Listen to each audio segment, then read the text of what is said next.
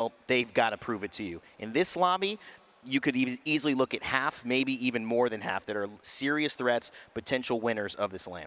This is most definitely the turning point of what we say, you know, when these veteran, stronger teams are now majority of the lobby. So as we have talked about several teams being, wow, very outstanding, they've been showing a lot of promise, this is the first trial that they have to make sure that if they can keep this form here, then it shows very good promise leading later into the tournament. Let's take a look at today's schedule as we run into our final matchup of today, because of course, this is it. We've seen 2 series go by and 2 elimination rounds as well. We have an elimination round running in the pit alongside this, and we'll get check-ins with Ryan Hart and Lace later on in between this series. But for now, on main stage, it is winners round 3, meaning all of the teams who have won are now ready to compete. So this is starting to get very elite in terms of the lobby. If you missed this last series, though, I know Dia in the back yet again, coming out on top 2 series in a row with your predictions, and a lot of that has to do with Danish's incredible performance. Yeah, I was really happy with Danish, and I actually referenced this on broadcast. I was hoping that they would give us the BLGS special, because they had done so well in BLGS. Yeah. And even though this is a very different meta than what we had at around that time, I figured, you know, the mix of professional and openly qualified teams that had made it into those lobbies actually mirrors the ALGS Open in a big way. It's a really good point. That was a great example. First place in BLGS, by the way, last year in December, earned about $40,000, not too bad. Zeph, we were watching this as well. I mean, we saw BBL get some wins. Team Nemesis had that pop-off game, and they were definitely something to pay attention to. Noises, Remix Powers, and Zuni. But ultimately, the story ended up being Rejects.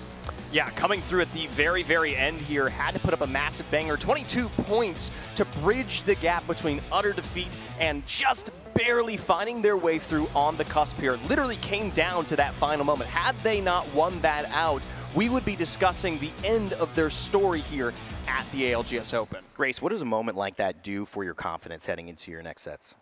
I think it takes off a lot of pressure, because now you've been given a new chance, essentially. And when you have that momentum build, usually it carries over. Some people are also like, okay, something didn't work because it shouldn't have to come down to the wire, right? It shouldn't have to be that last game pop-off needed. If we can make that more consistent, is something that they're looking at. So I'm hoping to see that with a small break, and if you have a longer break, that you get the time to perhaps VOD review to take things further. One of the greatest things that I've experienced here at the Open, not just one of my favorite pieces, actually sitting down with these pros on this couch, talking after the games, very, very just relaxed. But it's the time that we get to see stories that have come alive just now. Maybe these new young guns who have been phenomenal early on, and also some that have been champions so far and kind of are in the middle of how they're writing their destiny. Navi, for example, who's playing in just a minute. But it also shows stories of veterans, people who have been around in the scene, and maybe we thought their story was over, but it turned out there was another chapter yet to read and write for them here. Let's see what maybe some of those names you might have missed out on previously, but are here now to show what they still can bring to the ALGS, have to talk about.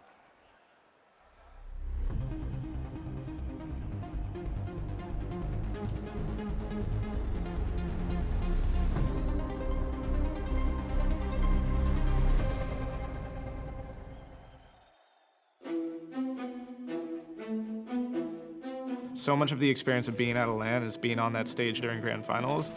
That's like the worst part to miss out on. It feels so hollow inside when you're in the crowd watching everyone else live your dream. Being back at a LAN event, it's exciting, it's incredible. It's everything that I always wanted to do. Is like my main drive to be in esports to begin with. You have all these people online that you just have these relationships with, but then you see them in real life and you get to see everyone, and it all kind of just becomes very real. I just wanted to prove to myself that, I could still be here. It doesn't feel like it was that long ago for me. Still remember how to play, I still remember the right things to do, so now we're here, and now we're just gonna try to do that on the stage. One of the big reasons I loved esports so much, and competition in general, whether it be sports or whatever, was always just representing something bigger than yourself and not necessarily just playing for yourself. My teammates are obviously putting in a lot more hours than I am right now, and I want to be able to give them the experience that I was having at more of the peak of my career. I'm really just motivated to try and make it to finals, try to get them on that stage and, set them up for greatness.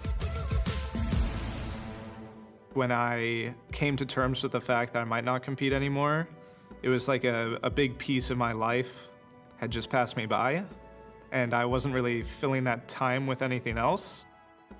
Being back at ALGS in general just makes me feel a little bit more whole, because although when I quit, I started my family, I have my daughter, and she's my whole world. I adore her. It's like different parts of your life, and now I was moving on to these other things, and I didn't think I would experience them again. I think the Open for me is just a chance to revisit some of my fondest memories. I missed ALGS a lot when I gave it up, and so just the opportunity to be back for a bit would mean a lot to me.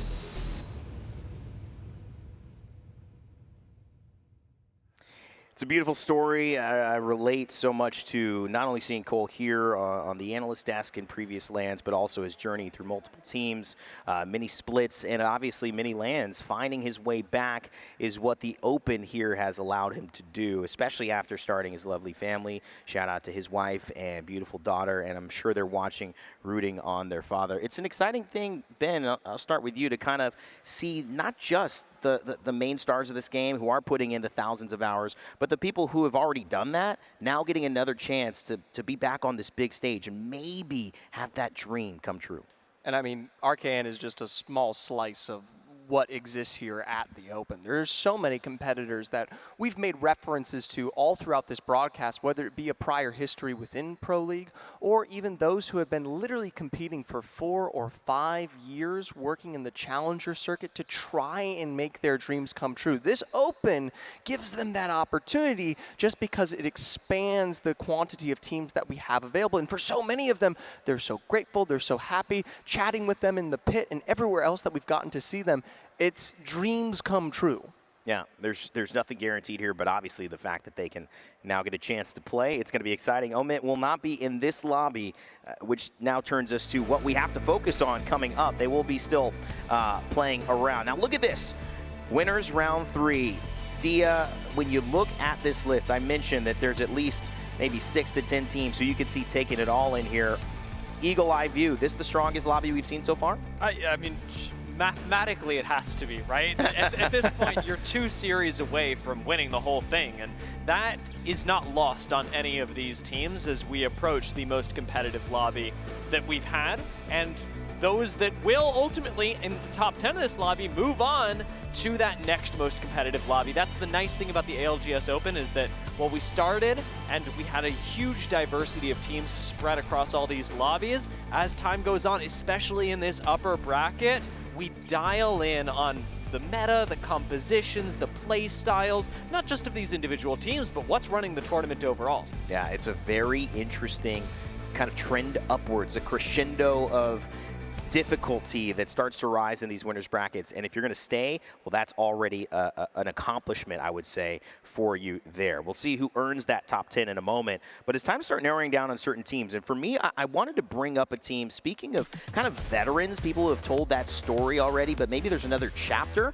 I feel like Complexity is a team full of a couple guys who have that funk, still very early on in his career, obviously coming from LG, the iteration with Sweet Dreams, now no longer playing. You've got Kimchi Lee and you've got Monsoon, who are some of the most well-liked players in all of Apex, who feel like they've yet to have their moment. They've all had individual moments at different times. They've been in that top 5 kind of space for a while, but can they put it together here with this new iteration? I saw Monsoon walking in the back, going to get some dinner. We just had that about 5 minutes ago. I asked him how the team was doing. He said, it's so much better to be here in person than online. It feels like the things with Funk that maybe we had questions about, you know, all of that is being resolved now that we're here. So it's a beautiful start for them. If they can carry that momentum past this winners into the next, I'm really excited about what Complexity can do. Graceful, who do you have your eye on here? For me, you know, the highlights from the past day has been Twerkaholics nonetheless. Just simply because of the fact that, you know... You like twerking? You like the name. Okay, I threw him off, I'm sorry. Me off right No, I mean, for me, it's simply the fact that there's plenty of teams that we haven't had eyes on right now. And they're one of the teams that have been showing off really strong. And the fact that they were so confident when we had that listening, and you even hear that, you're trying to thirst me, bro? Like, you know that's not the right thing. Who are you even trying to challenge, you know? And they're confident and they're saying, this is the next team we're going to push. that confidence is how, like, at some point, who is going to believe in you if not yourself? And they are believing in themselves, and it's showing up in the matches. Can they keep that up in the tournament, though? You know, this is their first wall, but if they do it here, who knows? We might even see them in finals. Shots floating on your screen, basically the MVP of yesterday. Overall, I think highest amount of kills in the entirety of the lobbies that were run. If he can do this again, what does this mean for a player like him? Is this really what the Open's about? Kind of turning somebody that we don't know very well into a literal star? Yeah, I mean, you know, I was memeing a little bit yesterday, but he is literally doing so much that it takes years normally to see people do what he just did to people, because having that faith of swapping in between, because we saw not only floating at the front, we saw other people at the front as well, and having that awareness to go from, now it's my turn, now it's your turn, I'm going to back you up this time, oh no, you need to back me up this time, really shows situational awareness and decision making that is a cornerstone of building a great player. I love what I've seen from Twerkaholic so far. We'll see if they can match it. Dia, you're last up, but we don't, you know, not the least. We'll have to, I mean, I'm sure you have a good pick here. Oh, God. Hopefully. I mean, at least through my predictions, I'm hoping not to be last. Looking at this lobby for me, I've got my eyes on GHS Boom, and they've come from the side of the bracket that we haven't gotten the chance to watch on stage yet. So Twerkaholics were really big on stage yesterday. Now, coming into today, GHS Boom have got to be at the forefront if you're coming in researched, ready to go, because they were dominating their whole side of the bracket. And it's not just that they've been doing really well at this LAN, like Twerkaholics, right? They come out of Challenger Circuit, all of a sudden they're doing very well. GHS Boom doing incredibly regionally, first in their own pro league, first in damage, first in kills, and I want to highlight specifically the contrast between Ilariman and floating, because we got Twerkaholics on one side with floating, Ilariman on the other side. These are their stats overall throughout the tournament right now, and what I really want to draw your attention to, yes, the kills are similar, yes, the damage is similar, the damage differential is what's most important here, because while we've got so much being done for GHS Boom by Ilariman, he's not taking almost anything back. And especially as we get into higher and higher tier lobbies, the ability to mitigate how much damage you're taking and outputting for your team is going to be one of the biggest factors as the level of competition increases. Yeah, I mean, that's either indicating just a drastic difference in skill where they're just not hitting you, or a different playstyle where maybe you're more conservative but more efficient in the way that you're doing damage. To me, Twerkaholics represent kind of a team that's just willing to run and gun and get in it and come out on top. Maybe not cleanly, but come out on top again and again and again. That'll be interesting to see those styles clash now that we've got them in the same lobby. Zeph, there's another team, and we're talking a team that's gone from chokers to champions here. I got to give a classic Jumbo quote. Classic Jumbo quote right there that we need to mention. You know, finally got their LAN win last year, and obviously looking to continue that here at the Open. That's right. It's my favorite time of the desk, the couch. We get to chat about Alliance here. I'm going to actually reference this lovely notebook to go over it because there's just so much we've missed. A huge shout out to Sylvia and all the beautiful Nessies. But hey, they've come from that other side of the bracket that we haven't gotten to see. And early on, they were absolutely explosive. We made some references to it, but of course, 64 points, 51 of those coming from their KP there. Not very placement heavy, but definitely one to watch. Of course, going into round two, we do see that take a slight dive as they finish overall in 8th and potentially could have found themselves down into the elimination bracket. 41 points there, though, still fairly stacked with 21 KP. The big thing I do want to bring up is those kills fantastic, that damage fantastic, but let's talk about a little bit of those maps here, especially since we're looking at World's Edge and Stormpoint. They faced a huge chunk of their difficulties coming into E-District, something that we will not be seeing going into this round. The place where they found the majority of their KP, World's Edge and Stormpoint here, both respectively what was 13 on World's Edge, 26 on Stormpoint. So if there's an explosive nature to just the practice, the history, the absolute tenure that this roster's had compared to everyone else, and now putting it to the two strongest maps that they know best, I mean, it's Alliance's game. Just to be clear, I'm bullying Zephyr because he's really an Alliance fan. It doesn't bother you that they barely made it?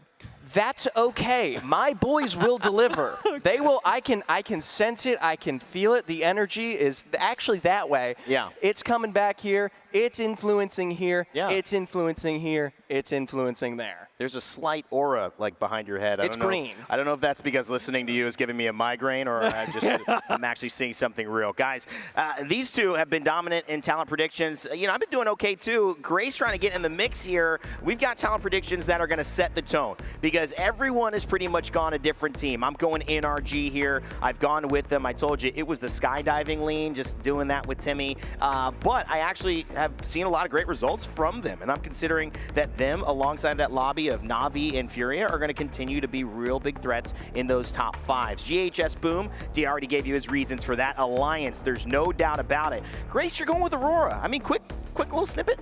I mean, Aurora and Alliance have clashed on several lands so far because their macro is honestly kind of the same. It's like whoever of them survives the clash against each other usually either wins the game or have a huge game. So since everybody went Alliance, and I always share for my boys, of course, Hakis is a really good friend of mine. However, it can go 50-50 in my opinion, so I just went for, hey, if everybody went there, I'll just go the other side, hey. All right, we'll see what works out here. About to get the series underway, but before we do so, let's head over to the pit with Lace standing by.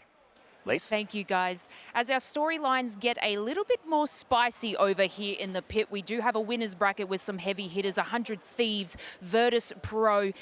Do we dare say Green Stego now that dominated the leaderboard? They're going to do amazing things coming into these next couple of matches. We also do have the elimination brackets as well. So this is where the time will tell. You know, they've made it through that first set. They've got to now go through this second one. That's people like Enterforce, Ronan, Rock. We have X and Y, Flat, which we actually just did an interview with previous to this. They're feeling good after their first couple of runs through the elimination match. But I do have Ryan here with me, who's got the FaZe coach. So we'll pass it over to them to feel how the passion is going there. All right, so JMW tagged out. I haven't got the coach now. I've got Zane with me, who's decided to step in and take the interview. Of course, teaming up with Tyler and Cinetic for FaZe Clan. They're hyped up and ready to get into this one. Talk me through the preparation. You guys haven't been together very long, just about a month, very short time. How has the team synergy been coming together? So first and foremost, we have 3 fraggers on the team. So to be honest, we all just come together as one and we just meet each other in the middle. Mechanics check a lot of teams, whatnot. In terms of preparation, I mean, we haven't had much to practice, right? So we've just been kind of going day by day, seeing how much we can improve, and yeah, got a LAN and going to show up. That's it. Sounds like a plan. Sounds like a plan. Now, for those watching from home, you know, wherever they're watching on their mobiles or tablets, PCs, whatever, and that may not have any first-hand experience in what it's actually like to be here in person at a monstrous LAN like this, what goes through your mind these precious seconds before you jump into the server? I mean, I don't know, good question. I just have the mentality like everyone's bad, play my game, and just confidence, that's it. Confidence is going to win me everything, so yeah, that's it. Sounds good, sounds good. I'll let you guys get on with it. Yeah, confidence. Confidence is the key, apparently. I mean, it sounds like a good recipe for success, no doubt. So with that said, it's time to get underway. Back over from here to the caster's desk. Take it away.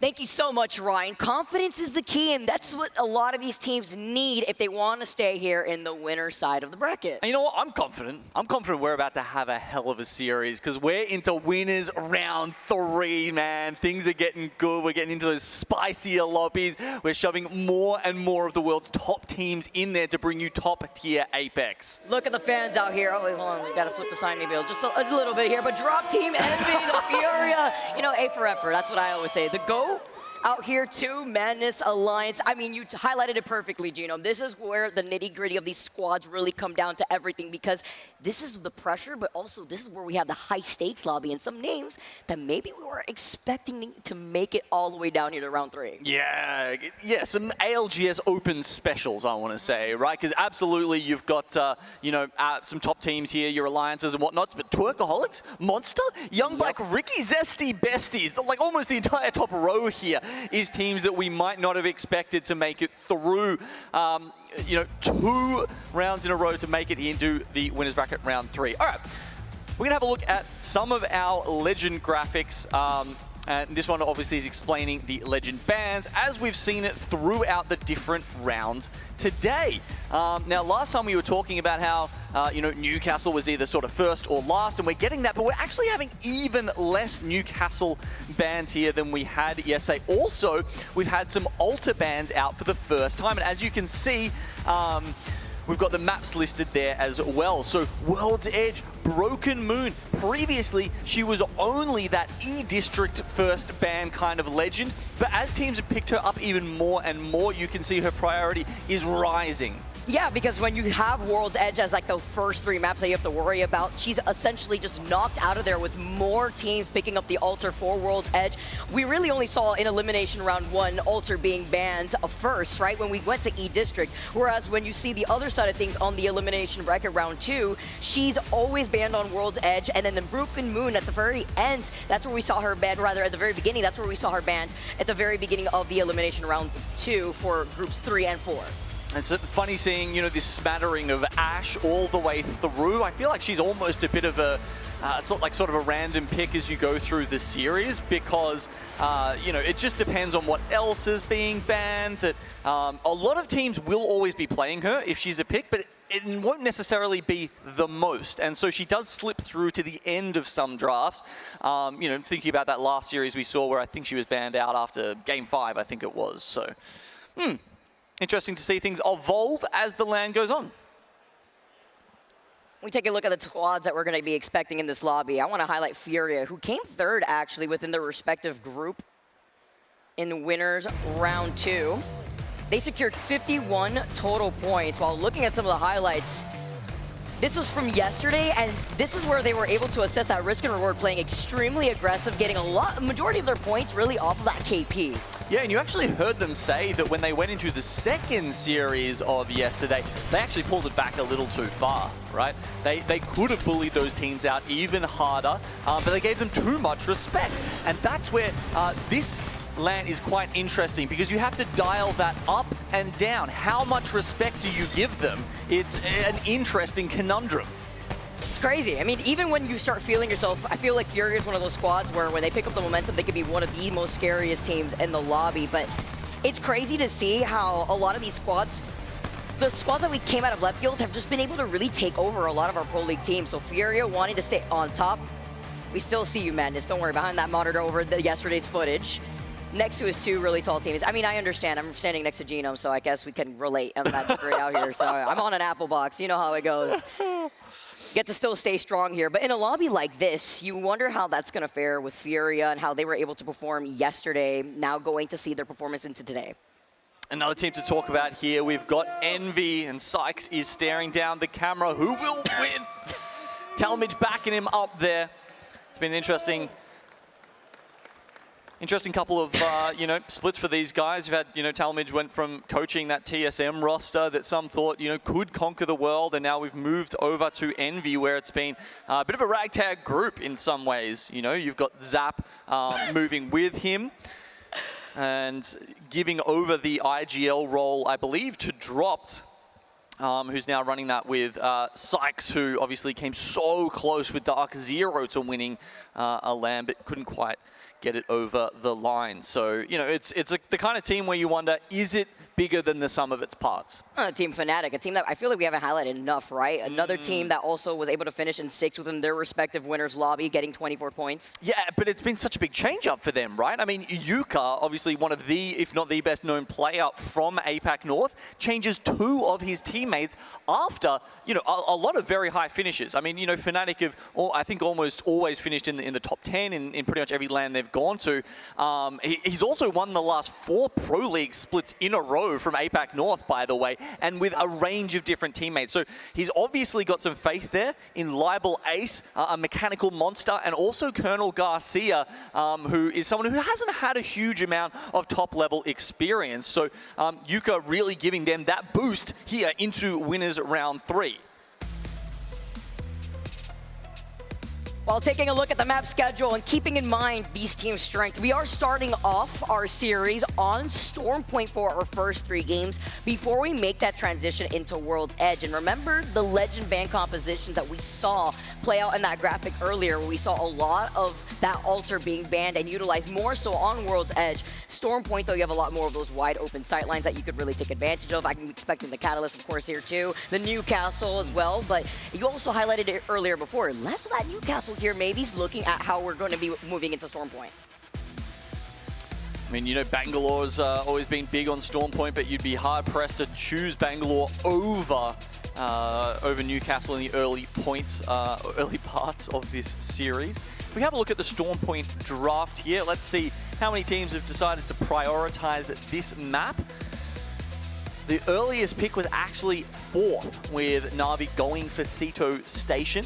But you can see it's looks like a bit of an even split there, honestly. You know, about half the teams maybe prioring Storm Point versus World's Edge. Oh, sorry, no, what's the second map? Yeah, World's Edge. Storm Point and World's Edge, yeah.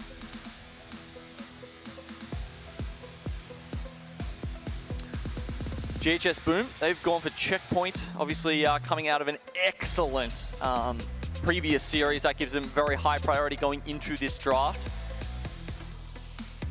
They second pick it over here on Storm Point, but they do take Checkpoint, which I do feel like we've had a lot of sort of, you know, Bean, Mill, North Pad, Down Beast kind of zones. Not necessarily Checkpoint, but you've got priority to a lot of the ones over there. And I guess the other thing that we should mention in that draft is that Alliance do not get both North Pad and Trident to themselves. They often will try and, you know, sort of dual pick that business. And try and go for Trident and then hope no one picks North Pad, but this time they have to play it a little bit safer. Right. Oh, I like the cast right here. I love hearing the crowd getting wild. It's day number 2. I know our crowd is rearing to go. I saw the support here for our teams that are trying to stay alive in a gauntlet of a bracket this has been. I agree. Crowd coming to life. I mean, what is it, Friday night here? I mean, I've just crossed in New Orleans? I've crossed a couple of time zones, so forgive me if I forget which day it is. But yeah, look, Friday night, people have knocked off work. They've come down here to see some awesome Apex. And these teams, some of the best in the world, are about to give it to them. I want to highlight something that you said before with Alliance going over to North Pad and not being able to also split that loot over by Trident, because you have Young Black Ricky that lands over there, Twerkaholics that's going to neighbor them in wall. They do have a ring console. And as you can see where the zone's going to be pulling right close to Zesty Besties over by their POI of Stormcatcher. I'm going to like the rotate from Envy, right? Because they land over by Lightning Rod. They do have that survey beacon. Don't see that they have the access to a ring console themselves, so trying to take it slow here, depending on where they see a lot more of these squads congregate into that next zone. Yep, moved over towards Stormcatcher. And yeah, I mean, even talking about that, that dynamic between Alliance and Young Black Ricky there, you've got to remember, Young Black Ricky had the 28th pick. Yeah. Right, they were, what is that, the 8th seed? Yeah, 8th seed. Whereas Alliance were much further down in 16th. I mean, in what world could you have expected the POI draft and the seeding to play out like that? Kind of highlights the little banter that we saw on the couch between Dia and Zephyr. Yep. Sweat a little bit when you take a look at Alliance and their performance thus far, but still sticking through. While we see it already on an early fight, it is Na'Vi versus Realized Nova trying to fight on the outskirts of Cedo. And while they do try to take this fight, other squads like VK Gaming, we know that they like to prioritize that final ring. They do hear this fight, but instead of trying to see what they could do, they had already scanned that ring console. They're already making their next move, and so is Na'Vi taking onto this evac tower. And I do like this decision too, considering that they moved really quickly away from Cedo and didn't have an Evil Harvester there, so they won't be leaving with blue. Yep, solid macro decisions. Team Liquid Alienware also gonna have a quick rotation there. They're looking to play through Secret here, and I actually quite like this. The zone is very much in this vicinity, and if they do decide to stay up there, is he just going for the Evo? Yes, he is. Okay, then he'll go straight back, even though the Void Nexus, if he really needs it, doesn't want to, you know, take the risk of taking the zip, which honestly, like, why wouldn't you at this point? The fact that you could now have a, you know, there's a cooldown on the Void Nexus makes that so much more doable. Anyway, TSM, early fight here, actually taking on S8. Nice little mantle there to grab Legacy with the Vault. Love the strong start that we're already seeing here from TSM. S8 have completely split, by the way. Yeah, look at Desco's One's health. gone down to the mill, one's gone all the way up to checkpoint, while Legacy does get fully picked off. There's a crafter in both locations, so TSM would probably have to get rid of both of them if they actually wanted to get the full squad wipe here, but it doesn't look like they're actually going to do it, which is almost a bit awkward, right? Because, like, if one of them doesn't get picked off, like, how are they have to meet up again? And they actually know that there is one member over by Mill, and they also took the Trident away from him. So good luck trying to cross that space away from TSM without them spotting you. Well, they're on the Trident instead. Look, they're wrapping around the other side of Mill already to try to call him out. Hopefully they haven't already used the Replicator to craft one of their members. If you're thinking about S8 as that one other solo starts rotating through checkpoint. Lovely high-octane action that we're already seeing with Na'Vi now floating in, surviving just barely off of getting behind this tree. So many other teams have now made their way. I believe it was Zesty Bessies that were actually looking at Na'Vi and beholding that high ground close to the cliffside. And Liquid Alien, where after they had rotated from their POI of Zoo Station, they have that big jump tower to put themselves in that position really early on that we saw earlier. Nyanya. Chaining the reses together. I don't think they're actually going for the old continually get knocked so you get more Evo kind of play here. Not anymore. But it's kind of working out like that. Tiffany trying to hold an angle while they're trying to reset. Phoenix popped for Nyanya.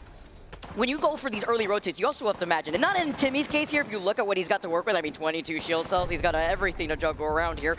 But when you go for these early rotates, you're denying yourself the opportunity to get that extra loot, now having to rely more so on that poke pressure to build up those Evo shields here.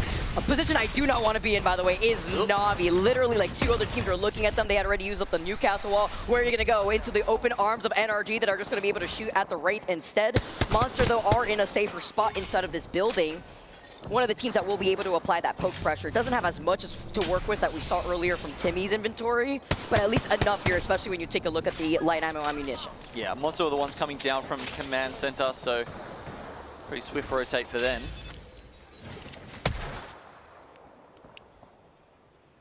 God, it's a pleasure just to sit there and watch Timmy wall bounce, honestly. Like, he's just so clean with it, man. I mean, even before he sort of, you know, when he was just he was more of a streamer than a pro player, his mechanics have always been top tier.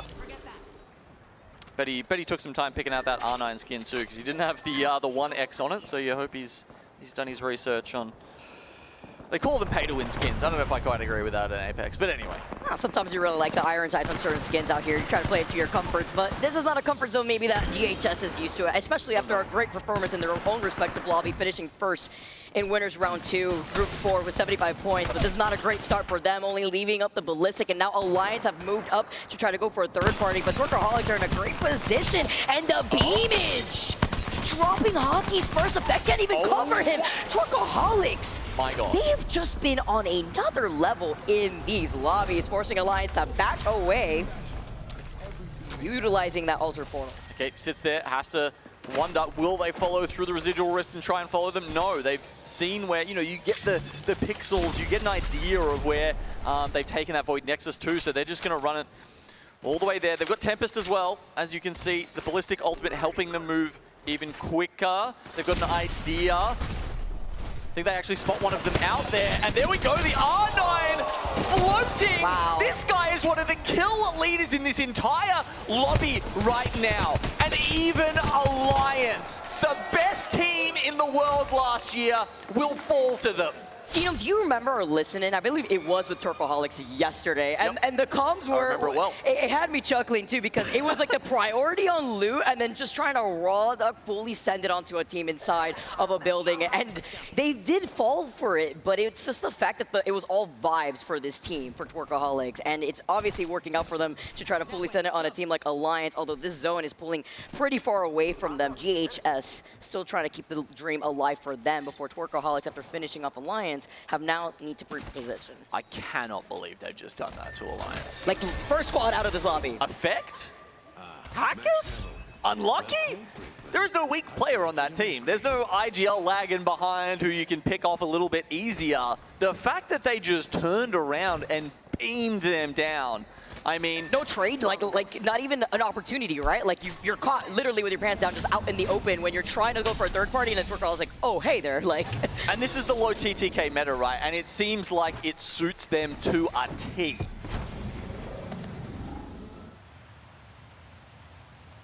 Definitely trying to torque their way to the dub while they make their rotate over to the north side with so many other teams though, as TSM hiding behind the crate to see if any squad mates start appearing. They're also looking at that Void Nexus too, right below them from another team that may take it from right underneath them.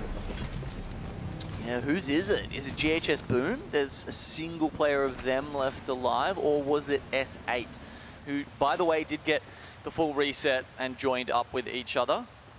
All three members currently sitting below TSM in Cascade Falls. You see the pings coming out. Oh, okay. The opening shot! What? The opening knock onto Sharky! Dupe out here, getting that knock almost instantaneously with that 30-30. Lovely follow-up. They were able to get that res almost just as instant as we saw that knock here. So not really going to be able to fully extend, and TSM recognizing that, not trying to also fully extend themselves. God, that just feels so bad, though. You've just managed to get the reset, and then before you even spot this team out, they put you on the ground. TSM, scary squad to deal with when you're at S8 too. They are chasing after them as the zone closes in. It is just round 2. They can take this fight, take their time. Skittlecake's trying to go at a different off angle. Jet taking a good amount of damage himself. Was S8 turning around this fight, also trying to get aggressive, trying to be on the high ground, trying to be in a better position. Kind of forcing TSM just to back away for right now. Do they want to take the portal Nexus that they've already set up here? Yes, it is. There you go with that Void Nexus. Yeah, I like this. Gives them pretty easy access to the next zone as they'll pull up in front of Command Center, whereas S8 and now behind the 8-ball. They're going to have to go up the ski lift. 9 Lives, they're going to have a really good spot in the choke ahead of them. And I think S8 have their work cut out of them to even survive the next few minutes. May have to just take a good amount of this ring damage just to approach from the southern choke if they don't want to get cake kept from 9 Lives, honestly. They might have to go all the way down to that gravity cannon. Yeah, that's a long rotation. Might be the smart play, though. That is if 9 Lives do not look to their back to see if it's cleared entirely, because TSM still are in that sliver of a choke over by that north side like you had mentioned. Okay, Mythic Bin just above Storm Capture. Looks like it's in that, maybe that group of 4 bins that sits just above near the gravity cannon. I do want to highlight, look where Twerkaholic's positioning is. They are rotating around the entire other side of the zone by that rock because they want to be in the best position possible by cliffside. They know where it's going to be pulling. So that's those green arrows right at the top of your screen. Can't even read the team name just yet. Now coming into view. That'll actually be a sick zone wrap from them. And it doesn't look like anyone's holding it either, right? Often you'll have a team sitting in that building or sitting on one of the clip lifts. Lips? Yeah, there you go. I got you. Anyway, watching that angle, but they're not. So they actually just get a free walk into zone. Vicky, I'm going to say something crazy right now. Hit me up. Come on. Say it. Do we think Twerkaholics could be a top 10 team going into our match point finals? I think so. I actually do. Oh my They lord. finished first with 83 points. I mean, in the same lobby as Na'Vi and Fury. I mean, and NRG, it's been an insane performance from them in the last 2 days alone. VK Gaming being able to reset. They do have that gold helmet. S8. They take the fight. They take the fight with 9 Lives. And they've got them down to 1 now. It's just Cersei. Oh, Cersei, though, literally one shot having to move back with the Ash Portal. I think a single P2020 bullet would take him down right now. Looks like they're just going to finish off the other kills. I think S8 is getting a chance to reset right now. Confirmed 2 of them. And Cersei will get away. Okay. Evac Tower does come out from S8 though. Potentially found that in one of the 9 Lives boxes. And you know, no later than they've won that fight and got into the ring, it closes on them again and they have to make another move. I also want to highlight that Twerkaholics have now found themselves inside that building north of where Furia has now landed on the roof of the other building. And that was available to Twerkaholics for free. While Na'Vi are on the other side of the compound over to the east side with a plethora of grenades now hurtled in Furia's direction. They did call in the Newcastle wall, but they're getting focused by so many other teams. Twerkaholics were able to get that knock. That's a madness, but they're not going to be giving up that space. Legacy has been on his last legs the entire first game. Oh no, he goes down to the Twisted Minds Motherload. And he's made to saying, I don't know how much longer we can keep you up, mate. The reset, the respawn timer must be pretty, the revive timer, I guess I should say, it would be so low right now. GHS lived as a solo for quite some time there. They do finally take them down 17 squads, now 16 with 9 lives getting eliminated. So S8 going to be able to find that last straggler after they had completely eliminated 9 lives in that earlier fight. Complexity now.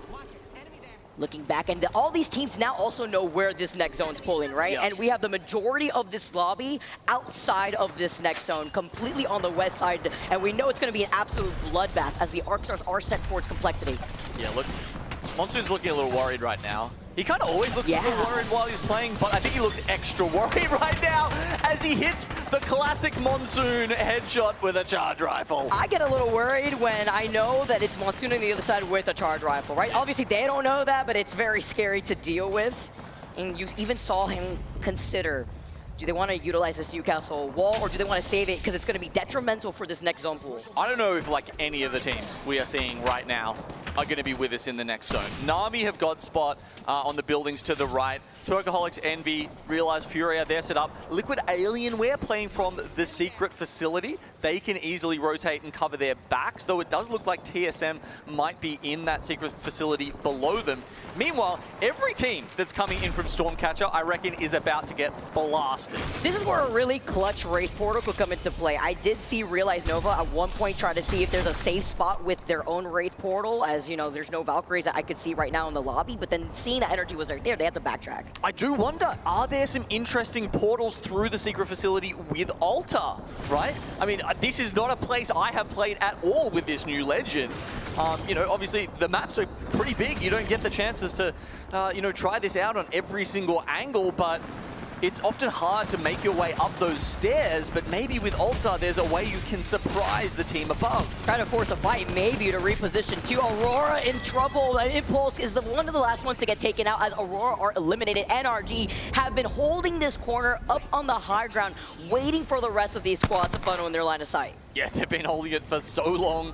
Timmy's up to red now. He's found himself a mythic helmet somehow. They actually snipe off Realize, which is a good job.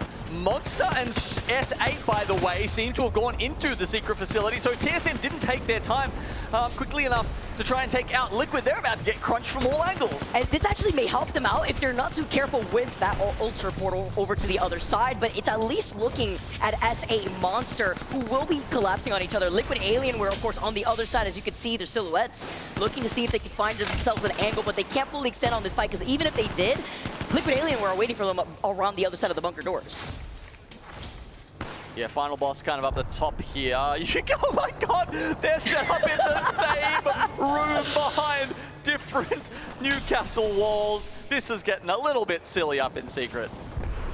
And this is why we usually see Newcastle exiting out sometimes in some of these lobbies. Newcastle having 18 picks in this lobby alone now. TSM having to make their next move. They do have that ultra. You're talking about what moves can you do? Can you use the ultra portal to your left side to get through? Yeah, because you know the doors are catted off, but that doesn't necessarily matter anymore. The walls around them, you could definitely sneak and ultra Q through those. But if you use that void passage, you know what squad has been able to hold that north side of the cliffside? Tworkaholics. They will be waiting for you, but this zone pool has benefited Na'Vi from the very beginning, looking at their position. Timmy getting a Kraber shot, by the way, in the feed, and TSM fighting for their lives still. Round 5 now starts closing in. They're going to have to start making their next move, and they do take that void passage, but remember, Tworkaholics are right there. They are not exactly against the cliffside, but they still see TSM. Okay. Oh, I mean, both of those buildings are about to be out as well, though. They're going to have to cross this fence as well. Monster do get taken down. SA probably the last to move. They'll be taking serious zone damage right now, searching for a place that they can get through onto the low ground. In the end, they just use it for the invincibility to try and cross open ground. I like that from Skittles. He's trying to get information while using that void passage, but with TSM being in a lot of trouble after using this catwall, here comes Tworkaholics. to sweep up what is left of TSM. 9 squads now left. Energy now getting into a fight. Zesty Bestie's out of this lobby. 7 squads left. Okay, I think they pick up some kills against S8 there, and Twerkaholics, how many will they get from this? NRG are fighting one of the Na'Vi members on the bottom side. They've spread out to try and cause as much chaos as they can. Twerkaholics don't make it through to the end. It's actually BK Gaming who will get the better of them and have every box in the game to themselves. And everything to work with, but maybe not so much in terms of cover once that next zone closes in the next 35 seconds. Meanwhile, Na'Vi being aware of this, looking at VKG, but they can't give up too much space. Why? Because NRG are to their left. A team that's going to have to climb off that slow, low to high ground cliff. And VKG don't have Catalyst. The other 2 teams do. In this kind of a zone where you're going to have to jump out of the fence, the 15 plus seconds that the Catalyst wall will buy you is so crucial. It's also so huge that Timmy is on the altar, so he could get loot for his teammates with that altar passive, especially since they were positioned here from the very beginning. Something that Na'Vi can't say that they've had the luxury on doing, considering that they've been here from the beginning. With a Newcastle wall and a car to hide behind there, you can see they're still eating headshots from Na'Vi as the 30-30 shots go down. How long can you save your cat wall? They come out quite early here. There is a chance, however, with enough damage, with enough knocks, and accelerator stocks that you can charge that ultimate back up. You have to consider the loot too, right? Like, we also saw, like, it looked like no syringes in one of the pockets of Na'Vi. VKG now trying to creep up by the fence line, while NRG took advantage of this catwall that was put up to now move forward and close in the gap. 3 Kraber bullets, double red on the side of NRG. Timmy has been regaling us with Kraber shots this entire tournament. Eats into those meds that you don't already have. 2 more Kraber bullets ready to go. Timmy taking some shots with the R9, but look at his ammo. He's got 68 bullets in the reserve now, less. Looking at VKG, they're trying to play for placement. They're trying to see if the VKG could try to send it onto Na'Vi. You don't really want to use your last Skerrix of ammo blowing apart a Newcastle wall, which they might just replace. But what option does he have? That's what they're doing to NRG. The zone closes further. They are trying to blast through VKG, but every single team is now just dumping utility in an effort to stay alive longer. Cut his toes off. The quick Kraber shot once again. Look at the ammo. It's going to be important. Yanya gets a knock. Na'Vi in trouble. VKG playing for their life by the fence. Now you have NRG walking up on the high ground, looking at the rest of the spots. Na'Vi goes on a third. VKG, TV needs help with the Newcastle wall. The reserve on the Newcastle wall could have helped VKG. What a play! Saving that Newcastle wall has allowed them to get first place. Regardless, NRG too, though, getting the KP that they need to get second place. But VKG, that was their time to shine. That was a hard position to play from. Remember, they were on the other side of the lot of Cliffside. Without the cat ball as well, right? Yeah. Damn, gotta put one of those posters up on my wall at home. Celebrate these boys who have done an excellent job here to start off the series. 10 kills as well. That's 22 points on the side of VKG. But yeah, God, that was an intense final circle between those 3 teams. The ultimates were, so important. And I have to wonder if they actually did manage to charge up a second Newcastle wall there, because from what we could see, VKG were turtling behind a Newcastle wall they'd set up, and then they had that last one to slam them into zone, to slam them out of position, right? So it must have been enough damage from the VKG Newcastle player, who, yeah, we just have to give some props there to. Yeah, that's LD. And that was with them running the Newcastle, Rampart, and Wraith. Beautiful timing on those ults, waiting at the perfect moment to take advantage of that. Like you said, Gino, the slam down from the Newcastle wall sends everyone back towards the circle to take that circle damage before finishing up the rest of this lobby. NRG coming in second place here as we take a look at our top 3 teams. VKG, what a strong start here. 10 KP, NRG with 7 KP, and even Na'Vi, we know that they stationed themselves up over by Cliffside very early on with only 2 KP. I mean, I am just scratching my head looking at this composition from VKG in the first game, but you know, the stats don't lie. 22 points for them with a Wraith Rampart composition in game 1. I mean, well, look, Newcastle is going to get banned out, so they will have to change the composition going forward. But who knows? Maybe they chuck a Gibraltar in there and, you know, try and set your Rampart walls up that way in the next game. Either way, that is fascinating that we've had such an off-meta pick be so successful in our first game of Winners Round 3. In a difficult situation, too, being able to still hold off the different angle, like utilizing the catwall to move forward, not even their own catwall, to close in the gap play off the fence side, and try to hope that when NRG moves in, they could focus on Na'Vi. Na'Vi getting eliminated in third, just for VKG to take advantage of what they had up their sleeve. I mean, you saw Timmy, I believe he had the Alter portal, or rather the Alter ult, but what are you going to do in a situation like that, right? You can't waste time trying to reset here, but it's a great start here for game number 1 on Stormpoint. Also highlighted a lot of the teams that weren't expecting a circle pull like that over by Cliffside. A lot of these squads that had collapsed, exiting out of those bunker doors. It gets me even more excited to see what we can expect going into our next game of Stormpoint. You don't want to miss it, as Newcastle is banned going on to game number 2.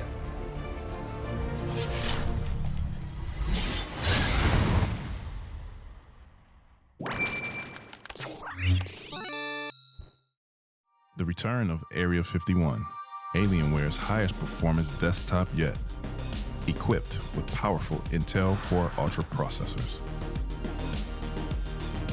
Innovative architecture designed for ultimate gaming. Engineered to evolve alongside your game. Encounter the legendary Area 51 at Alienware.com.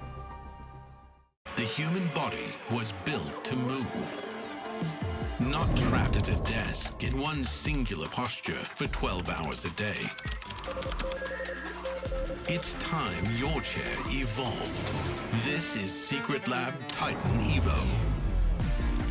Ergonomically engineered for you, gamers, hybrid workers, artists, backing your every move.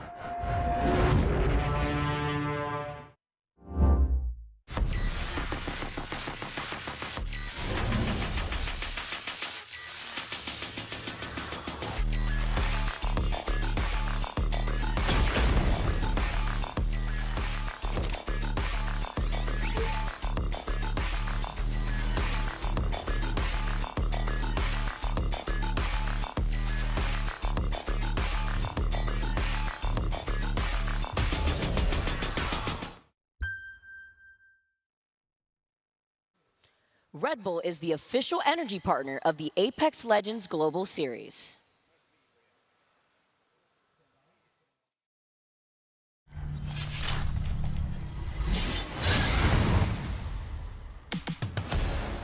VKG with a great win here to start off our series in game number 1 on Stormpoint. What a statement. Double-digit KP, 10 kills going to their name on top of the dub. But they're not the only ones coming through, right, with that KP. NRG getting second place with 7 KP. Workaholics coming shortly in 4th place with 10 KP themselves. S8, also another team with double-digit KP. Yeah, Jesco put in, I think, 5 by himself there. So that's the controller special coming out from S8. But, I mean, you picked Workaholic. They were your pick for this series, Vicky, and they might back it up, man.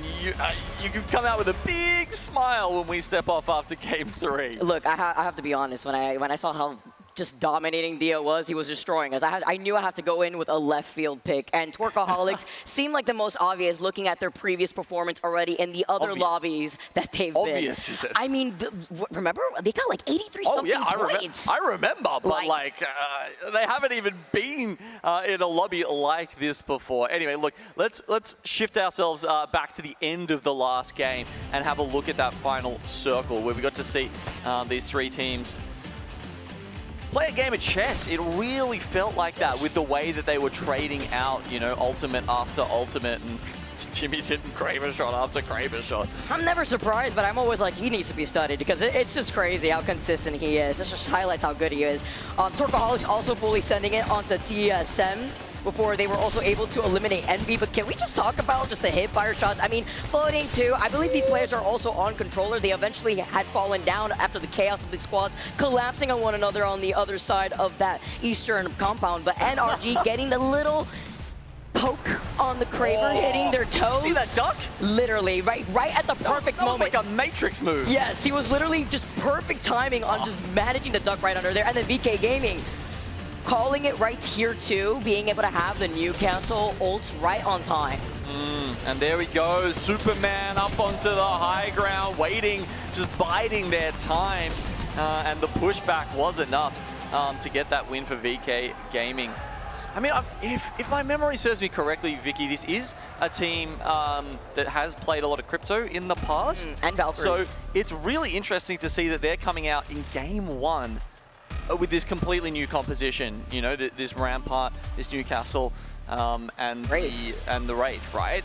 It's just fascinating, and I'm really gonna have to keep my eye on them for the rest of this to see how that travels throughout the rest of this series. But regardless, 22 points is putting them in an awesome spot to make it to the winners final, right? Yeah, you could honestly kind of count your blessings too when you see a cat wall being put up and it's not even your cat wall. You don't have a cat on your team, but it allows you to just for free move up and take cover out of 2 squads that would have just aimed at you and focused at you otherwise. So they'll absolutely walk away with that. VKG 10 KP again before we move on to game number 2. Still on Storm Point here, but it's allowed us to see a lot of desperate moves from some of these teams. And now there is no Newcastle to try to go for a reset. Instead, you will have to rely more so on either the Altar or the Catalyst.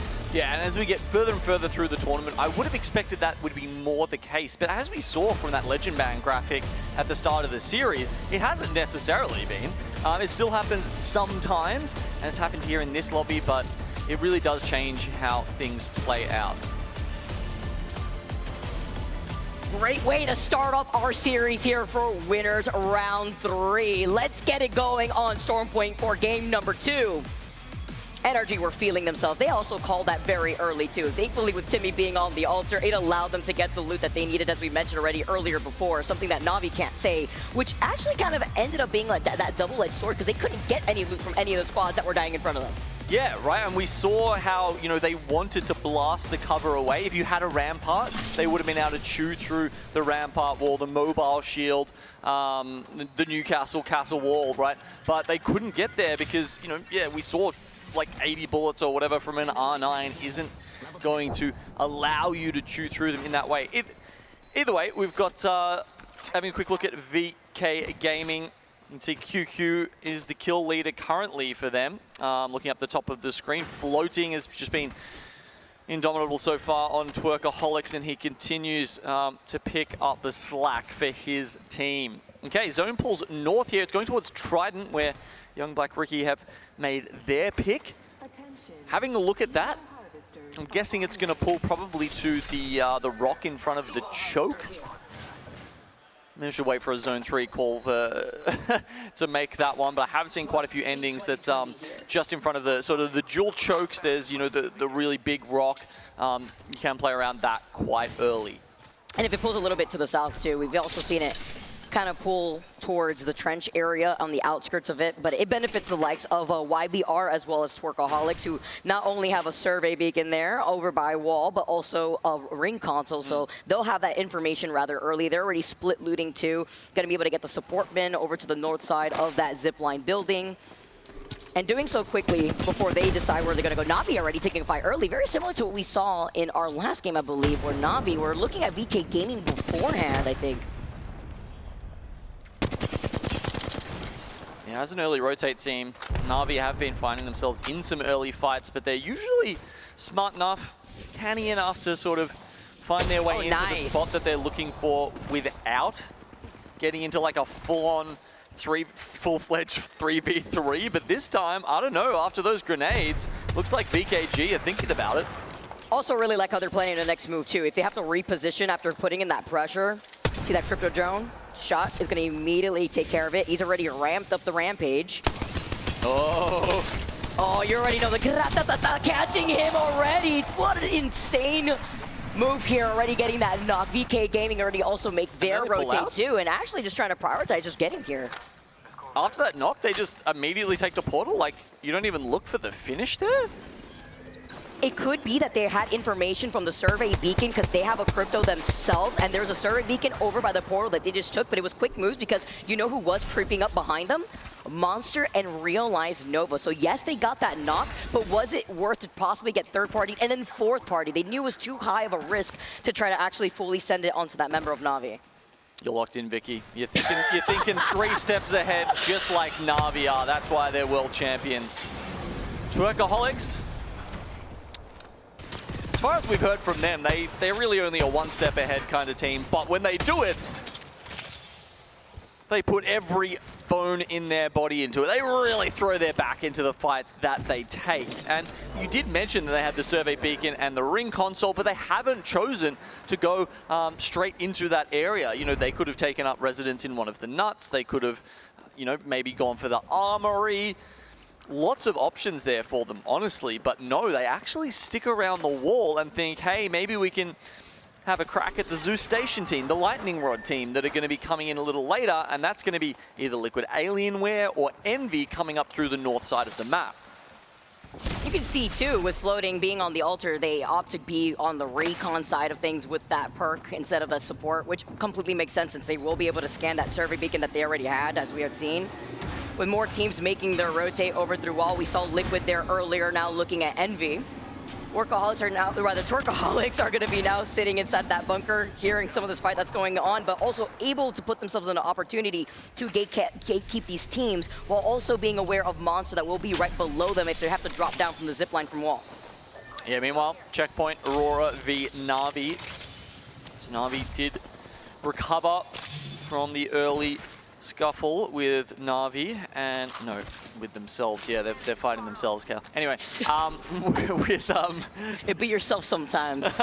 Be your own. Be yourself here. You gotta look yourself in the mirror and be locked in. Their own worst enemies. Oh, there's a couple of teams here that might apply to, but no, it's Na'Vi versus Aurora, and you got to understand also in checkpoint as okay. I love how aggressive this team gets because they're talking about the altar. Yeah, so I think Monster were playing in the... Yeah, they were playing in the nuts. And it looks like Twerkaholics have actually gone down the zip and had a crack at them. Interesting. And they got the member, one of the members of Monster too. They took out the Watson, so they can't really bunker down as safely without that Watson ready to go.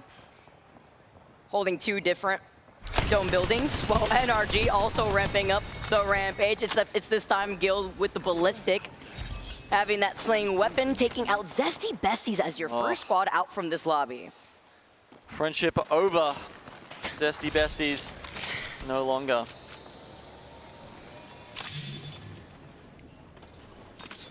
But yeah, we were having a look at, you know, Aurora and Na'Vi over at checkpoint, and they're still kind of a little bit close to each other. That POI has definitely changed with the introduction of Altar, because you can, you know, use the Void Siphons to go up and down from the low ground, whereas before, once you were on top, it was so hard to do anything. You had to make some sort of crazy evac play to get up there or try and sneak around. It was really quite tough. She genuinely has changed the game. In a very interesting way too, especially the different angles you could take, the different repositioning opportunities, the kidnapping opportunities too that we've seen plenty of times already between today and yesterday. Seeing a lot of our squads already notice where that next zone is pulling to, squads that will take their time, pulling a little further from themselves as they have to play objective, thinking about Twisted Minds. Fnatic, of course, tier 2, probably on a Trident, as you can see, 9 lives coming out of Command Center. Okay, should have waited for Ring 3 to make my call there, I guess. That has gone very much to the left.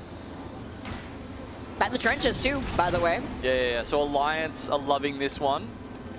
That's why they've set up pretty far to the north behind one of those rocks.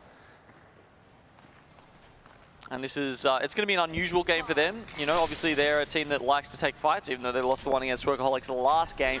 They are actually going to have to play this one quite patiently. There's not a lot to do out the back there. You really just have to, you know, watch both of your sides until the ring is your friend at your back. This denies a lot of opportunities away from Alliance, right? Having to play a lot more safer since it's pulling on the outskirts of their POI over by North Pad. They do have the altar, so a very similar situation to what we saw in game number 1 with Timmy, so they'll be able to get the loot that they need once they see those death boxes, but it's the matter if these squads do end up trying to collapse on one another, because there's a lot of areas to coexist in between the trenches, the buildings underneath the trenches, the buildings that are on the outskirts of checkpoint once you take down that zip line, so Complexity also looking up behind them. He was sneaking around. I'm not sure if they had spotted someone out, but either way. Galarian gets a finish onto S8. Who's there? Oh yeah, okay. S8's really just on the tippity top of the fingers there, all the way up the top of North Pad. Another rough. Oh, another rough game for he them. went down right when he was on the animation. It's fine, though. They are able to take that Void Nexus. They're going to be able to get that res, too. They're waiting for that opportunity. They did not like the situation that they were in. You saw that there were other teams already stationed up inside these buildings and other squads shooting at them from afar with the 30-30. The fact that Fuse is still in the lobby is bad for teams like Furia, because those buildings do not have great places to hide. Nice little altar portal there from Timmy to try and get some angles. I don't know if they were expecting it to be the same sort of pull I was, but it'll be a move from them sooner than rather than later. Ooh. Oh, Aurora do finally grab 1 kill onto Na'Vi, and that sends them back to the crafter down near the spider tunnels to try and go back for, I don't know, round 2, 3, 4. I'm not sure how many times they've been poking at each other so far in this game. Where's S8 going? They must be somewhere. Oh, they're all the way back behind down Beast right now, trying to look for a reset. Well, 9 lies. Oh, all right. I saw that. Good attempt, though. Be able to try to go for round 2 before getting up on top, before backing away. He's going to be able to stay up on the high ground of this rock. Good position to just look at the squads that are going to be rotating. One of them being Fnatic, that will be coming up from uphill by the gravity cannon. You can see the pings, and if Fnatic don't move soon through this choke, that's why rotating here late is very difficult, because you could find yourself pinched from the other teams that may not have ring console information. Complexity could sandwich Fnatic over to the north side while 9 lies. I don't expect them to give up this choke, but it's about the poke pressure at the very least. And is that a mythic bin by the gravity cannon that now Fnatic may get to have here once the second round starts closing in? I'm seeing the red glow. I'm seeing what you're seeing. I think Fnatic's seeing it too, so it could be between them and Complexity to fight over this. As you said, 9 lies have a nice little spot in that choke. Wouldn't expect them to be going in for this.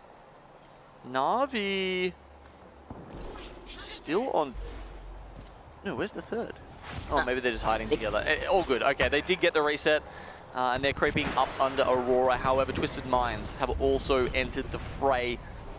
We see them on the west side of checkpoint. Na'Vi's one of the teams that aren't running the altar, so it's not like they could get to high ground just as easy. They will probably have to rely on the Wraith instead. Okay, not full checkpoint, full trenches finish here. Very much it's going to be, you know, rough ones. Fuse will be great here. Any tiny little corner that you have, you'll just be eating knuckle clusters for breakfast, lunch, and dinner. So are the Catalysts, right? Because you don't have the Newcastle to really back away and secure any positioning. If you're forced on the high ground, if the trenches are already taken up, little to no cover to work with, and then you have to consider how those fuses are going to funnel a lot of these squads out into the open, feeling that pressure. Fnatic could also get the Mythic bin, by the way. So yeah, they do get that uncontested in the end. Complexity actually go up towards the wall and leave that alone for them. That's where they get the Gold Scout red helmet from. Alta, 12 picks currently in this game, so it will be the next one banned out. Catalyst survives for at least one more game. And considering what we said about those trenches, she's going to be vital in those last moments. Okay, Liquid Alienware sitting on the inside here. They're going to eat that EMP from Monsoon, but they trade it out. The respectful trade, the standoff as round 3 is about to close in the next 5 seconds. Funk trying to get some of the initial damage on Luck. Triple take shot is going to be able to get that. By the looks of it, though, Team Liquid are at a bit of an armor disadvantage. Blues versus purples, and that means Complexity just want to send it. And with the Ash Portal on top of it, too, having to get aggressive, they really have no other choice. Now it's really up to Kimchi. Nizul trying to play off the knockdown, but since he was already one shot, Liquid Alienware exit the lobby. Complexity get to survive, but the zone's now pulling in. They can't reset. Yeah, so it was interesting, actually pushing them towards the gravity cannon. I think instead of going for the revive, he's actually trying to push them all the way in, and they take it together, downed or not. Meanwhile, Fnatic are gonna go further here towards the zone. They take an evac. Let's listen in and see how they play this out. 行かれた。ここでいいよ、ここ。玉車線嫌だな。玉側に降りた方がいいかも。玉側、こっち側。俺んとこ電気で、俺んとこ電気で。打っていいか。Q 上げた Q。で、玉側打ってここ。ヒルポ、ここ。です、ここ。俺のピン。30、30、30。いない？俺んとこ、俺んとこ。全部切れてる、俺んとこ。あ、ちょっと。上来た、死んだそいつ。負けばいい。負けばいい。負けばいい。左、しゃがんで、負けばいいよ。左側が怖い、こっち、こっち、こっち。絶対こっちがやばい。巻いて巻いて巻いて。ドローンで見られてるからね。9だけ出すわ、これ。アークよけで。あ、俺死んだ、俺無理無理。グリアリ、グリアリ。下がって下がって下がって下がって下がって下がって。左左。俺死んだ、俺撃てないよ。There's only so many times you could take that void passage around the rock. It was a great attempt from Yuka, but Alliance move in, and they finish off what was left of Fnatic. Now going for the res onto Unlucky. They have 45 seconds now to reset, but that zone pulling all the way to the south, while a lot of these squads have already found their place in that next zone. Yeah, translation, things are kind of rough right now. And Alliance, I love the way they set up the Void Nexuses as well. They had 2 on differing rocks, so that no matter which kind of fight they had to take there, they had some safety to go back to. Now, we see Furia not feeling so safe as NRG get into them inside the armory. This has to be a quick fight too for Energy, right? We know the zone's about to close in 15 seconds. They wanted to try to get this KP. They wanted to time this third party when they saw Furia try to fight YBR, and now Energy come in. They finish off what was left of that fight, and Fury just completely backed out with that Void Nexus. Yeah, I'm trying to tell who the third party was there. Was it, were Furia in there originally, or was it YBR? Either way, most of them, we've lost 5 out of the 6 members, and NRG will happily take those KP and move up into second place with 22 points. Yanya, El Presidente himself, the kill leader thus far, was able to get 5 in the last game, and he comes in feeling with confidence. He goes over to the other side to get on the wall before he gets taken out by Madness. NRG looking to try to reset now with the zone closing, and they won't be able to get him. Yeah, I don't think so. No heat shields available here. They've just got to hope that Yanya gets a free crawl into the zone. I mean, the patch to make you crawl faster when you're down is gonna help them here.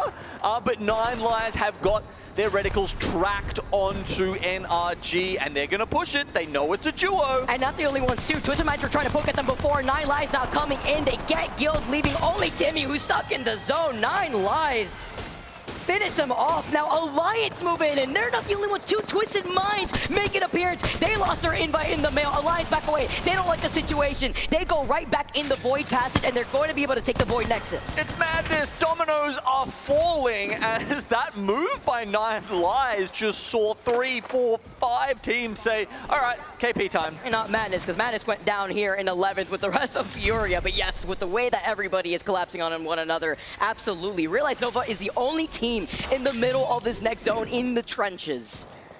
Alliance, after a lackluster performance, though, good enough to get them here in the previous round, now have something to prove. Twerkaholics took that away from them in game 1, so now they try and change that perception in game 2. With the bow check in their hands, they are probably furthest from the ring, maybe them or VK Gaming. Oh. A catwall goes down. Tries to save them from any aggression coming off the back of this crypto ult. Literally one shot for both sides, but Aloka gets taken out. Effect trying to take a different angle instead with the charge of Rampage being on the ballistic. He slides in. The hipfire shots are just enough. Can he even get a reset? He has to play off the knockdown, but with the zone closing in, good luck. He gets a shield swap though. What is he gonna do about the motherload? It ends right in front of him. What timing? He is dancing around the nades, the fuses, just trying to grief him, but what can he even do? Has he got time? Yes, he does! The timing! But where do you even go? It's just a matter of time. Alliance get eliminated. Twisted Minds take free shots of the last remaining member. Now looking at Dupe as well. TSM, we're on the other side. Realize Nova get eliminated. 3 squads left. TSM, Twisted Minds, GHS, and currently GHS get eliminated with Twisted Minds holding on to the high ground. TSM want to have this opportunity. TSM barely have time to turn around before Twisted Minds turn up and start turning up the heat. Duplex will queue out onto the high ground, but enemy snipes him out just like he did Alliance. The comeback art out here for our Lely. Twisted Minds catching TSM off the low ground, catching Skittles, who was incredibly low already, engaging in that moment with a great timing on that EMP from Crook. They squeaked through into this winners bracket round 3, but POIs be damned, Vicky. As long as they show up here, they can put themselves forward with a strong POI draft going into the winners bracket final. And that's a good game too to help them do that. Do you have to say, by the way, that Twisted Minds had the least priority in picking their POI on Storm Point. They literally landed in Coastal Camp and had made their way all the way from the south side of Storm Point to the north. In a circle like that, where we saw a lot of these teams collapse over by wall, over by the chokes, over to the south side of where those buildings are. What a performance here from Twisted Minds. 5 KP, pretty evenly distributed in terms of KP in general. I hear the cheers out here in the crowd. TSM getting second place with 4 KP, as well as GHS continuing on their performance with 8 KP. Yeah, they are not slowing down. I mean, a solid 8 kills from them. Realized Nova, I mean, they were just kind of bunkering down in the trenches there, so they pick up KP, but no kill points. And at the end of that, oh wow, I was expecting Ulariman to be the the KP leader there for GHS, but he's only got 2 alongside Naoki. It's actually Xtuvi. Meanwhile, in the game 2 specifically, it's Gil who walked away with 5 kills. Looking at energy and their fragging potential, I mean, kind of what you expect, right, when you have these heavy fraggers on one squad. Hearing the cheers here in the crowd. Jet dealing 1.6k damage, being the Warlord after your game number 2. Storm Point has just been so entertaining with not only the legend bans, but the way that these zone pools are just forcing these teams to decide, do we fully send it? Do we then back away with a Void Nexus? It's kind of like that get out of jail card, but then set so many teams back when the zone starts closing in on them. It's like you can go back with a Void Nexus, but you can't really go forward, you know? And that's where I think sometimes the fact that you've got an Ashe on your team can be a little more helpful in those situations where you have to make a last-minute dash to the zone. That would have helped Alliance there, you know, back when they were some of the pioneers of Ashe in an ALGS. I remember them doing a great play onto the light pole over there in the trenches, close to North Pat. But this time they're going with Alta. A lot more viability overall, I think, but in that one specific scenario does leave something to be desired. Absolutely, especially looking at where that zone pool took us in game number 2. A little bit of diversity out here compared to what we saw for game number 1. I can't wait to see where we're going to be going for game number 3 with those circle pools. We're going back to Storm Point, and it's gotten heated here in the arena. You don't want to miss the action. Coming to you soon.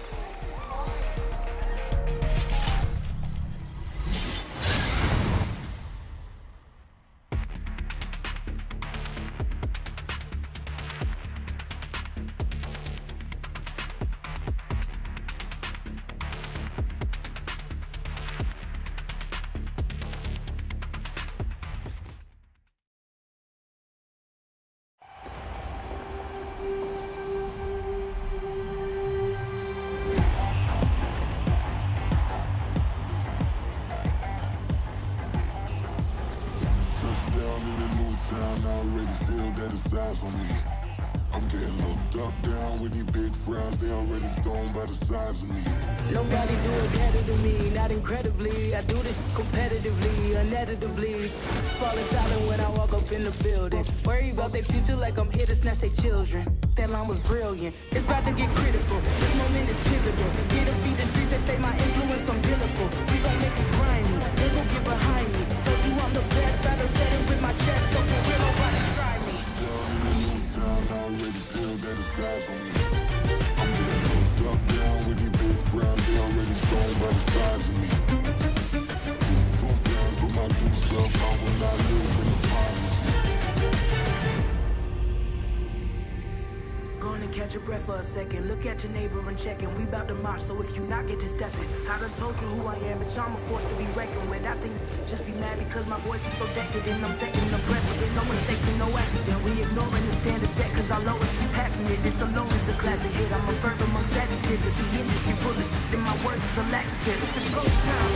It's show time. I ain't calming down until this place is a ghost town. Tired of the fake and fucking bringing back no town. No staring this go round. I'm taking no prisoners, so prepare for a showdown.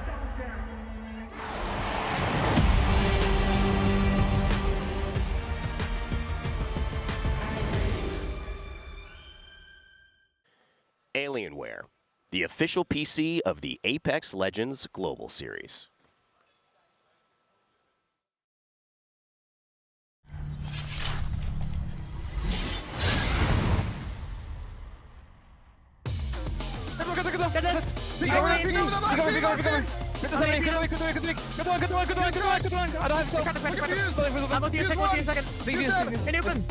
On the right.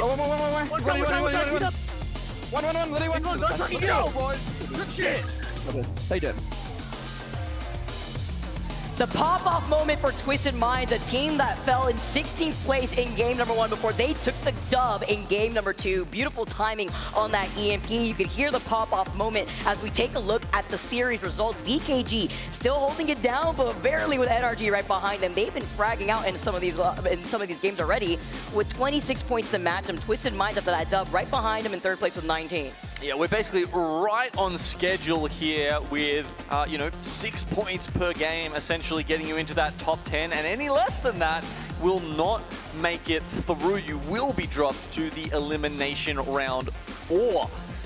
That said, you've got teams like Liquid Alienware sitting down the bottom there. They've actually put out a bunch of damage, almost 5,000, more than half the teams in the top 10, and they've only got 1 point to show for it. It's unfortunate. These circle pools and the rotations have kind of just been cut off because then you have on the other side Twerkaholics that land over by wall that have been able to get the damage, 7.2k to be specific, and the KP, 13 KP to their name while hanging out around wall, being able to cut off the rotation from some of these teams. And you wonder, with Liquid Alienware putting in that much damage, what's going on here? Stormpoint, we have 1 more game to go. This is the opportunity to try to bridge up that gap because the bottom 10 teams going over to the elim round is going to be difficult here when you want to be able to maintain that momentum over on the winner side. Maybe it is just a circle thing, a zone thing, considering Team Liquid are spawning over at Zeus Station. It's been a little bit of a trek for them. Actually, no, it wasn't even that far to Stormcatcher, was it? I'm capping. I'm looking at Liquid Alienware in a meditative state. Damn, are they? Is it? Well, it's that all checked out. I hope it's the former. Copium. Okay. NRG on the opposite end. Timmy with the smiles. Good vibes all the way around.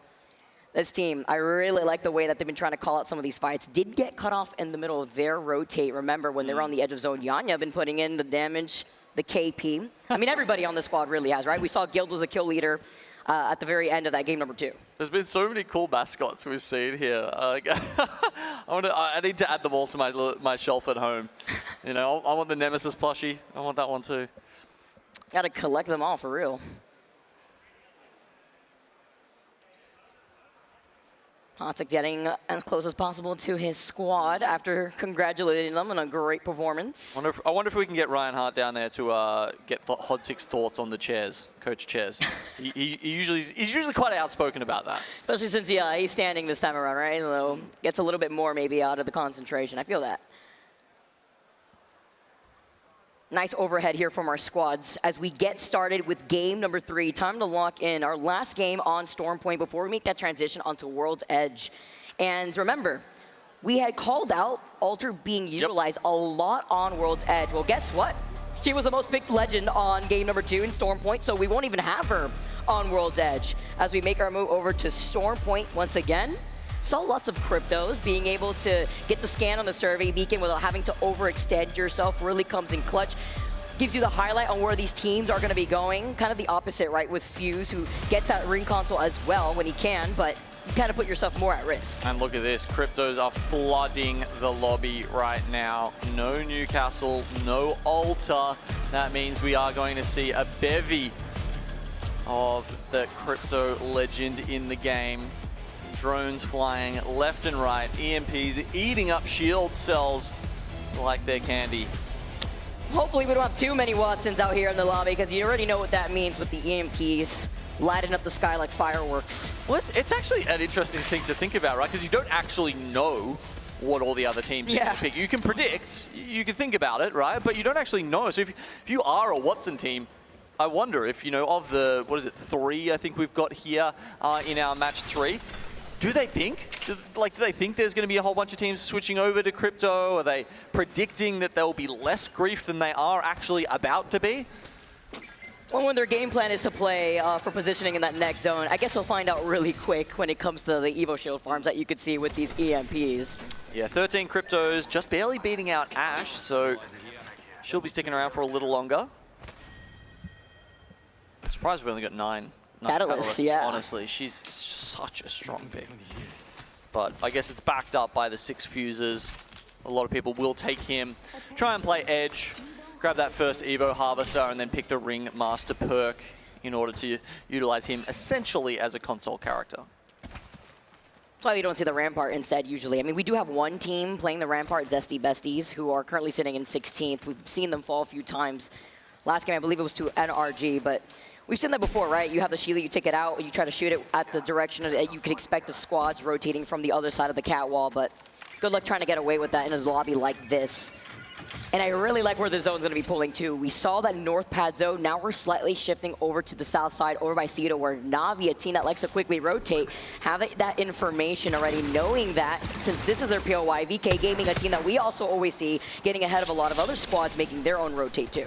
Yeah, now remember we were wondering what will happen to VKG's composition once we've taken away that Newcastle. Will they stick with the Rampart? And yeah, the answer is no. For the last 2 games, we have been seeing them on the same Wraith Catalyst Crypto composition. And as we highlighted, they were a strong crypto team. They've got a lot of experience playing this character that you need a lot of experience having played.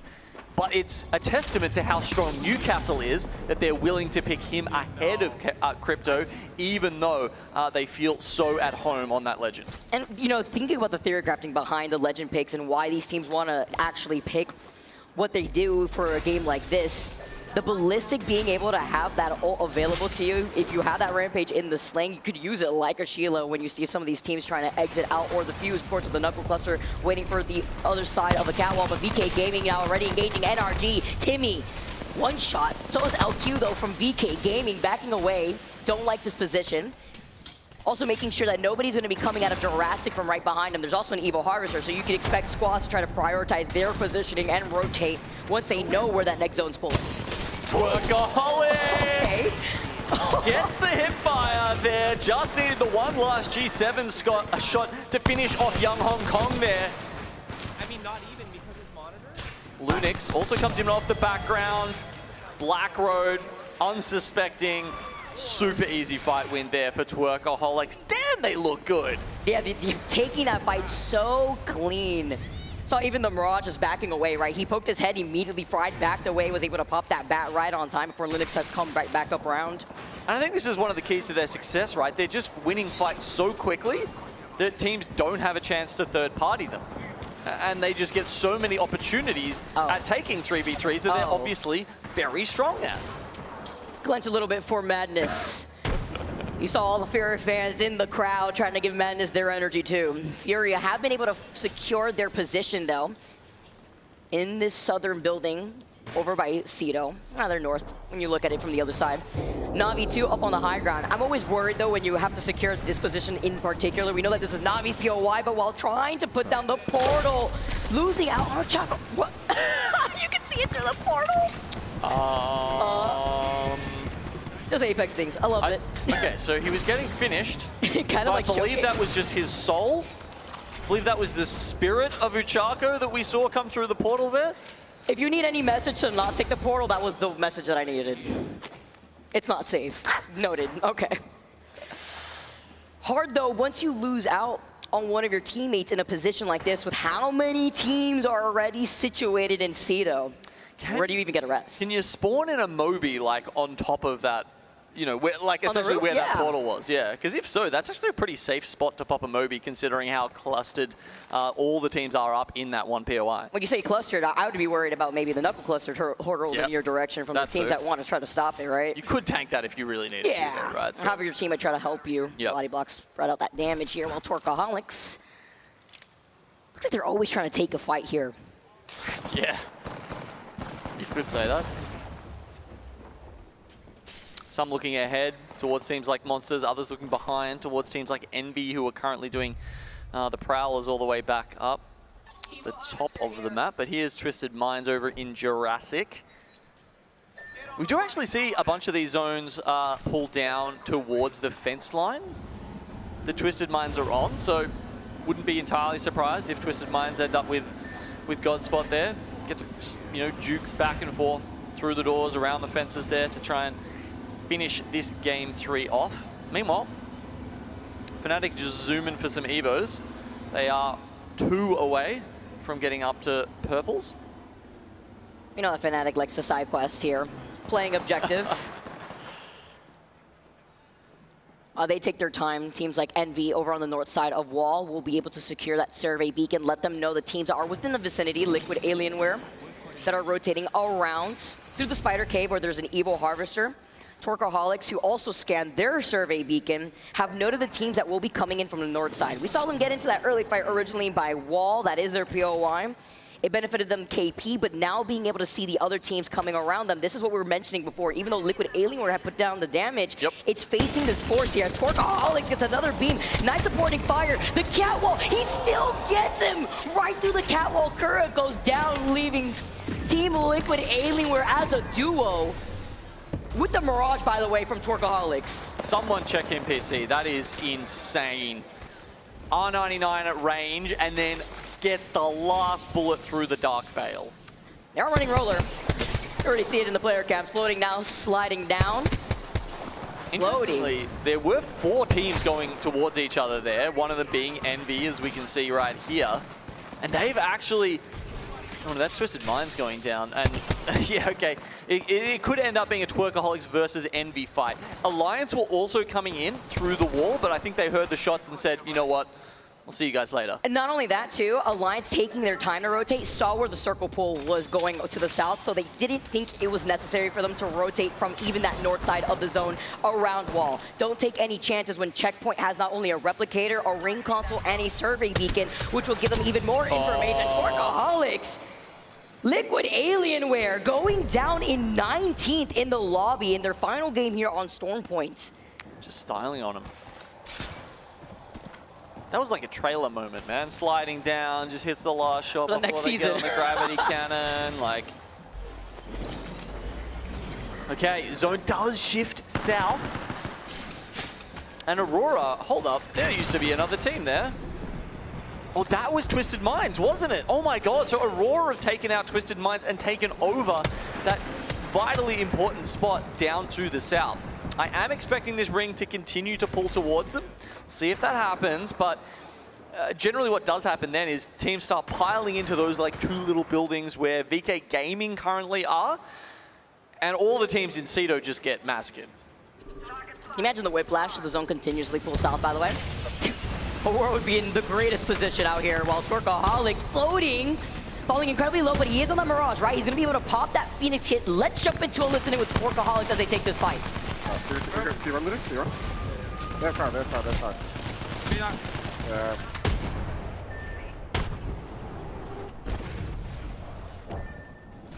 Checkpoint, checkpoint, checkpoint, checkpoint, checkpoint. Oh, they have Bloodhound. I did cross the open. Just as quickly as we jump into the listen and we see their demise with Envy having a way better position to take that fight. It almost looks like the way that the progress of Torcoholics fights go, the pacing is they get the jump, they get the stronger trade off the beginning, but once they find themselves out-traded, they essentially falter. So they have to split up. They're going to try to see if they could get that reset now. Difficult situation to be in, but even better for Envy because now they get the survey beacon instead, where we saw Torcoholics before. Wondering which replicator can they go to, really. The only closest replicator to that lone member of Torcoholics would be by Checkpoint, where we saw Alliance rotate to, and there really is nobody there aside from GHS, who are holding the bunker north side of Cito. So taking their time. Northpad doesn't have a replicator. Maybe there could be a replicator that they could work with on the other side or edge of zone here. Alliance have found their building, because there's a Mythic bin that's about to spawn once that second round closes. Very nice for them, who are currently on the blues. You know, we're often talking about getting the red helmets, getting the Kravers, all that sort of stuff, but it will bump all three of them up. Actually, I thought one of them was on purple there for a second, but that was just because they were within the zone. And Unlucky is getting that controller passive, the bonus there, the extra piece of shield. It'll disappear in a second, and then it'll reappear once they open the Mythic bin. So, I mean, Alliance, they're a team that we're not used to limping into the next round. And at the moment, they're kind of doing that, sitting there in 8th place. Will that continue throughout the series? Zone doesn't pull down towards Jurassic. It's a little more central this time. It's ping-ponging back and forth. Very hard to predict right here for us and the teams. You want to highlight that Na'Vi, by the way, were able to get that reset earlier. Lacking on some loot probably too. After a rough start. Even Twerkaholics, I think. Yeah, they've just gotten back in, Kates, and floating there. That was over at Checkpoint. GHS Boom have probably heard this, by the way. You see Xtuvi over there through the tunnel. They're sending the crypto drone into the zone right now, I believe, to actually have a look at that, as Alliance have picked up a PK from the Mythic bin, and they're going to try and use all of this loot to force a fight here in the top level of this building. Ooh, that nade though, putting a dent. Two of the members of Alliance. Effect holding it down though on the high ground after taking advantage of the ballistical. It's just about the pressure, the space that they need to buy in after moving from that low to high ground. Was it a little too early when you have to look to your back? They really had no choice. They're in the edge of that next zone. They can just gatekeep TSM if TSM have no opportunity to wrap around the gravity cannon. We know there's like little to no cover if they are forced to move in that direction. They may really have no choice. I see here, they don't even have a catalyst instead, but Fnatic now moving up with the Ash. Little gets the crack originally, but both of his teammates also get cracked, forcing them to back away, reset. Did they even see them coming? It looked like Fnatic actually managed to sneak up on them there, but somehow do not hit the shots. And yeah, as you said, all three cracked. That's a sign to get out of there. Zesty Besty's taking on Envy at the top of the waterfall here. Sheila comes out. Envy gone. That's partially on the back of Twerkaholics, who have somehow gotten out of Checkpoint, past GHS Boom, and into the waiting arms of some more KP. It's the fact that Twerkaholics is still alive and kicking after almost getting gate kept by GHS. What a beautiful timing on that rotate. And more importantly, picked up some kills, which means they've got death boxes for the newly respawned players. Huge opportunity, and as they move in, they also are looking at Zesty Besty's difficult situation to be in with GHS also taking some shots at them. Do have some shields, but they lose out on floating. The heavy fragger that we've seen from this squad. 15 squads still left in this lobby, but at least they're in that next zone. Losing floating is a bit rough here. JHS Boom, who were seemingly waiting for Twerkaholics to come to them, delay their rotation and leave it too long. Meanwhile, Zesty Besty's who are playing off the low ground. Twerkaholic jumps down on them as a duo. All of the Ash Portal jumping in, taking these fights. Twerkaholics recognizing the situation and take out Zesty Besty. 9 lives are going to be approaching though from the high ground. You know this here. You can see them trying to approach Grace. They catch him off guard. They take care of Twerkaholics, going down in 13th place. Like the way that 9 lives had taken that fight too. Looking behind them, they heard another player. It was realized Nova actually that is going to be able to back away. Super smart. Only a minuscule amount of health left on Twerkaholics after that incredibly aggressive play. But considering the position they were in, even picking up a few kill points there is just so good for them and moving them, you know, further up the series leaderboard. I think they're equal first now with 30 points, actually matching NRG at the top of this lobby. Incredible stuff. Having the most kills in this entire lobby on top of that. Incredible as Aurora now. Gonna try to reset VK Gaming now, moving around the other side with that red helmet. Sliding down to QQ though with the P20s. Gets beamed, having to back away. I think his two teammates behind. You see the pings, he's trying to move around. Other squads though in the distance are taking some shots. And VK Gaming, they try to make the moves happen and pay for it. Complexity, NRG, TSM, all looking at them. No, that's so bad for VKG. They were in for the next 2 zones. If they had have stayed put, there was a minimum 5 placement points that they've just given up. Oh, TSM though off the nade, off the mother load. Harassing Aurora right now. You can see the massive pings. They know that they're gonna have to start moving eventually. Misses out on that Kraber shot. Although gets the tether, this is a great opportunity, sends out the Arc Star. Realize Nova in your beats do get eliminated. 10 squads left now, and TSM inside these buildings, neighboring that of Alliance, who remember, rotated all the way around on the other side of Cedo. Same thing could be said about TSM. They've taken up residence where VK Gaming were, but it's NRG versus 9 Lies up on the north side of the map. To be a good spot to play from, a lot of kill potential from here.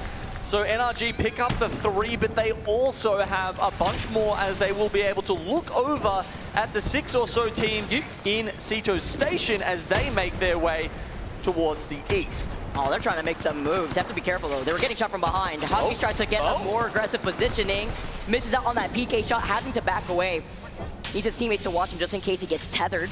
Yeah, stunned, tethered. I mean, there was lots of ways that could have gone wrong for ALGS. Then again, face checking that door and pumping a 110 at them with this souped up Peacekeeper is also a way that Alliance can crash their way further into the top 10. Trying to tap straight with the PK, doesn't quite hit it. The quick reload, they go in, they'll eliminate TSM. They were trying so hard, even with those raw PK shots missing. It's fine, the Rampage charge up is just enough. Fnatic now move in the building that we saw Alliance in originally, but taking so much pressure.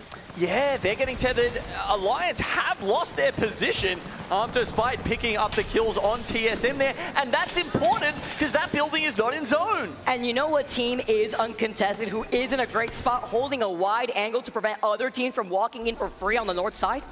It's NRG.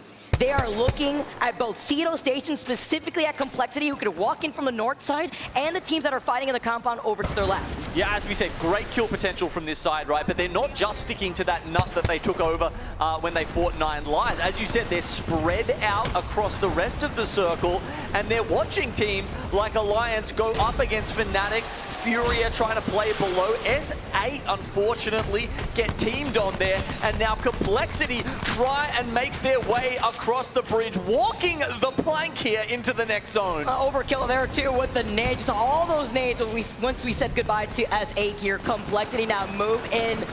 And before closing in that gap, looking at Furia, Kimchi getting shot on the other side. Everybody's gonna collapse. Monsoon can't do much. He has to reload as the squad coming outside that zone. NRG now slide over to the left. They have to harass Alliance. They have to hope that Furia comes up from right behind them, or even Fnatic. I don't think Complexity were expecting a full team sitting underneath there. It was the sneaky play from Furia. And they're still in it. Now you can see Noct has to change angles. Alliance with the Kraber PK setup on Hackers. Oh, share some for the rest of us out here, Hackers. Having that ready to go. Look at the corner, the crumbs of safety that Fnatic are in. Knuckle cluster, anyone? Anyone? A single nade? No one's gonna look at them. I mean, right now Alliance don't have that fuse, right? A thermite would literally kill the whole team. And Furia can't even look at them either because then they'll just get absolutely beamed by Alliance and NRG if they show face. Oh, but the whole time, Alliance want to get in there and hurt them, but they can't because NRG are putting on so much pressure. And that's why you have to be careful trying to show your face with NRG looking at you, having you in your line of sight. Furia only down to Nuck, being on the right though, he's trying to survive for as long as possible. Taking Fnatic's spot for now. Fnatic get eliminated. Talk about timing as Yanya gets a double kill on the nades. NRG are farming this game. They have 14 total KP in this lobby. Alliance get eliminated, and it's just NRG all the way around to take game number 3.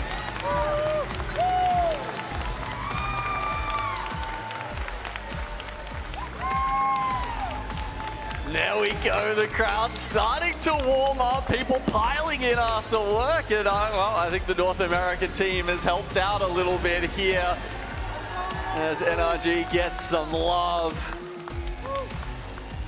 Blowing kisses to the crowd and blowing holes through the competition. They pick up 16 kills in that last game. It's Yanya leading the way with 7. Timmy picks up 5 and Guild picks up 4. No passengers on this team, Vicky. What a hold, what a position in that final zone, making sure their backs were cleared. It was all the squads that exiting out of Cedo being on that water. That was just the graveyard to look at, right? Free shots for NRG. Even Alliance being on that slight low ground just put them at such a risk before they could try to get some KP themselves. I mean, yeah, it just shows how important that fight versus 9 Lives was. That had to gone the other way. Could have been 9 Lives sitting in that top position with all of those points right now. Just doing a little memory test with you here on the scoreboard. Hold on, I've never passed these though in school. It's a little, a little difficult out here. We do know at least that NRG had a double-digit KP. I said 14 earlier, but with finishing that game, getting 16. 28-point game is NRG's so good, they just broke everything. Broke everything out here. They had, I think it was about 9k damage. They were top of the damage stats going into that game, and they've added another 5k. In one game. And not only that, but a damage difference of 3,000. We don't talk about that stat as much, right? But that shows you how good that spot was, where they essentially had free fire on 5 or 6 other teams, and there was very little coming back the other way, because as you saw, Alliance was too worried about Fnatic or TSM. Complexity was too worried about Furia ahead of them. They all had their own battles to fight, and it was really just NRG's game to win. It was the domino effect, right? We saw Fnatic just stuck in the corner of that building before they got pelted with Yanya's nades. You clean up the KP, NRG skyrocketing themselves in the overall standing. I mean, what a game for NRG. I want to hear more from you guys over on the couch because there's a lot to break down from that game. There's a lot to break down, Vicky and Genome. Great cast, by the way, and especially talking about in the sky. Timmy and I were in the sky to come here to this event. That's why I'm with my boy in NRG, and they have definitely given me a lot to be excited about. What an end game there, and obviously now in first place, they're going to be the team going into the back half of this that has really the least to do in order not only to remain in top 10, but maybe to take that kind of coveted, we won the group feeling heading in now to the rest of these next 2 days. Rain Day, Graceful, Dia and Zephyr on the desk here, or the couch as we like to call it. And I think for me, guys, I kind of want to start off with just the fact that this is now a great lobby. We've seen this lobby, we've had thoughts on this lobby, different teams have shown up in different ways. Backstage, Grace, so I kind of felt like this was a winners finals with a twist. It feels a little bit more open, feels a little bit more, are you understanding what I'm picking up? Like, how would you describe what this lobby feels like to you watching 3 games here? I mean, I definitely feel like the level has been leveling up. We always say it, this level was the highest we've ever seen on NLAN. Yeah. We go from LAN to LAN and we keep saying that, right? But it truly does do that because everybody has been leveling up. Not just, back in the day, we used to have 1, 2, 3 teams dominating. Now we have everybody dominating. So that means the overall level has increased over time. And this level really is that high because we even see teams that have been stuck in CC that are performing. Like Twerkaholic was just going ham. Yeah, and that's my point. Like in a lobby with Alliance and you throw Falcons here, why not? I mean, basically every single big team is in here. you wouldn't expect the 20th place team coming in to be running at them in just 3v3. That's why it feels a little different to me that we do have this spice from maybe the untested young guns trying to prove themselves in a lobby where the veterans are like, are you kidding me? I have to deal with this team, you know, inting me this much. We'll find out how it ends up going, but hopefully you guys are enjoying the show as well. I want to walk back some of those zones that were important. We saw Zone 1 already, but Dia, take us through Zone 2, because that was a big game, a big team that you talked about as well, JHS Boom going into this. Yeah, it's funny that you give this one, because as you said, GHS Boom actually had a really good position, and I favored them in this final circle, but after we saw this very fancy footing out of Alliance, Effect survived for way too long. It was as if as soon as Effect died, as soon as Alliance was out of the lobby, everything shifted. I'm talking specifically about GHS Boom on the other side. Once Effect goes down, you see GHS Boom send Realize, who are playing on the low ground, TSM third party that, and Twisted Minds get to third party that. It's one of those rare situations in a professional game of Apex Legends where one thing happens and the entire lobby collapses in on itself. It was like an exploding star there. We saw a little bit of a black hole of just action as everyone got closer and closer to the middle. Twisted Minds, Albert Lely coming out on top. That's how you know it's an open right there. Not on Stallions anymore. Got the Twisted Minds merch alongside Enemy and Crook taking game 2. Zep, game 3, we just saw it, but walk us through these kind of final moments. If last game was an absolute explosion of action here, this one was much more paced. Clearly, we'll start there with Alliance getting this pickup, but between Complexity, Furia, and Fnatic, this major combat for the bridge side of Cedo Station, once these positions were finally taken in their finality here, it really was the exterior control from NRG that comes back to bite so many of these other rosters' decision-making features. Alliance cannot move towards the outside here. Fnatic cannot come out of their building here. There's little peeking to be had by Furia on the other side of the bridge. Everyone has to play so small because not just NRG, but they themselves begin to impact one another. For NRG, they're just more than happy shooting fish in a barrel as all the damage, while yes provided by them, is more than happily supported by the rest of these rosters. Unbelievably as well, you know, Furia, another final zone with NRG. If you haven't been paying attention on the main stage, you've been watching with Face It or something else, Furia, NRG, and Na'Vi have basically been top 3 teams, as you see Complexity walking out in Monsoon. And there's Keon, who, you know, has been a very big threat in these end zones. They've proved they could navigate them well, they can get there consistently, and they could find a way to do it. I kind of wanted to, however, talk a little bit about NRG before we move on, about the story that we were mentioning, Timmy, obviously. But I think another big story is Yanya, who's kind of had this Liquid Alienware representation, tried to find his way with that roster. A roster we always called, Dia, one of the best team fighting rosters in all of Apex Legends. And him leaving was a big end to kind of that era. And he's now maybe got something to prove as well on his own. And I think that's a big part of why this team is clicking alongside Gilderson's as well, and a little bit of I've got something to prove with the squad. Yeah, there's a lot of personal exploration that you get on NRG because Timmy's been coming up as an IGL as well, and that gives a lot of wiggle room to the players that are with him to be able to influence the game plan and influence his growth as an IGL. And I don't mean that by any means in a negative way. It is simply just 3 people get to collaborate on a game plan in a very different way than you would get with an older, more experienced IGL. Sure. But when I'm looking at this team, what's really standing out to me about Yanya is the fact that he's been placed on Newcastle with this specific roster, and I think that's tempering a lot of the aggression, maybe overextensions that we've seen in the past. I was talking about this with Onset backstage, just about how the specific legend pick that surrounds Yanya right now, before the Newcastle ban in game number 1, it does seem to be influencing his play style and influencing NRG's outcomes for the better. What do you think about NRG? I think they are a team that still hasn't reached their limit yet. They have a lot to grow, room to grow, even though they're this good already. And that just shows a lot of promise. I think that people, like you said, you know, they might consider him a rookie IGL or a learning IGL, but if he can already keep up as a rookie, then that just goes to show how far can he take it, maybe to the sky where he jumps with you that far up, then who knows where he's going.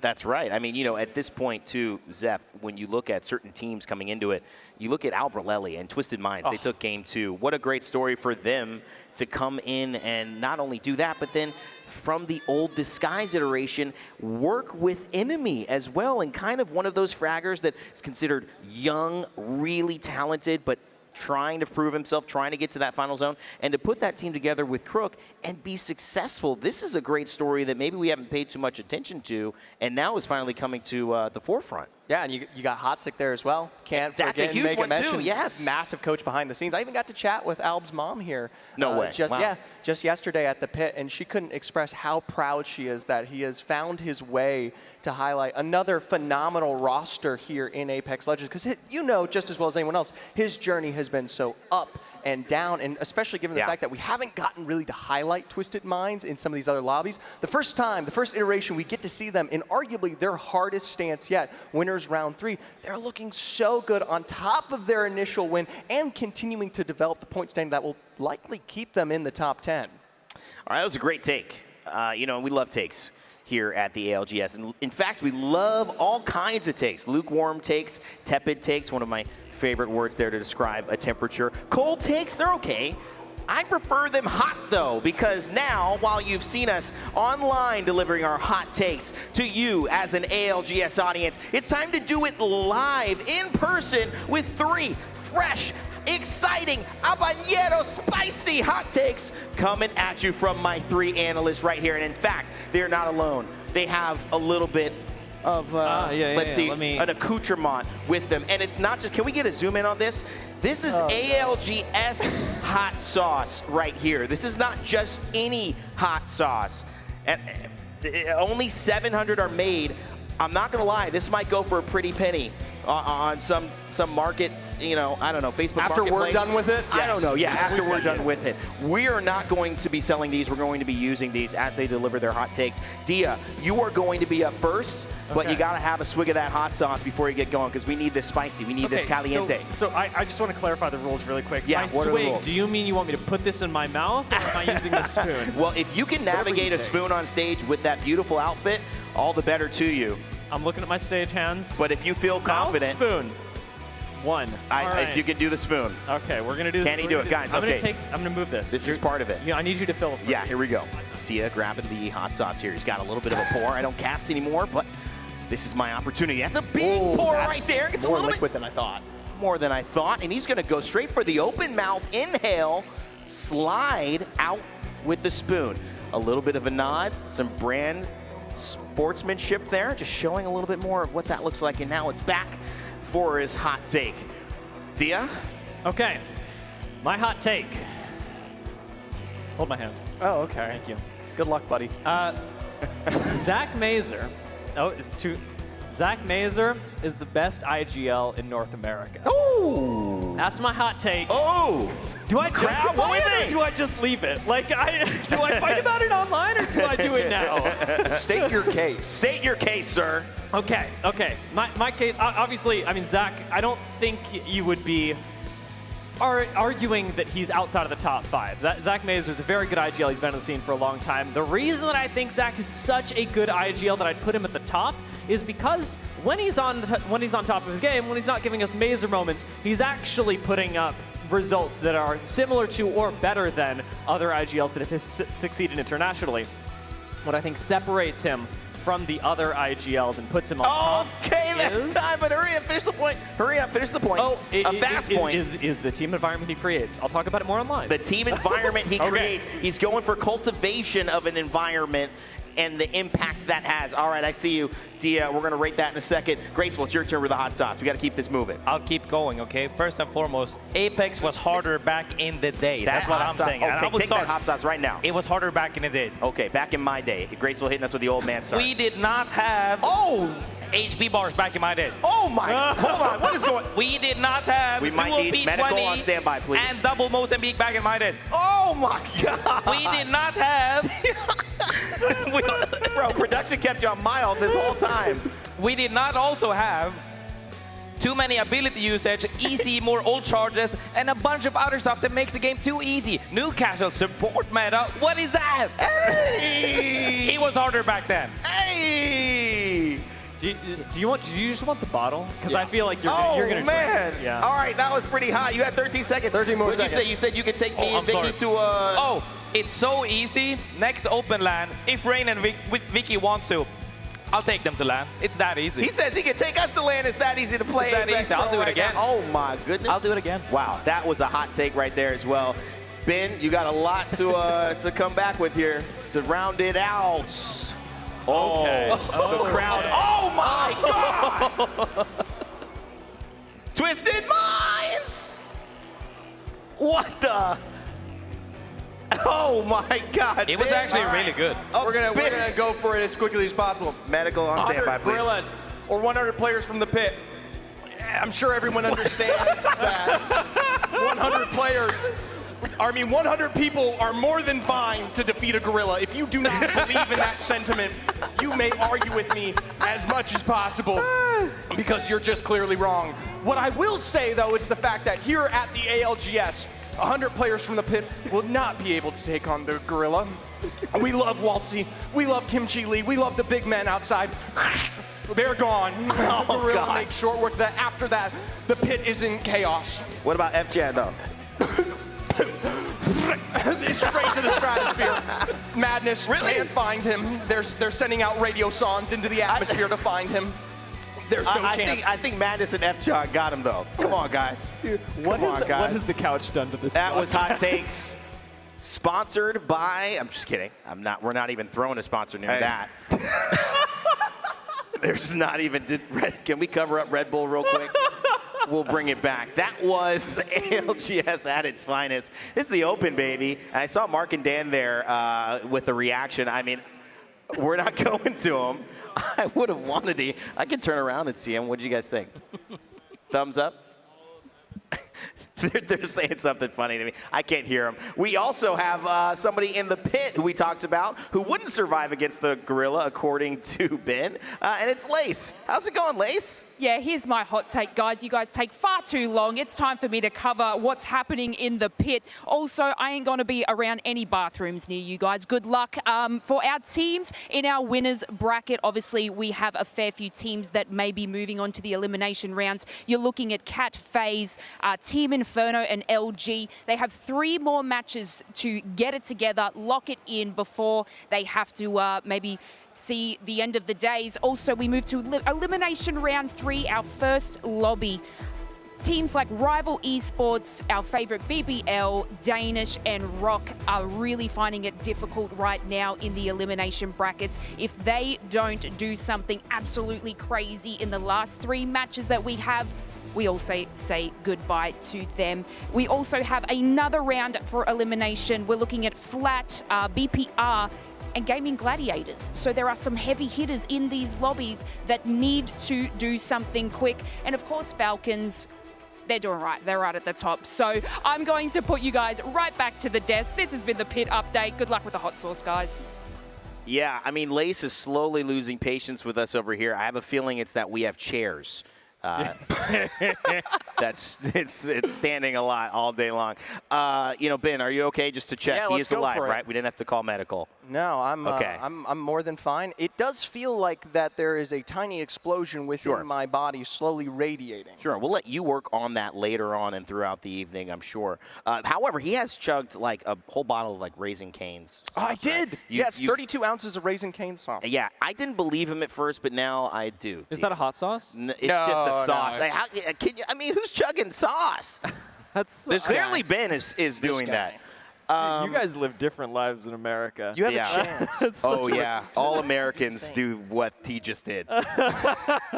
No. We're in New Orleans, all right? It's as spicy as it gets. You better represent. I love it, man. Actually, it is fun, too. And Grace, having you here as well, there's been some fun new things and changes. You were taking a couple tosses in and out, Soon you might be hosting this chair, man. I might have to watch out. Oh, hell no. I mean, he thinks the ALGS is so easy he could take me and Vicky, but obviously you can't host yet. That's easier than having a wonderful voice and also being able to narrate very beautifully. Oh, okay? wow. That is so I stutter, you No, are stop gorgeous. it. That's Stop the it. difference. Please, okay. All right, I'll take it. Fine. Guys, predictions. We got our legend bands coming up as well going into this. We've obviously got, you know, some really amazing play. I mean, Alter's been such an impact in these lobbies. Newcastle as well, already banned. What are we looking at here heading into our back three? I will say, notably with the ban onto crypto here, the big thing I want to bring up is that we now highlight the most aggressive tendency for this lobby. Newcastle, Alter, crypto, that's a lot of your safety. You still have a lot of your go button, though. You have your Ashe, your Wraith. The Ballistic is a big tool you will see teams still be playing around. So I look towards rosters like NRG, who have not been playing with that. Even Alliance, who, while a bit shaky, are still considerably within that top 10. We talk about the consistency of having the same roster to work with, gain that pace, and now they will be able to continue to do so without having to adapt on the fly. Tia, quickly, VK Gaming, I think we have to talk about them. I mean, they won a game. They were really, really impressive on the outside here. I mean, what are we looking at for them? Expecting maybe a top 5 finish? I'd say so. VK Gaming seemed like one of the more balanced teams when it comes to zone play versus edge play. So now that we're moving on to World's Edge, I'd expect that they'll be just fine from an academic perspective and how they approach the map. But I'm still really keeping an eye on GHS, really curious what'll adapt there, especially because now that they've lost both of the crypto, the Newcastle that they, granted, weren't really using, but crypto especially, I think it'll really impact their game plan, and I could see myself losing a few more points in the predictions. All right, well, thanks, guys, for all the analysis and all the fun in between. We appreciate your patience. It's time to get this Open back on track. Our last series of the day continues, and Mark and Dan, time to get some thoughts from you guys as you take us home. Back to reality, back to the Apex Legends Global Series, back to the gameplay. A lot of fun from you guys. I'm going to keep my eyes on Zephyr because I'm slightly concerned about how his next hour or so is going to go. But Dan, let's talk about what we have in front of us. 3 games done, and now we head over to World's Edge. Yeah, 3 more maps for your chance to get into the winners bracket final. Essentially, there's only going to be 1 more winners bracket lobby after this one, and then past that is the match point final. So this is a biggie. Of course, if you lose here, you still drop into that elimination bracket, and it will still be a long weekend for you. But this is your chance to really set yourself up for success. This is the lay of the land right now after 3. Now, there is a very clear leader in NRG with 54 points, but down at the cutoff area, it is anyone's game here. It certainly is. Look at the kill points, by the way, that NRG have put up in those first 3 games on Stormpoint. 31. That is a monster amount to put on the board in just 3 games. But like you say, the bottom 10 is kind of where we're looking at because you don't want to be falling down to that elim bracket. It's going to get tougher and tougher as the rounds go on to keep progressing. But getting through to that winners finals is a huge, huge thing to finish your day with here in New Orleans as we take a look at where we're heading and also at what legends have been banned. Newcastle gone game 1. Alter banned game 2. Crypto also banned a little bit earlier than we have seen previously. Not going to be available for matches 4, 5, and 6. Worth looking at the teams that had success in winners bracket round 2 on World's Edge. Twerkaholics, Na'Vi, NRG, TSM, 9 Lives, and GHS Bloom alongside Alliance. They were the World's Edge teams in the previous games, putting up 30+ points when they were on this map previously. So if they can find that kind of similar consistency here across these 3, they should be surefire teams to get into that winners final. Well, here's confirmation of the legend bands and what legends are still available to be picked for our team. Sound on main stage, ready to get into the action on World's Edge. I'm kind of excited to see that Newcastle went early and also the Crypto went early because I kind of like the fact that we're going to have some aggressive composition starting to come together as we head over to Old Faithful. World's Edge is where we're playing, and this is how the draft went down. I'm very excited for this one. You can see that there were a few teams who did prioritize World's Edge, ROC being one of them, Deep Cross Gaming taking Climatizer as well, and then Take Flight and F9 are going to be there. Ignore this. This is a wrong POI draft as well. Yes. Sorry, I was just reading the elimination round 2, so don't worry about that one. Instead, we'll talk about actually We'll do it manually. We'll do it in the analog way. We have a print off. I do know that GHS Professional are going to be up at Skyhook West, so they're going to be one of the teams that we have to focus on here because it is arguably one of the best POIs on the map. Na'Vi down in the middle, and we're also going to see Twisted Minds at Lava Siphon as well. So 3 teams I'd like to keep an eye on here. Yeah, interestingly, the Fragment is open completely, one of the most central POIs that we do have here on World's Edge, and guys are also going to be open, one of the, we would say, lesser POIs, no surprise to see that, but over at Overlook, you've got Alliance as well that you were talking about just a little bit there. Liquid Alienware down at the Dome, which is somewhat interesting considering the Fragment is open. Dome is a very difficult POI to have to play from, and as you can see, this is the correct POI draft. We have updated, production has been on it, and they have made sure that we're ready to show you where the teams are landing. Dupe and stacks. It's something that seems to go hand in hand when it comes to Apex Legends, but keep an eye on that bottom right-hand side of the map because Liquid Alien versus TSM, just competing on the southeast is going to be interesting, but we're locked, we're loaded. The dropships have arrived onto World's Edge. Match 4 is now underway, and this is gonna be showing us who is getting into the winners finals. Well, here we go then, 3 games to go to find out who's going through to our winners finals. NRG have been nothing short of superb in those first 3 games on Stormpoint, and would love to have a solid game 4 here just to put them in a great spot, not just to maybe win the lobby, but also with that POI draft in the back of their heads, they would have a fantastic pick going into that winners final. Looking at the zone, we might be heading down towards Siphon, potentially. We'll have to see when those ring consoles get hit. It'll give us a little bit more info on where we will be having our end game. Yeah, I imagine we're going to be at least heading down to the south side of the map just based off ring 1, and yes, we're going to go all the way down south. As you mentioned, Lava Siphon certainly in it, but launch site a consideration as well. This is good news for the likes of Liquid Alienware that you were talking about, Dome. This is the perfect circle you could ask for, really. Well, maybe perfect would be towards Dome, but still a good rotation for them. Same with TSM as well, but you've also got to consider those ring consoles. Envy do have one at launch site, so arguably they're going to be one of the best teams to get into a priority position. Fnatic also have one as well at Tree, so they can move pretty fast. Liquid Alienware also have one, so the 3 teams that are closest when it comes to priority are going to know exactly where the zone is going. So expect Fnatic and Envy and Liquid Alienware to have a really good opportunity to put some points on the board when it comes to this zone in particular. And Envy being able to play up on that high ground is going to be a very, very strong position to play from. They have to be a little bit aware, though, of teams rotating in quickly. And from what I can see, don't have a lot of Evo options, so might actually have to play this one out with white armors at the start, which makes it a little bit tougher, especially if a team comes storming in with a couple of opportunities to pick up Evo on their way. Well, a little bit of confrontation down in the southeast. As I said, it might. Liquid Alienware and TSM already butting heads, and it is going to be Team Liquid Alienware taking the lead in said fight as Gent's gone down, and it's going to be a 2 versus 3, but it looks like TSM are going to back off away from this one and try and get back up. Certainly would be the smart thing to do, just get Gent back in the game. Might have to sacrifice the option to get to zone a little bit quicker, but Team Liquid, good start for them, just cutting that 1 player down and making sure that that 1 point is in the bank and cannot be taken away from them. Twisted Minds, 6th place overall at the moment with a win under their belt as well. Abreleli leading the troops forward here as they've already got themselves in and around the launch site themselves, as some players fly through the skies and somehow Al picks ahead. Yeah, Twisted Minds, I mean, they had a victory, but they are only on 19 points after 3. That is certainly not going to guarantee you a place in the winners finals. You need another good game or just 3 kind of consistent games of 6 points. Again, the baseline for me is always going to be around 30-ish points. One thing the Crook needs a little bit of ammo for that car. Does have the option to switch the light, and there's plenty of that in the back pocket, so will be good for now. Looking elsewhere to the other side of World's Edge here, the teams who are going to have to rotate a little bit slower. The likes of 9 Lives, Aurora, surprise, surprise, Aurora are going to have to travel. NRG, a little bit more of a difficult zone for them to try and access, but with the way they've been fighting, no surprise if they will be able to pick up points here.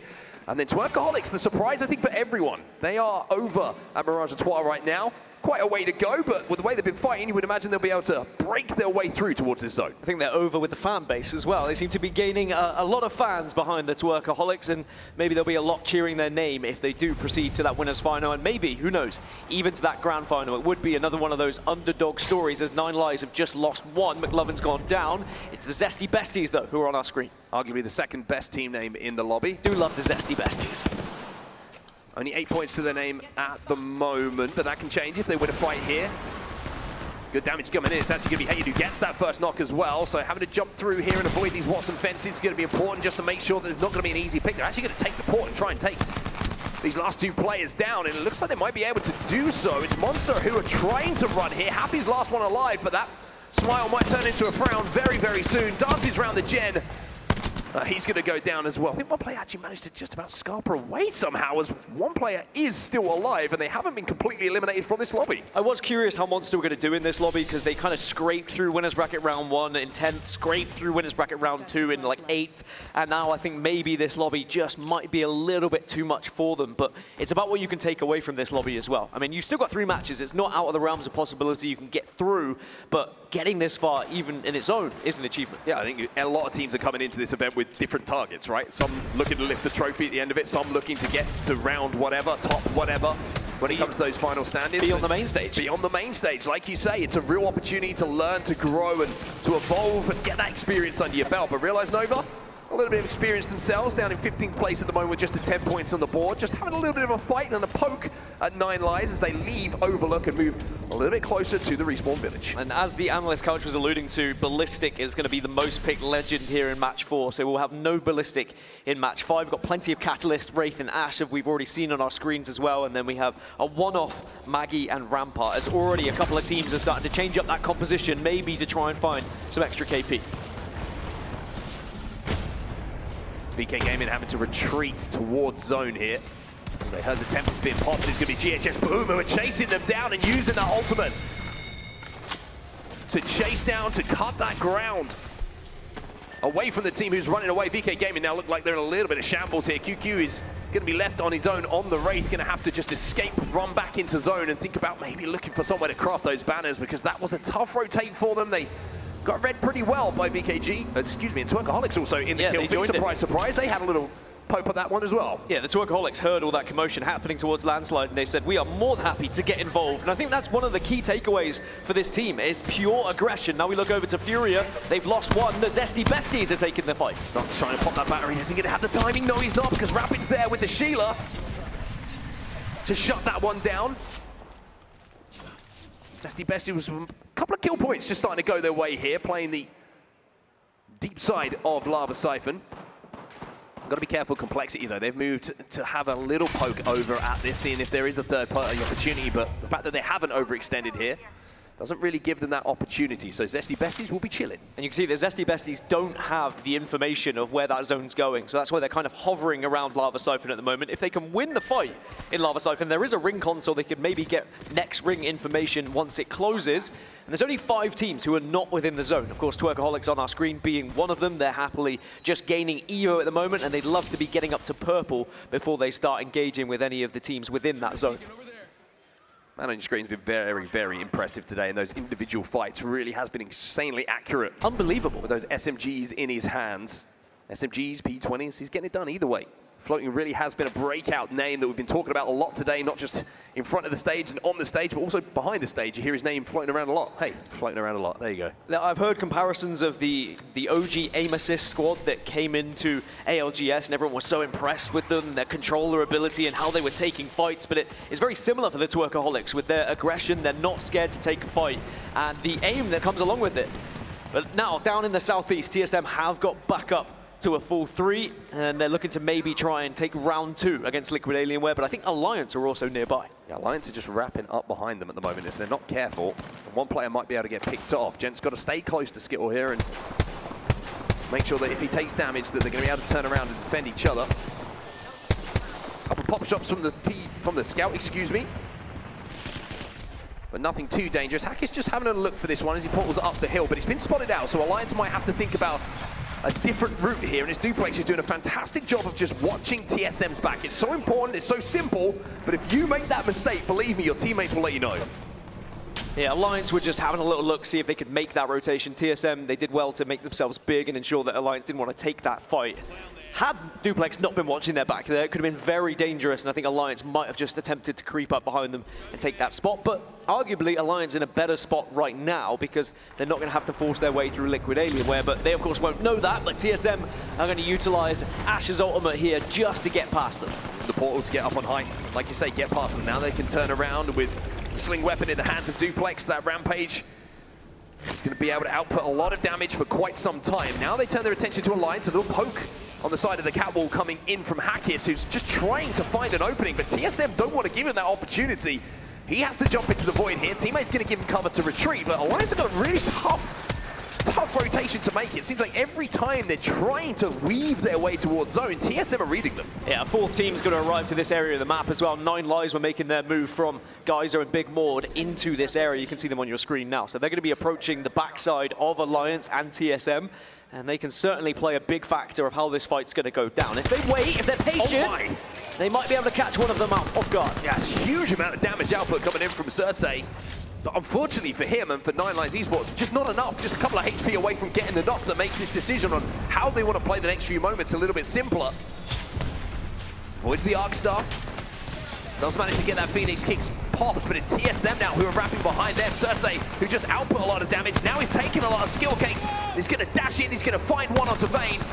He's going to look for that finish as the rest of the 9 lines are recovering into this building, but with round 2 closing, Zone 3 is going to burn, and you can see that TSM and NRG, they want these kills as well. So TSM might think that they're isolated here, but NRG having a look, but no!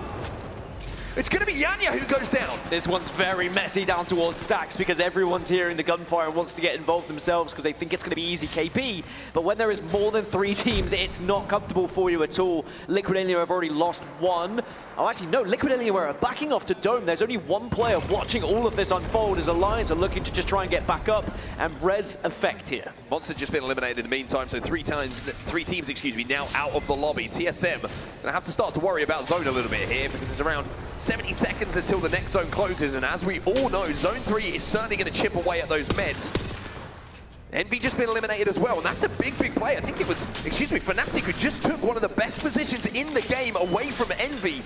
We'll have to go back and look at how that happened, but interestingly, we did say that Envy, even though they have a great spot for this zone with their POI draft and where they're going to be dropping a launch site, holding it down with the Evo that was available to them was going to be very, very tough. Yeah, it's tough, and now Fnatic hold one of the better spots. There's also a Mythic pin that's just spawned at launch site, but it's in an area that's going to be very tough for anyone to get to. Good luck getting that. Yeah, I think you'd have to be very brave, or at least waste a lot of utility to be able to achieve it, so I don't think anyone's really going to go for it at the moment. Now, you can still see it's happening over towards the Stacks tunnel. Alliance are within it, TSM on one side, Liquid Alienware on the other. Liquid Alienware arguably in the better position out of all 3 here, and maybe they can pick up KP if TSM and Alliance are forced together. Alliance has just been a nuisance for both TSM and Liquid here, because Liquid have to watch TSM, which they're doing right now, but Alliance are just lurking in that vault tunnel, waiting for any opportunity to break out that they can third between the 2 teams. And TSM, their only option really is to run out this hill right now, use the catwall to try and close this gap. And if this fight does break out, Alliance might turn their heads and try and get interested in this one. Duplex again using the sling weapon on the ballistic to output some big, big damage, and that damage allows them now to move forward, and the grenade follow-up from Jen is going to get that knock onto Jaguares. TSM are so worried about Alliance as well. I think Alliance are definitely going to be taking a look at this one, but looks like Team Liquid Alienware should fall unless one can escape. But now, how do Alliance play this? Do they get aggressive, or do Alliance use this as an exit now? I mean, Alliance are looking for the opportunity, as they always are. Zone is closing, but they've done a good job to rotate away. Curious trying to escape him. Team Liquid Alienware, but he'll go down.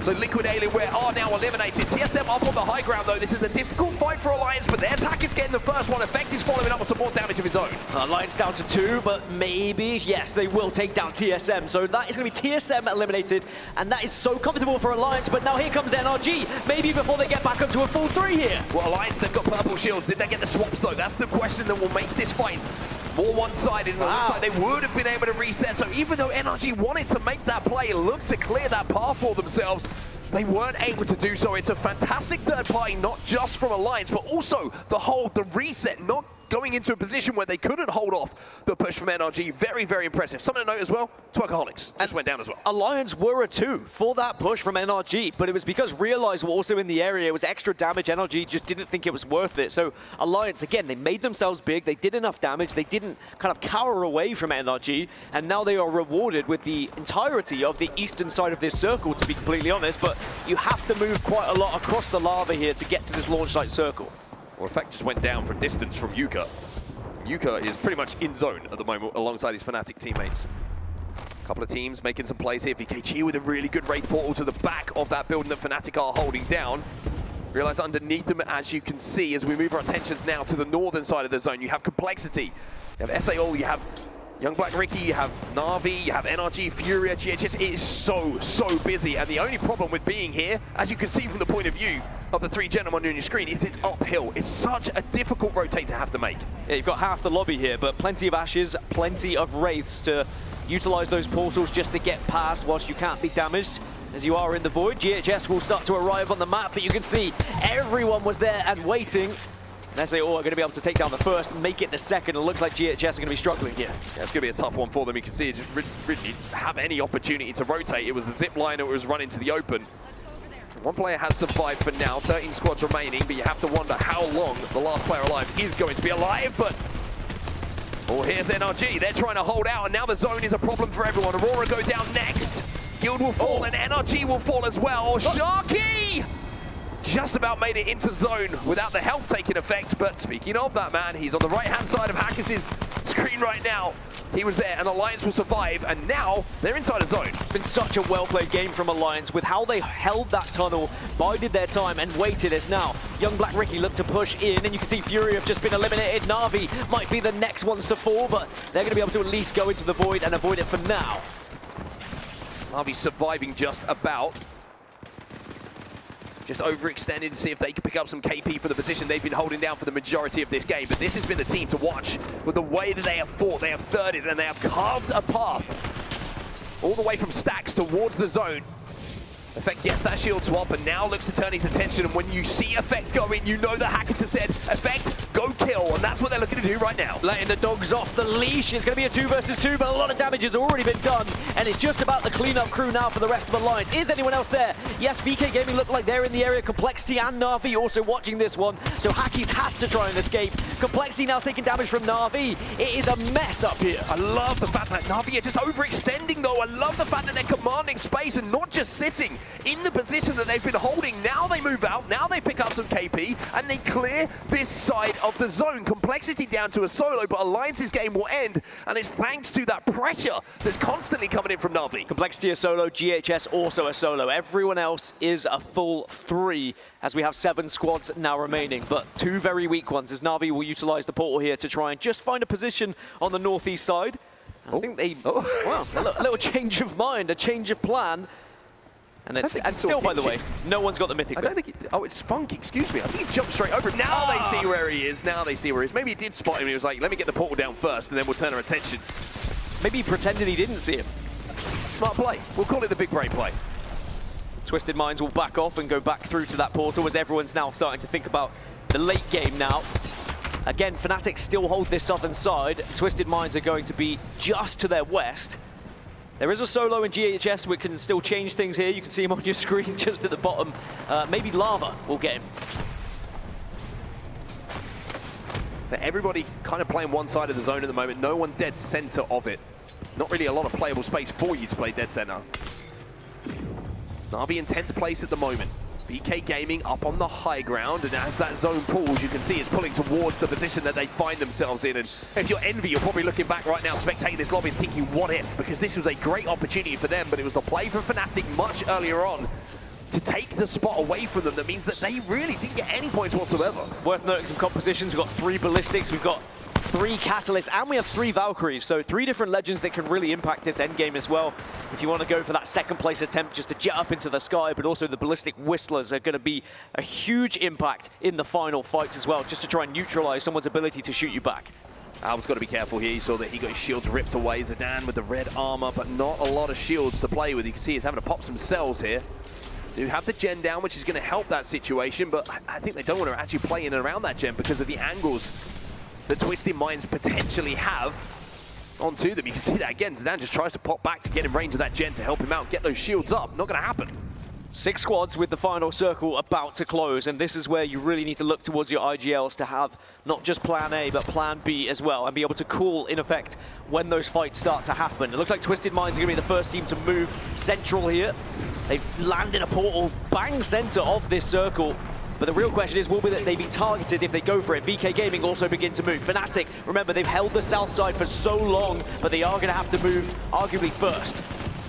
And Na'Vi playing the sewers, playing the low ground. They get the gen down, but there's some angles being picked up here by Twisted Mind. But that gen is going to save them from these grenades. But what isn't going to save VKG is the Peacekeeper of Albrelelli. He's letting this thing loose. He's letting this thing sing. It's big damage, but they're not going to be able to convert. Twisted Minds will fall. We're into our top 5. Na'Vi will hold. Can they get back up? The answer is probably going to be no, because VK Gaming should be able to wipe them, and they will. 4 squads now remain. VK Gaming will be down low. GHS still have a solo, and Fnatic still have height. GHS will fall. Na'Vi fall just before them, and it's now Fnatic who are moving in. They took the spot away from Envy very early in this game, as the Sky Nades will be exchanged between the 2 teams up and over the top of the catwalk. It is back and forth nades. Is there one more catwalk left in this lobby? That's the real question, but Fnatic do have the height. VKG's just trying to avoid, trying to force Realize into them. Fnatic do have the priority position here. Realize Nova will be eliminated. Now Fnatic might have an opportunity to swing, to do this damage and take this game away. But Yuka, he's gone down. Kills being exchanged between the 2 teams, but it will be Fnatic who clutch the final moments. And Fnatic will win here. on our main stage. A huge win for Fnatic to send them up in the leaderboard, put them onto 31 points, and give them a fantastic chance of getting into that winners bracket final. I cannot stress enough just how important it is to get a victory at this point in the 6-match series, and they did it in quite an emphatic fashion, because if you think about the victory of the fight they had earlier on in the map, when they took that position in launch site, had they not have won that 3v3, it could have looked like a very different game, but they recognized one of the strongest points and they went for it early. Yeah, really, really impressive stuff from Fnatic, and I think, like I mentioned for Envy, I'm pretty sure they had to play that spot early in Fnatic, probably got an armor check and maybe got a very easy knock because of the fact that those armors wouldn't have been where they wanted, took that spot away, and then more importantly from that, it's one thing to get the spot, it's another thing to make it work. So APAC North celebrating just for a few seconds here on our main stage. Always good to see a smile on the face of Yuka as well. Fnatic with the first win here on World's Edge. And suddenly, with all these points being taken by the top 10 teams, I think the cutoff could be higher than what we've seen before as well, because some of the lower teams are struggling to put points on the board. This is confirmation of how Match 4 went, though. 20 points in the end for Fnatic.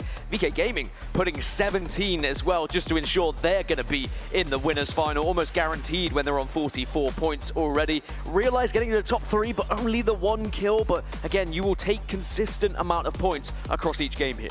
Looking at the other end of the table, though, is Furia, who are holding on to the 10th place spot. They only managed to pick up a couple of placement points, no kill points to go alongside that. TSM with some KP, but not a huge amount of placements.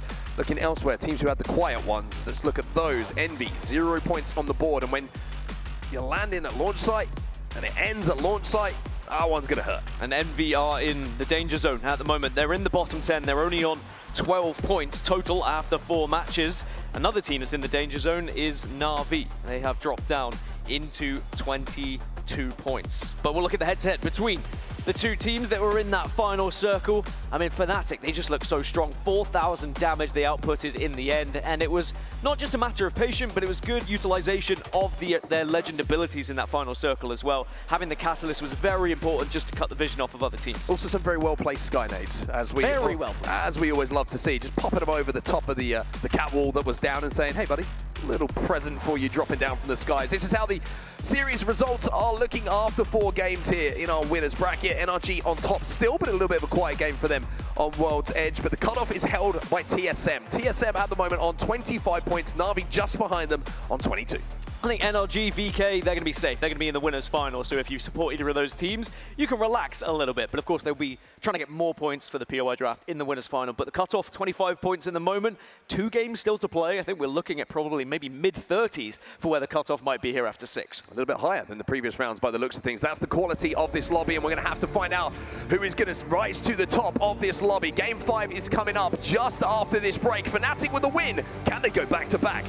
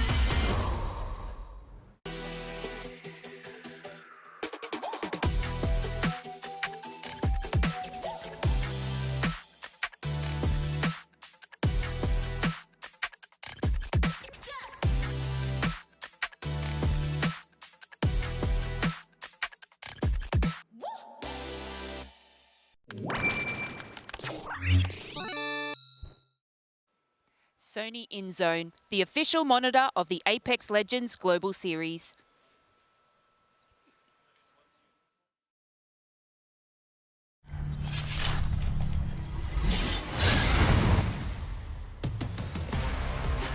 Welcome Welcome back, you beautiful people, to New Orleans. Welcome back to day 2 of the ALGS Open, and welcome back to the main stage. We have some really good action going down as match number 5 is about to get underway here on World's Edge. Fnatic with a big win, certainly boosting their chances at staying alive in this winner side of the bracket in game number 4. Now, before we get to game number 5, let's look at some awesome stuff that's going down at the moment. You can see an amazing collaboration between High Round and Apex Legends with some of the peripherals and keyboards that are available, not just at the ALGS booth, but also online as well. You can check that QR code out if you want to get investigating some of those awesome pieces of hardware that you can see on your screens, and some other stuff that we do have available, as well as a little teaser here now. Ooh, a little teaser. We've got some new merch coming your way for the new season.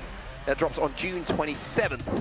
Head over to playapexshop.com if you want to find out a little bit more about that. Dan Gaskin, get your wallet out. I think I recognize those silhouettes. Looks like maybe... That's Dan on the right. That's a Nessie, and is that you. Sparrow's companion, maybe? I don't know. Certainly looks a little bit interesting to me. Very excited to see what that drop is going to be, and definitely will be getting my wallet out. Anyway, back to Apex Legends. Match 5 is soon to be upon us, and we are starting to get to the downright dirty part of this series. Ooh. Because teams are going to be struggling a little bit in that bottom 10, especially after match 4 went heavily in favor of Fnatic. Certainly did, indeed. It was a launch site zone. We're also going to see the Legends that are banned are not going to be available. Ballistic, the newest, I should say, to the chopping block, so he's not going to be available for the final 2 games. But the KP, very impressive for Fnatic in that final game as well, or the previous game, I should say, not the final game. As you can see, we've still got 2 to go, but it's one thing to win a game, it's one thing to pick up the KP, and I think that's a good game to come away with points tally-wise for Fnatic. Yeah, I think it's almost solidified their spot in the winners' final, depending on what happens in these next 2. If they can just put 2 average games together here, they should be fine. There's confirmation of those bans. Ballistic is going to be the next one to go, but that does still leave us with a Catalyst, very important in the late game. Also, plenty of Wraith and Ashe have been utilized to make sure you can transition from point A to point B, but it maybe opens up a couple more Assault characters to come in to replace the Ballistic that was being used. Perhaps we'll see some more Fuses and maybe even a couple of Mad Maggies now coming into the equation, especially with a few teams now struggling at the bottom of that leaderboard. So Ballistic, you're gone. You're not going to be here for the final 2 games, but you certainly have served a purpose for these teams in the lobby. These are the compositions that our teams are choosing. You can see a little bit of Mirage. You are seeing some Fuse, Ashe. See if there's anything weird. Anything weird coming out right now? No, pretty consistent across the board. A single Mad Maggie has turned up. I mean, again, we saw one last time as well, so that's not really weird at this point. But yeah, nothing too crazy. 5 Valkyries. There were plenty to work with in the previous game as well. Just more Bangalores would be the biggest note I'll take away from this one, as match 5, again, is about to be on our screens. And the real question for me is, can some of these teams who are down on the lower end of this leaderboard, who I would expect to be a bit higher, in particular, Team Liquid Alienware, 2 points, 20th position right now, a squad that definitely could, suddenly out of nowhere, find a massive game to send themselves up those leaderboards. Well, they've done it before. They've made some crazy Elim bracket runs before as well, so they know how to perform under pressure. And one team who performed in that previous game earns a POV at the start of the next. It was Fnatic, of course, who took the win at the launch site zone that we just saw. Looking at where this zone is going, it could be going towards Thermal Station, Dan? Question mark? My voice got really high? It's a big call. I'll wait until I see ring console information. But if I get this one right, by the way, shirts off and running around the arena. Shirts off for on set. Yanya is currently the kill leader, by the way, on NRG. Not really surprised when they have 55 points. Go Thermal Station. I think the zone might be going to Lava Siphon, you personally. are a smart man. Sometimes you just have to wait. But Twisted Minds are going to be delighted if they have a ring console. As you can see, confirmation of where that zone is going to be going. Unsure if they do actually have a ring console, though. But they might be soon greeted by plenty of teams moving very fast their way once they have the information to head there as well. Could go Thermal. It's not going Thermal. Anyway, Lava Siphon is where we are looking like we're going to end potentially down on that low ground around the truck. Or we might actually pull over to Lava Siphon itself, where we see the majority of the POI involved. Now, Envy do have a ring console again, and I think they will have somewhat of a chip on their shoulder after what happened in that previous game. And they also have some Evo to pick up on the way, so that's good news for them. Na'Vi also have 1 TSM, Liquid Alien, where all the teams that can move fast to Lava Siphon have one. So actually it will give Twisted Minds the info, even if they didn't have it. Just make sure that when they're looting, they can quickly get back to each other so they're not caught off guard here. Aurora having a little bit of a poke and a prod at 9 Lives at the moment. In the kill feed as well, Monsoon's found himself a Sentinel, which is always fun. He's already put it to work as he will get one knock, and this is happening over a landslide. It's Monster on the receiving end of that bullet. Give me Monsoon, Sentinel, POV, please. It's all I ask for. Every single LAN as Monsoon will finish off the player from Monster. He will indeed. So Monsoon starting well here for Complexity. Monster just struggling a little bit in this lobby at the moment. Only the 2 points on the board, but like we mentioned, it's different achievements for different teams. To be on this main stage for Monster, I think is something that they would have been very happy to get to winners round 3 as well. Very impressive. Still got some work to do though. And to be honest, even in winners bracket round 1, they were down pretty low in the leaderboards, and then they found a win to jump back up. Again, 2 more matches, still achievable for Monster, so I don't want to write them off. I feel bad because I kind of did in match 4, so I'll take it back. But now Team Liquid Alienware, a team I will be a bit more critical of, because 2 points, 20th position, not good enough for a team of this standard, and they will know it. They need to make up for it in these last 2 games. Composition is going to be Bangalore, Watson, and Valkyrie as well, and they have found a really good spot actually to play here in the upper sections of Lava Siphon. We'll be able to put a lot of damage out to those teams who are arriving a little bit later, but there's already so many teams heading towards Lava Siphon, as you would expect. Speaking of the POV we wanted, well, this is why, because Monsoon, only got a red dot on this thing, and he's already hitting bodies. Monsoon is a man on a mission at all times when he has any sniper rifle, but in particular, the Sentinel has become synonymous with his name. The Zesty Besties are going to be in Harvester and maybe looking to try and... Actually, they might try and push Complexity here. They were getting quite aggressive. They had 4 kills in the previous game, but no placement points. They are a team who are down in 16th, so they do need said points. As Team Liquid Alienware are taking a fight against Na'Vi, it looks like. Plenty of skirmishes happening around World's Edge right now. Yeah, you can see the pace is really starting to pick up, right? Everyone is getting involved in a few skirmishes, a few scuffles. Fisticuffs being thrown, and it's going to be Madness and the rest of the crew who are chasing down the remaining 2 players of Monster, who are having a little bit of a rough time at the moment. It seems like wherever they go, there's a team either chasing them down or holding them out. They're just finding themselves pinched wherever they try and rotate. Yeah, they just sadly can't get back to their feet and really start to think about how they want to play the rest of this game. No one's letting them play the game of Apex Legends, sadly, although some would argue actually trying to survive as a solo is the game of Apex Legends, depending on how you want to approach this one.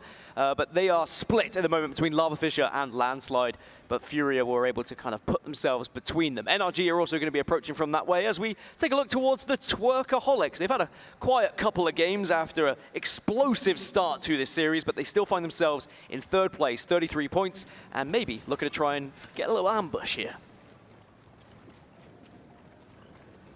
Will Complexity be their victims? Patience, young Padawan. Complexity don't know they're there. Complexity are tethered as well, and the ambush will work. They get to Kimchi and Monsoon get taken down, and that's such a frustrating way to find your rotation cut down. Luckily for them, the Ash is in the hands of Funky's going to be playing that Legend. That does give you somewhat of an ability to get away from that situation. Complexity have a chance of a reset here. God, the Twerkaholics are not going to be making friends playing like that, but sometimes that's the way you put points on the board. And you just catch those teams off guard as again Monster are under a bit of duress, and they will be eliminated in 20th position. It's GHS who find the KP. Elsewhere in the feed, you can see Fury. They're involved in a little bit of a fight themselves. It could be the Zesty Besties who are on the other side of that. It looked like the Zesty Besties had the best of them, but maybe not, because Madness has managed to get into position to pop the battery. Keon is now routine to his teammates to try and stick that res on the Mirage, but there's some fire coming in from a distance. And hey, here come the Twerkaholics. They want a little bit of the action here. Shaking it all over the death boxes are the Twerkaholics. They are not afraid to push anyone at the moment. When they hear gunfire, they are more than capable of just running at that team. And Furia, you need to get your running boots on, because I don't think the Twerkaholics are going to be stopping to chase you. One thing I've been very impressed with the Twerkaholics is not just the name, it's the fact that they are so aggressive and willing to fight. Some teams get to this position having not had... Oh, Madness! Madness, you sneaky little devil! I mean, he does still get killed, but he went out with a bang and certainly will give Keon the chance to escape. So the perfect ruse to make sure they're not going to be able to take down the whole squad. So there are a couple of teams who are still just trying to get back up to a full 3. Sadly, one of them who did die was Complexity after that Twerkaholics ambush. They tried to escape, unable to do so. Well, Floating is back to a prone position. So Twerkaholics are playing a lot of the game either crouching or full sprinting. It's one of the two. There's no in between. There's no jog in the Twerkaholics. It's either hold W or don't. Yeah. NRG trying to get some angles onto the position of the Twerkaholics here. Here we But go. Look at the timing of that push. And Timmy can't even jump into the void. That's how quickly they isolated him. Floating will jump into the void to show Timmy how it's done, but Timmy really didn't have a chance to survive here. I mean, the targeting from this team to all prioritize the same legend has been good, but that's a good response from Guild. It's still a 2 versus 1. Kate's trying to get in position to finish off this fight. Or maybe he's going to think about looking for the res. Twerkaholics will certainly be in charge of this. Yanya's going to have to escape, and Twerkaholics will take down 2 members of NRG. I mean, the timing of that peak, by the way, Timmy didn't have a chance. Also, if you're making the kill leader run away, you know you're doing something right. The Twerkaholics are really making a stamp on the ALGS Open. We were asking ourselves when this tournament started, will there be a breakout team? Will there be a team who we've never really spoken about before, never seen too much on our screens on the main stage? And I think Twerkaholics are that exact answer, and they are cruising towards the winners bracket final right now. Well, Furia still a solo, NRG now a solo, and Twerkaholics still a 3, looking to find those 2 players. Elsewhere inside of the zone, you can see lots of teams starting to stack up. Floating versus Keon. Keon's going to win that 1v1. The R9 not good enough to do the damage in that situation versus the P20s, but the fact that Keon is on its own for now will allow Float to get back on his feet thanks to the res coming in from Case. But here come the remaining members from the skies of Fury, and it's a tough landing for them. Well, Madness, though, from the skies still gets the damage as he again is the thorn in the side of another team. Alive now. He's going to be the last. It's a 1v1 versus Noct. Noct with all of the experience on his side, but Lunix with none of the pressure felt. It's Fury eliminated, and the Twerkaholics are shaking it again. Another one, another victim to the Twerkaholics. And whilst, yes, the third has gone down, Floating, they still will be able to deliver his banner to a beacon and maybe get back up. VK Gaming are in the area, though, so Twerkaholics do need to be a little bit careful. Ooh. Yeah, you try and get it, but sadly, VKG will deny. Get some Twerkaholics merch made. I will be happy to invest in that product. QQ now looking to move down to see if he can put some more pressure onto Twerkaholics. VK Gaming making their way through, but elsewhere, Aurora, 17th again, another team. A little bit quiet in the lobby so far. You can get to this stage of a tournament, you start to pick your poison on teams who are somewhat unexpected to be in the positions that they are, but that frag grenade from Effect is a little bit more what we expect to see from his POV. Yeah, I felt that grenade from here, so 9 Impulse is going to be down, and now you can start to hit them hard. They're not being too aggressive at the moment because Effect's saying, actually, I might be able to do this purely through the amount of grenades I can hold as fuse. It's like he's doing the challenge, like no bullets challenge, just grenades from Effect. You can see that a couple of those kills were able to be converted. Hackett and Unlucky alongside him. And it's Kazak now who is the last alive. He's retreating into Geyser to try and survive and get his teammates back in the game, but it's job done for Alliance, essentially. Although Aurora do have a crafter available at Geyser to get those banners, but can they get the res? Alliance got to be careful, though, because TSM now moving over to this position. They might have a little look at them. I think this is one of my key takeaways from this lobby. It's probably the strongest lobby we've had so far, being winners bracket round 3, is there's a lot more teams alive the later we get into these zones. People are doing very well to escape, get back up to a full 3, and then re-engage. And it's very difficult to try and take fights once you get to maybe circle 3 or 4, because there's just so many congested teams. I mean, look at Lava Siphon right now, and it is going to transition kind of away from it, down to the southeast, and maybe a chance actually for GHS Boom just to hold that little corner north of launch site, and maybe they can have a good spot for the late game. NRG back up to a 3, by the way. It's going to be interesting to see if they can get to zone. They do have the crafter over at staging, so they can craft a medkit each, but it's a long old way. Still, it is a long way, like you say. Hopefully for them, they can find an evac or just have the ability to survive the zone behind them. Na'Vi, 11th place. We mentioned they're on the bubble at the moment. Well, they're still on the bubble, but they will be safe in this position that they find themselves in for now. Now, I will say, part of me does kind of root for Na'Vi, because as the reigning world champions, consistency in Apex Legends is always a fantastic thing to see. And if they can answer those critics who said, you know, it was just a one-off or whatever, that would be something to write down in the history books as well. Who knows, maybe they could go back to back, but first of all, you need to get into that finals lobby, and they are currently residing in 11th position. You can see TSM just got eliminated, by the way, in the kill feed. Team Liquid Alienware took them down, so the team who's currently in 20th position may be making a run in this match 5. Very Team Liquid to do such a thing. Portal is good here for Na'Vi. They get ahead of the traffic somewhat, but they do have Team Liquid either side of them. Xhaka's got to be very, very careful here. Manages to just about escape. As we do have a little pause, as we will get some tech issues sorted on our main stage. Hopefully we can get back into that, but it gives us a little bit of time to talk about what we've seen so far, and it's just been very fun to watch the Twerkaholics again. Every time we see them, man, it's just fun. Just take these fights and they win them. I mean, aggressive teams are always entertaining to watch. I mean, at times it looks like Twerkaholics are playing ranked, just with how fearless they are in every single engagement, and when they are pushed, the turn and just obliteration against other teams. And again, it's they're focusing together. They are calling out the right target, and they are all prioritizing the same player to ensure that then they have the numbers game. It's a very simple thing in FPS that we've talked about for years historically in esports, and they are doing it very well for a team who hasn't really been here on the main stage too often. Yeah, if you want a picture of target prioritization and how to teach it, I mean, you just show the Timmy POV. It's like Timmy's got height, he's got an advantage when it comes to getting first shot. But if two of you peek at the same time, call him out, both shoot at the same time, usually you're going to get that kill. We are unpaused now, so only a temporary pause in the action as we're back underway. Still on the point of view of Team Liquid. And Liquid versus Na'Vi, but Liquid have the fences just to be able to solidify and hold this place that they took priority very quickly in this game, and it's a pretty good position to hold, except for when that zone is going to be moving. They won't know it just yet, whereas Na'Vi do. So it's whether Na'Vi just ignore Liquid Alienware here and say, look, this isn't the fight. There is a bigger picture here. If we can get into the other side of Lava Siphon, we have a much better chance of winning this game. Well, NRG have made it to zone. Just about, but they're not anywhere near where the next zone is going to be going. So part one of the longest voyage is complete, and now they're going to have to go through Fnatic, I believe it is, who are overlooking them. Na'Vi just made a little rotation themselves as well.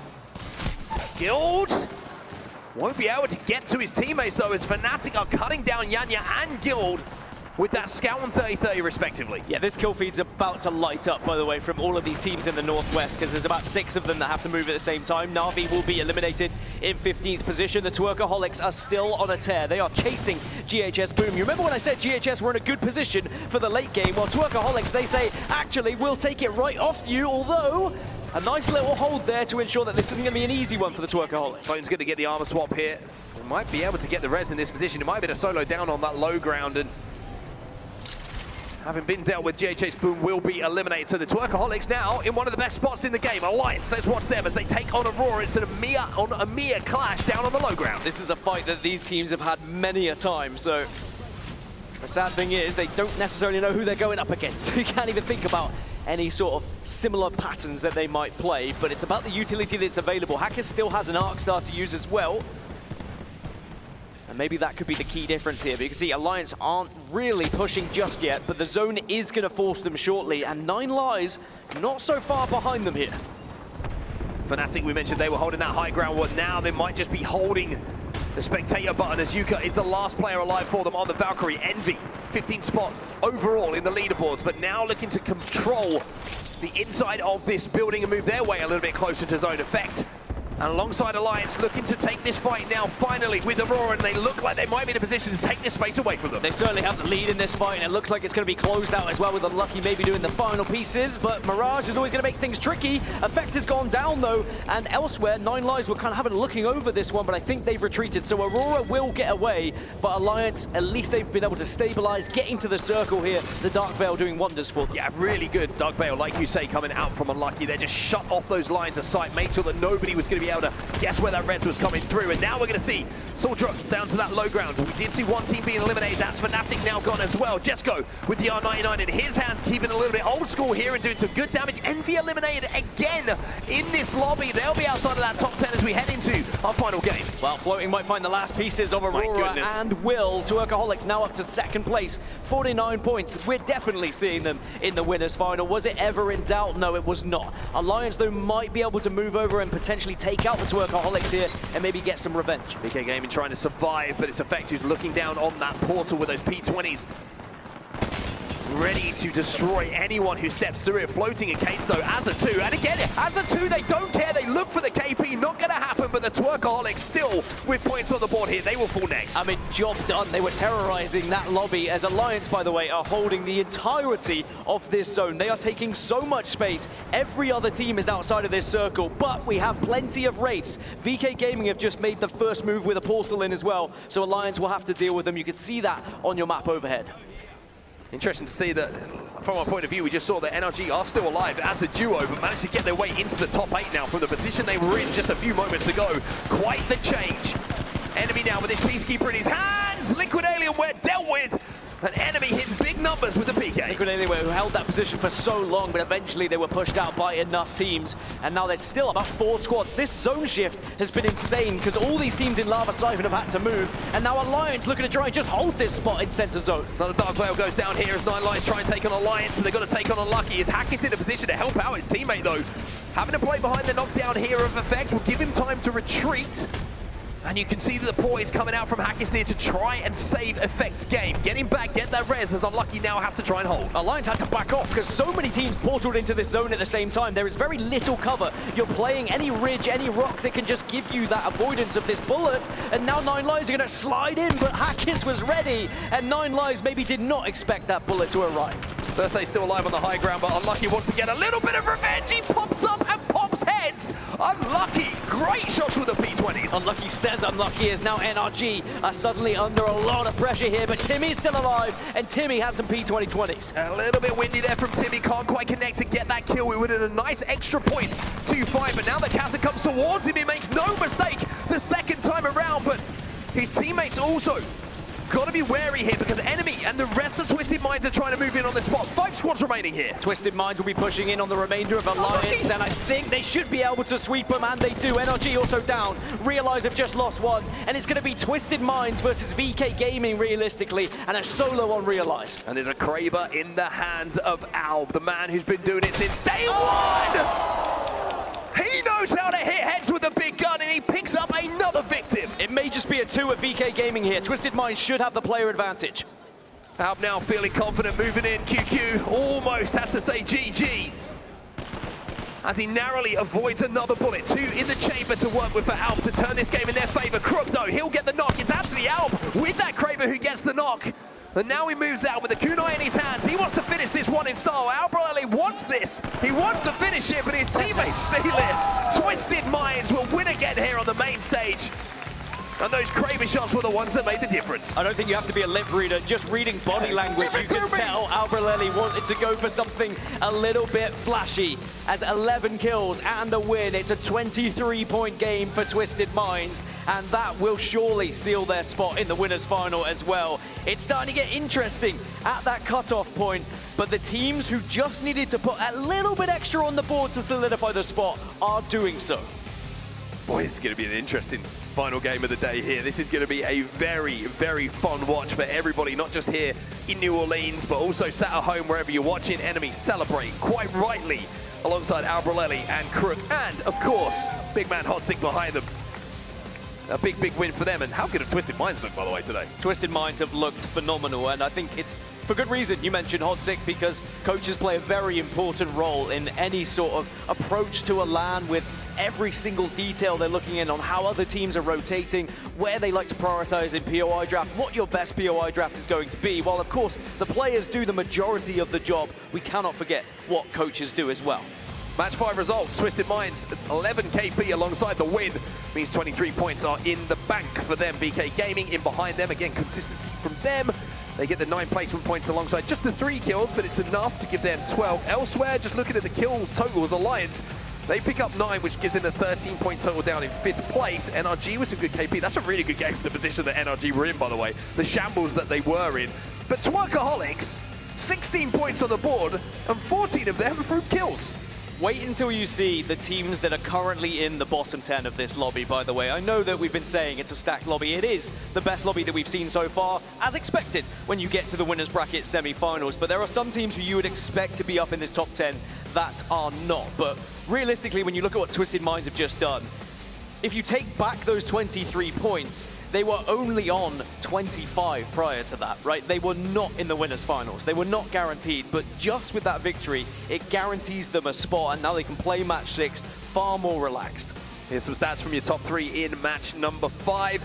Twisted Minds with the dub, of course. Big damage coming in from Crook, actually something to highlight considering that Alb was the one with the Kraber in his hands in those final moments. Second place, VK Gaming. Only the 3 KP, QQ picking up 2 of those, managing to get into that position as a solo in those final moments as well. And then third, Realize Nova, no kills to report though. No kills, just playing placement, but these are the teams I was talking about in that bottom 10. TSM, Na'Vi, Complexity, Envy, Aurora, Liquid Alienware, and that's no disrespect to the teams I didn't name in the bottom 10, because also they could make a jump into the top 10 as well, but they are heavy hitters that you would have seen week in, week out during Pro League, and at the moment they will be down into that elimination bracket if it were to stay like this. And then look at the cutoff, right? 26 points, 9 Lives hold it at the moment, but just 1 point ahead of not just one team, but two teams, TSM and Realize Nova, right in behind them. Na'Vi in 13th place, the world champions. They're on 23 points, 3 points behind that cutoff. It could not be tighter down. This is a very exciting moment to be in. I'm excited.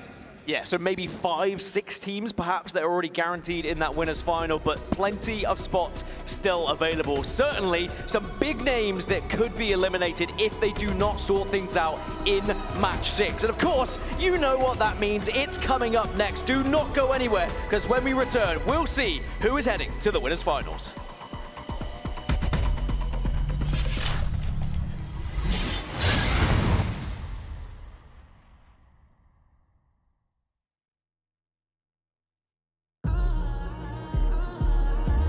Being called a prodigy isn't easy. The pressure, the expectations. Nah, I'm just kidding. I was born for this. And yeah. The future is here! Are you ready? I've got endless determination, a lifetime of practice, and a total lack of media training. Success, it don't come overnight. Just watch me put up a fight. Locked in, I'm feeling cold as ice. Let's move. I don't know how to slow down. Found my target. Time to say ciao. Doing work on a holdout. It's looking like it's a blowout. More eyes on you means less on me. Putting in audio with top. Making my way up to the top. Sing it out.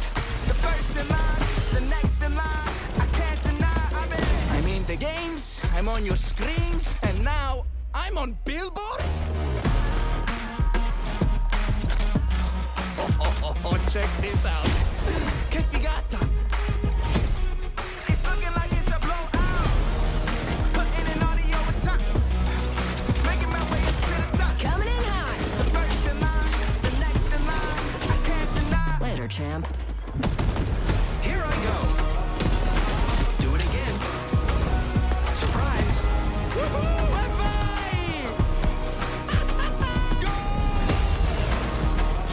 I didn't know I'd end up here, but I do know how it ends. Yeah! I've heard losing builds character. Let me know how that goes. Been waiting my whole life for this. Yeah! Been getting so right for this. Hey! Been waiting my whole life. Hey, ragazzi, we did it.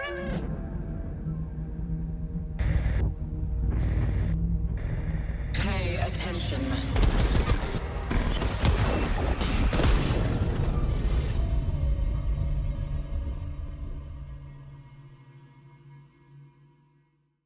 Red Bull is the official energy partner of the Apex Legends Global Series.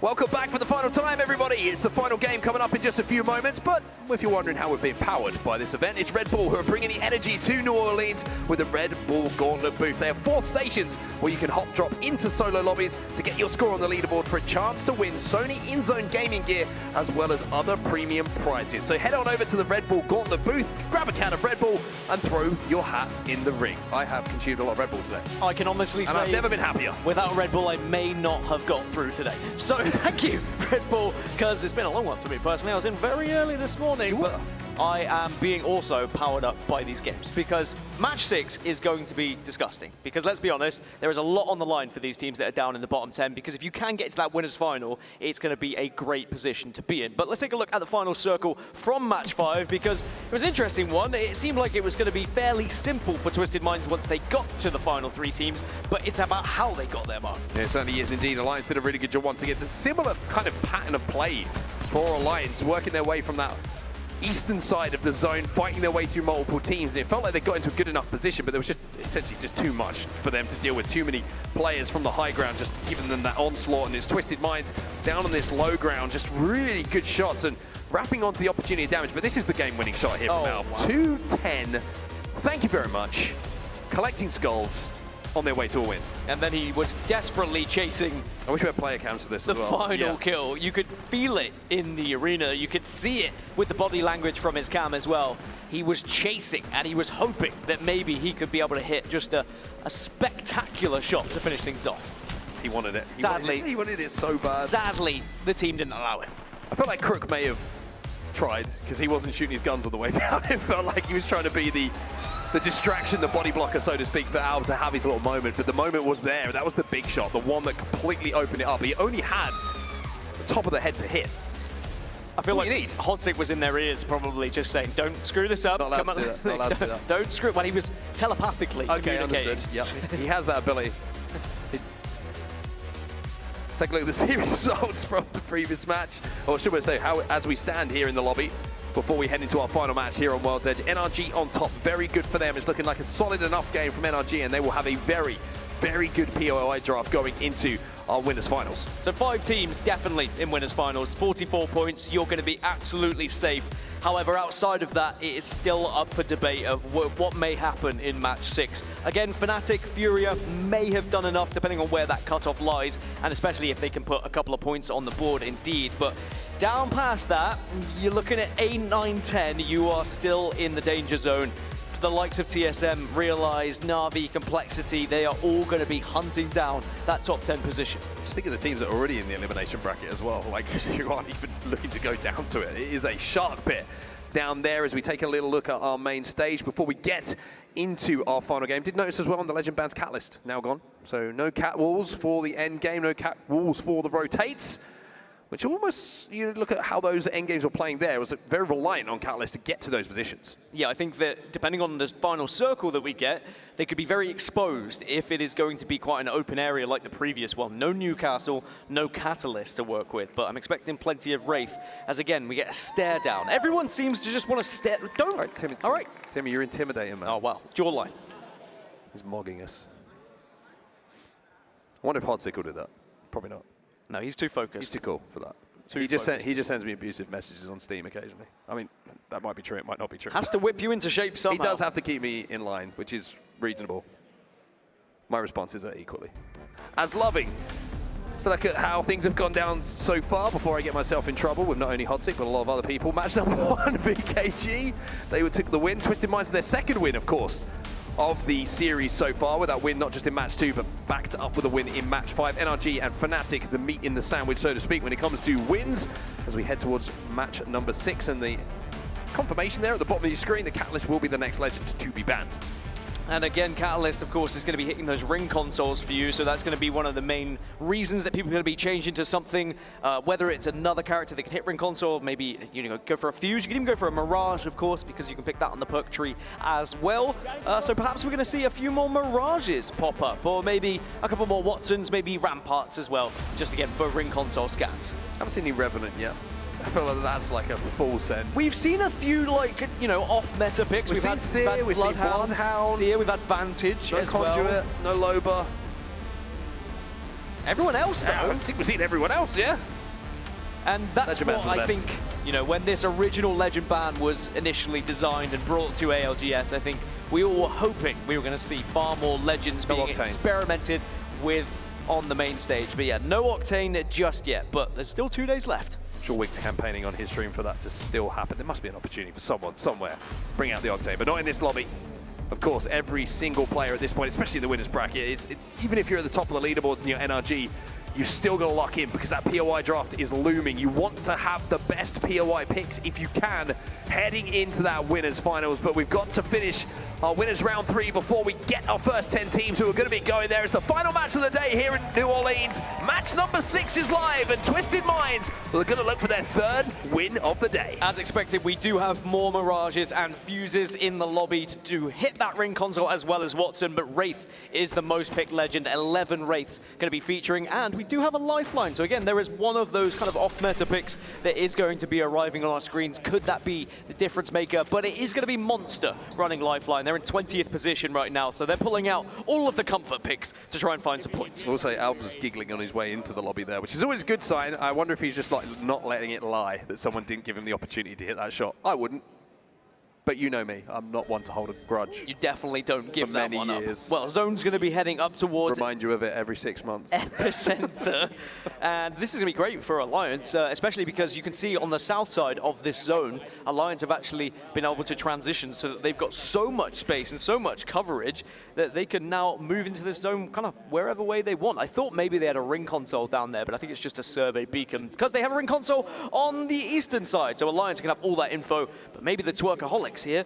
Is this another ambush opportunity?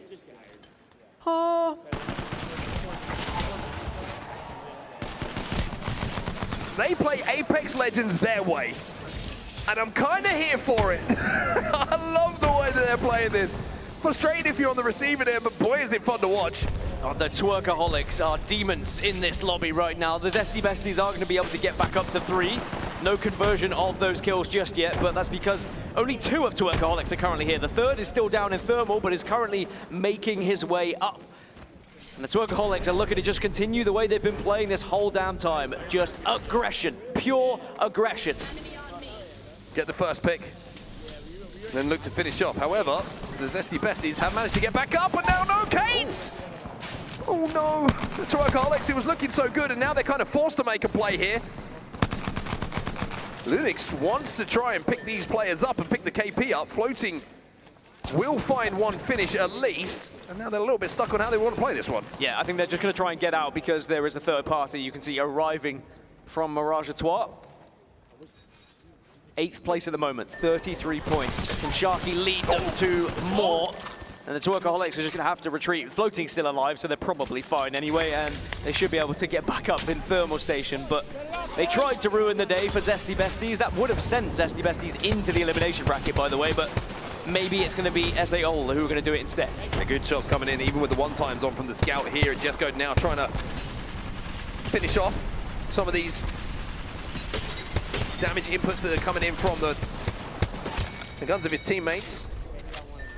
We'll be able to get a little bit of damage. It's going to be Rappin who is going to be finished off at least, but not finished off as a team, the Zesty Besties. They are being little cockroaches right now, somehow still surviving even after 2 potential ambushes coming in. Twerkaholics get the respawn. Let's go. Twerkaholics back with a vengeance. And I wouldn't want to be the teams near Thermal Station right now if I'm on it. You know, that winners final, Twerkaholics, maybe they will learn a lesson, or maybe they're going to continue to dish out lessons with how they've been playing so far. Complexity. Do have a couple of teams around them. They are stuck between Young Black Ricky and NRG at the moment, so they do have to be careful.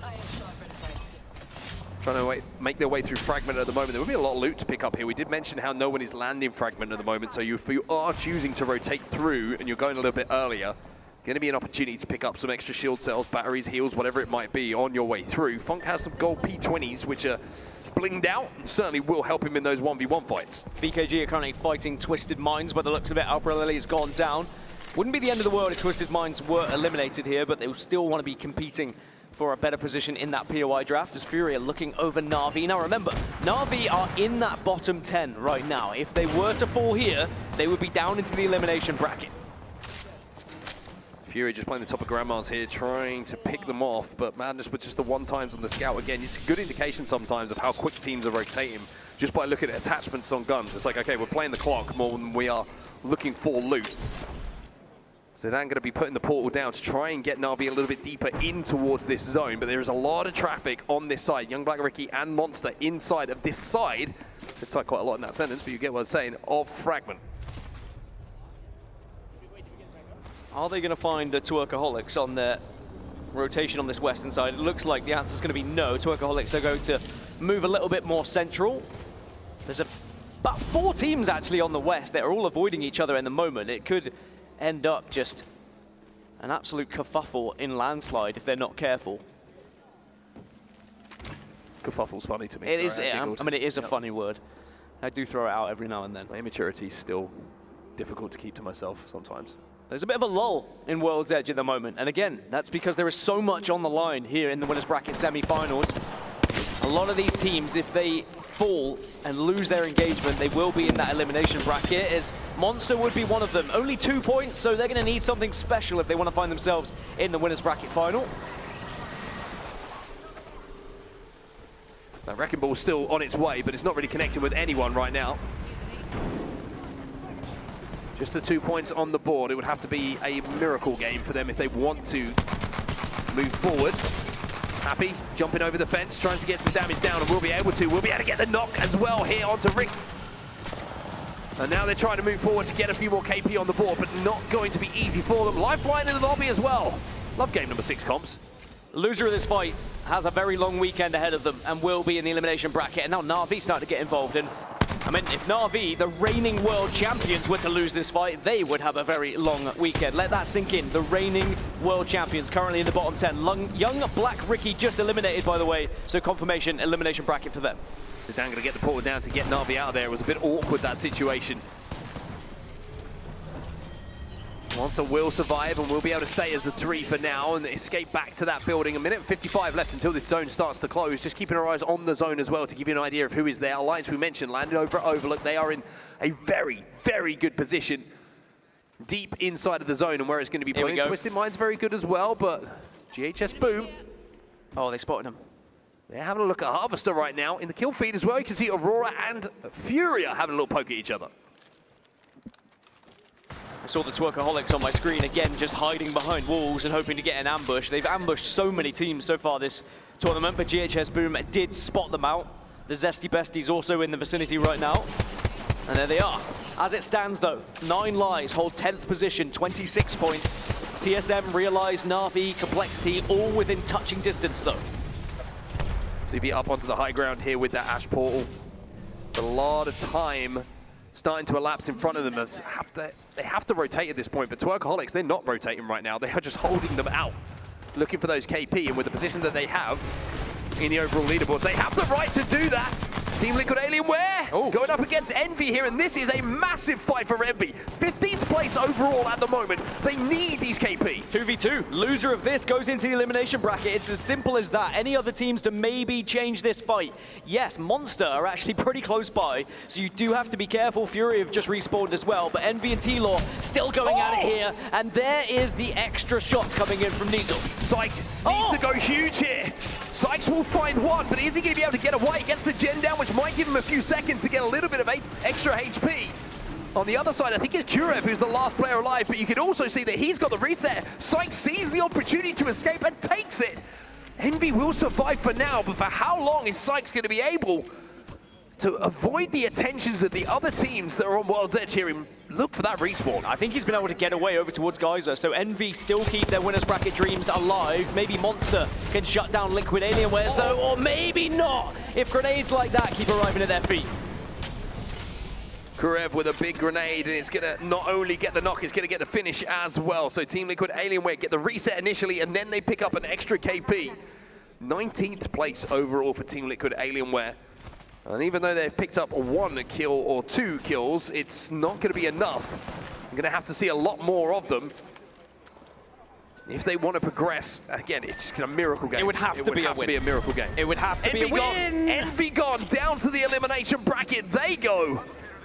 Another casualty here on day number 2. Yeah, that's another big team. I have a feeling that elimination final, by the way, is going to be insane when it happens on Saturday.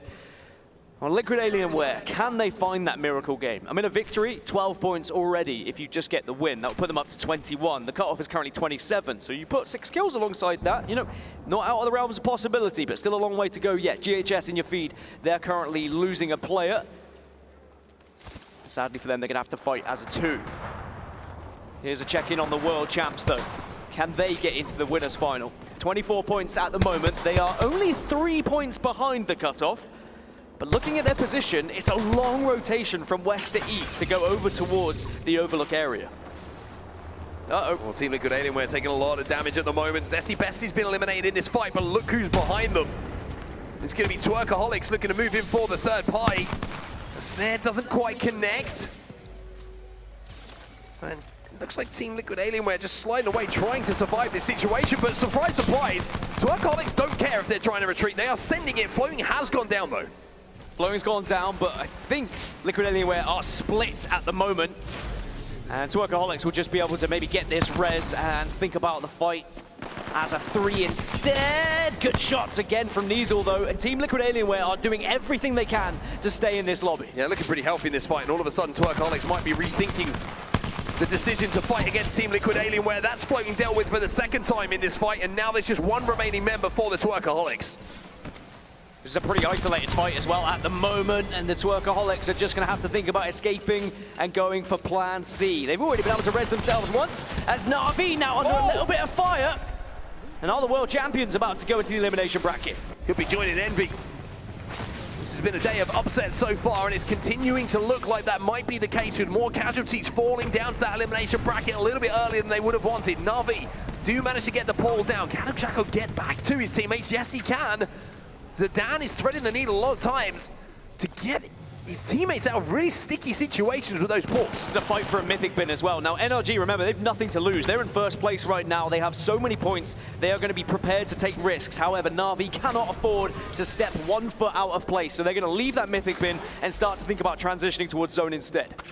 NRG first place overall at the moment. Like you say, nothing to lose for them, and they are going to get the mythic bin. They're going to get some gold P20s, a gold Nemesis, and there's going to be a bow check to play with as well, which makes their rotation a little bit more comfortable. We're seeing a Valkyrie in the distance as well, as one team takes to the skies to try and get a little bit closer to zone. Twerkaholics, unfortunately, their hard work, and heavy lifting is done for now. But Twerkaholics have done their job. They will be through to the winners final. They can sit back, relax, and watch how this winners semi-final now unfolds. Realize Nova currently in 11th place and have found themselves at least safe for now, as Furia eliminated in 8th position on 34 points. That may not be as comfortable as you think, so they're certainly going to be biting their nails. Liquid will be safe inside of the next zone, inside of the Dorito building. GHS tinkering their way forward, but Na'Vi, they're inside the zone, and I think the GHS know that they're inside the zone as well. And yes, indeed, it's Xako who goes down first.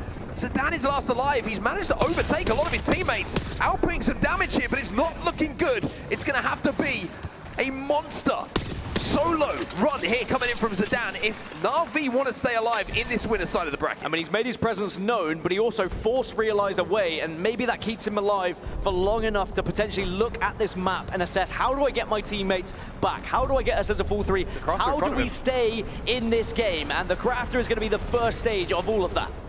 Does take a little bit of damage, going to have to just stand still while he hits those crafting buttons to get those banners back, but he's done job 1 here. Monster eliminated in the meantime. Oh dear. Spots out the team on the low ground, 43 seconds here for him to make a play.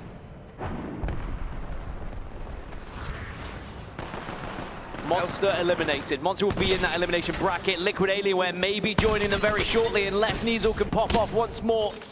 GHS Boom are going to be on the other side. They're in 9th position. All the teams on the bubble are in big fights right now.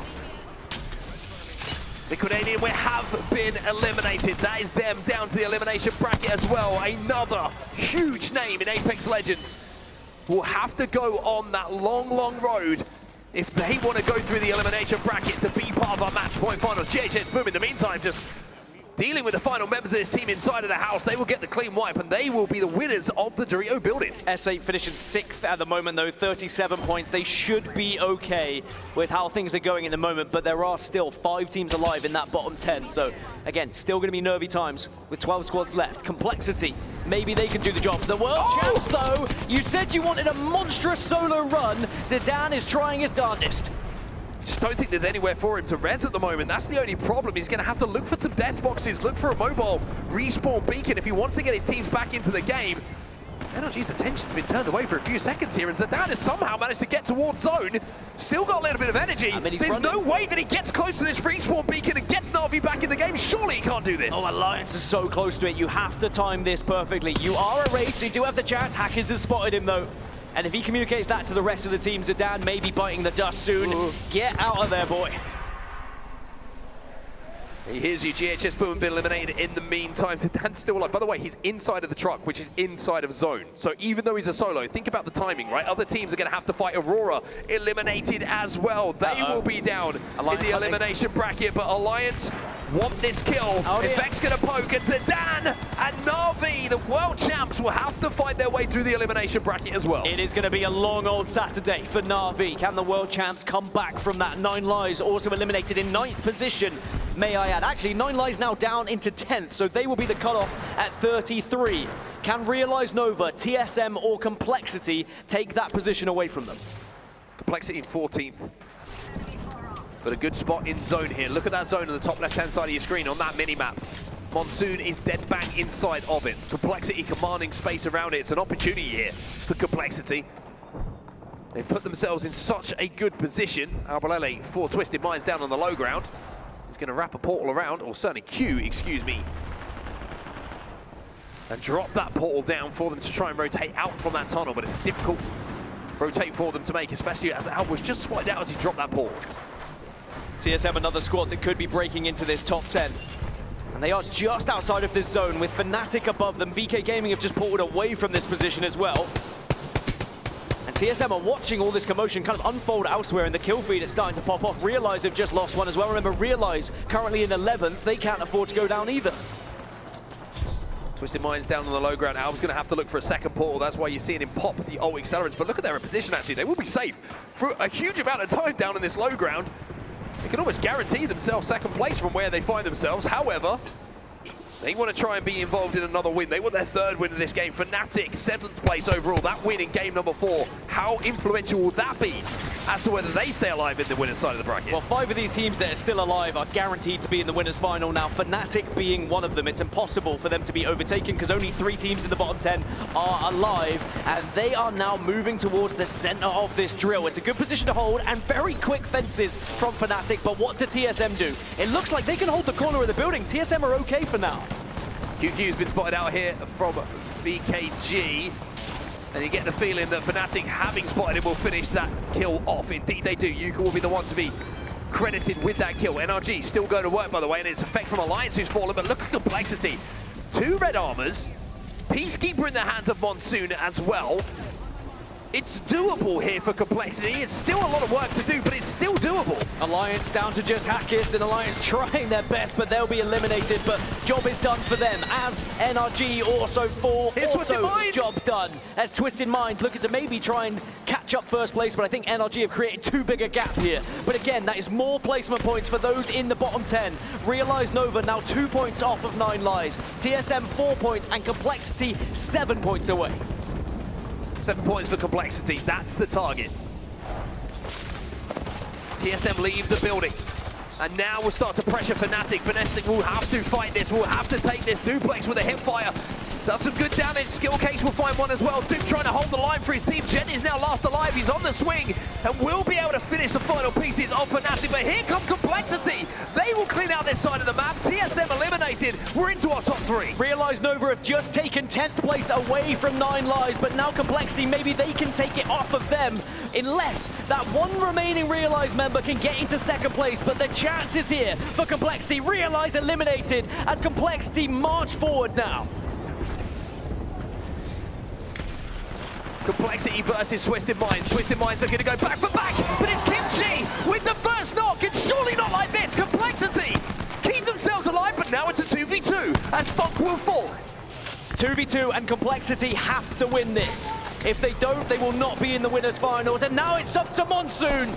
Monsoon one away, but it's not going to be enough. The Twisted Minds go back to back. Their 3rd win here in our winners round. But for Complexity, that was the chance. The opportunity was there. And they even got the first pick in that fight. A very tough pill to swallow for Complexity with how close they're going to come. But Twisted Minds, the fists are raised towards the crowd, and you can see for Complexity, it's going to be a frustrating finish and a long old Saturday as they fight through that elimination bracket. In the end, they were only 2 points off If they'd won that game, it would have been the winners final for them, even if they had somehow picked up a couple of kills and finished them. But again, very difficult to do in a 3v3. But Realize Nova did take 10th position, and you can see what it means to them. On the other side, 9 Lives will drop out of that top 10, and Furia also hold on to a top 10 position. I mean, you look at some of the names who haven't got into that top 10 though. Let's list them off for you. You've got TSM, you've got Complexity, we just saw, Na'Vi, Aurora, Liquid, Alienware, Envy. I mean, when you look at historic achievements from these teams, you know, Pro League split winners, LAN champions, one of the most storied orgs in all of Apex Legends in TSM. That's what we're dealing with here at the ALGS Open. The surprises are going to keep coming. They're going to keep rearing their heads. And that elimination bracket final that you talked about is going to be one of the wildest lobbies we have ever seen in the ALGS. And I mean, we still have to get there tomorrow as well. There is still games before that elimination final because there will be teams dropping from the winners final. The elimination semi-finals are going to look insane tomorrow. You've got to remember, teams like Falcons, for example, are down in that elimination bracket as well. Imagine if those 6 teams you just listed suddenly fall into the same group as Team Falcons. I would not want to be in that lobby at all. This is just confirmation of match 6, by the way. Twisted Minds again putting up big numbers to solidify 72 points overall. And actually, it'll come down to a tiebreaker between them and NRG for potentially who is taking that #1 pick in the POI draft. You know the rules for that one? I definitely don't. You definitely don't. Now, we've learned better than to pretend that we do in certain situations. But, I mean, 3 wins in that lobby for Twisted Minds. I think we have to start talking about them being one of the potential runners, front runners for that match point final. Certainly one of the first teams to maybe make their way there. But looking at the tiebreaker, apparently it's NRG through kill. We'll go with kill points. Kill points, maybe. Again, we need to stop Often doing that. tiebreakers are usually with who's had the better performing games, but I don't know. Doesn't matter. Doesn't matter. They're both on 72 points. They both will get a brilliant position in the POI draft, and they both will be in the winners finals alongside the rest of those other 8 teams. Look how close it was in the end. TSM were only a point away.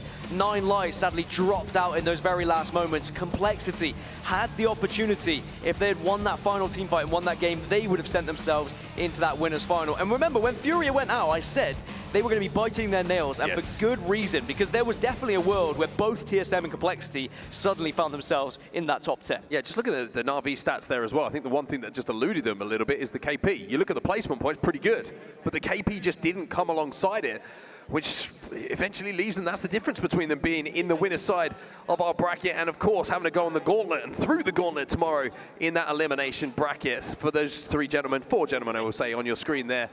Twisted Minds, a fantastic performance. If you're winning half the games in a lobby like that, you've got to come out of it very, very happy indeed. Very happy. I mean, that was quite a difficult task for a lot of those teams to fight through a lobby like that, especially because every single engagement, it seemed like the Twerkaholics were around the corner to take you down. I mean, let's not forget about the Twerkaholics. For all the talk about, you know, what Energy and Twisted Minds have just done, Twerkaholics, and like, I wouldn't say they were an unknown entity. Of course, there was plenty of history for them in challenges, in opens, whatever, but they are definitely the surprise of the tournament so far. And that's what the ALGS Open has been all about, right? We want to find these teams, these new players who are going to come out and say, hey, look, we haven't had the opportunity maybe to get into these lobbies, to perform at the level that we believe that we can.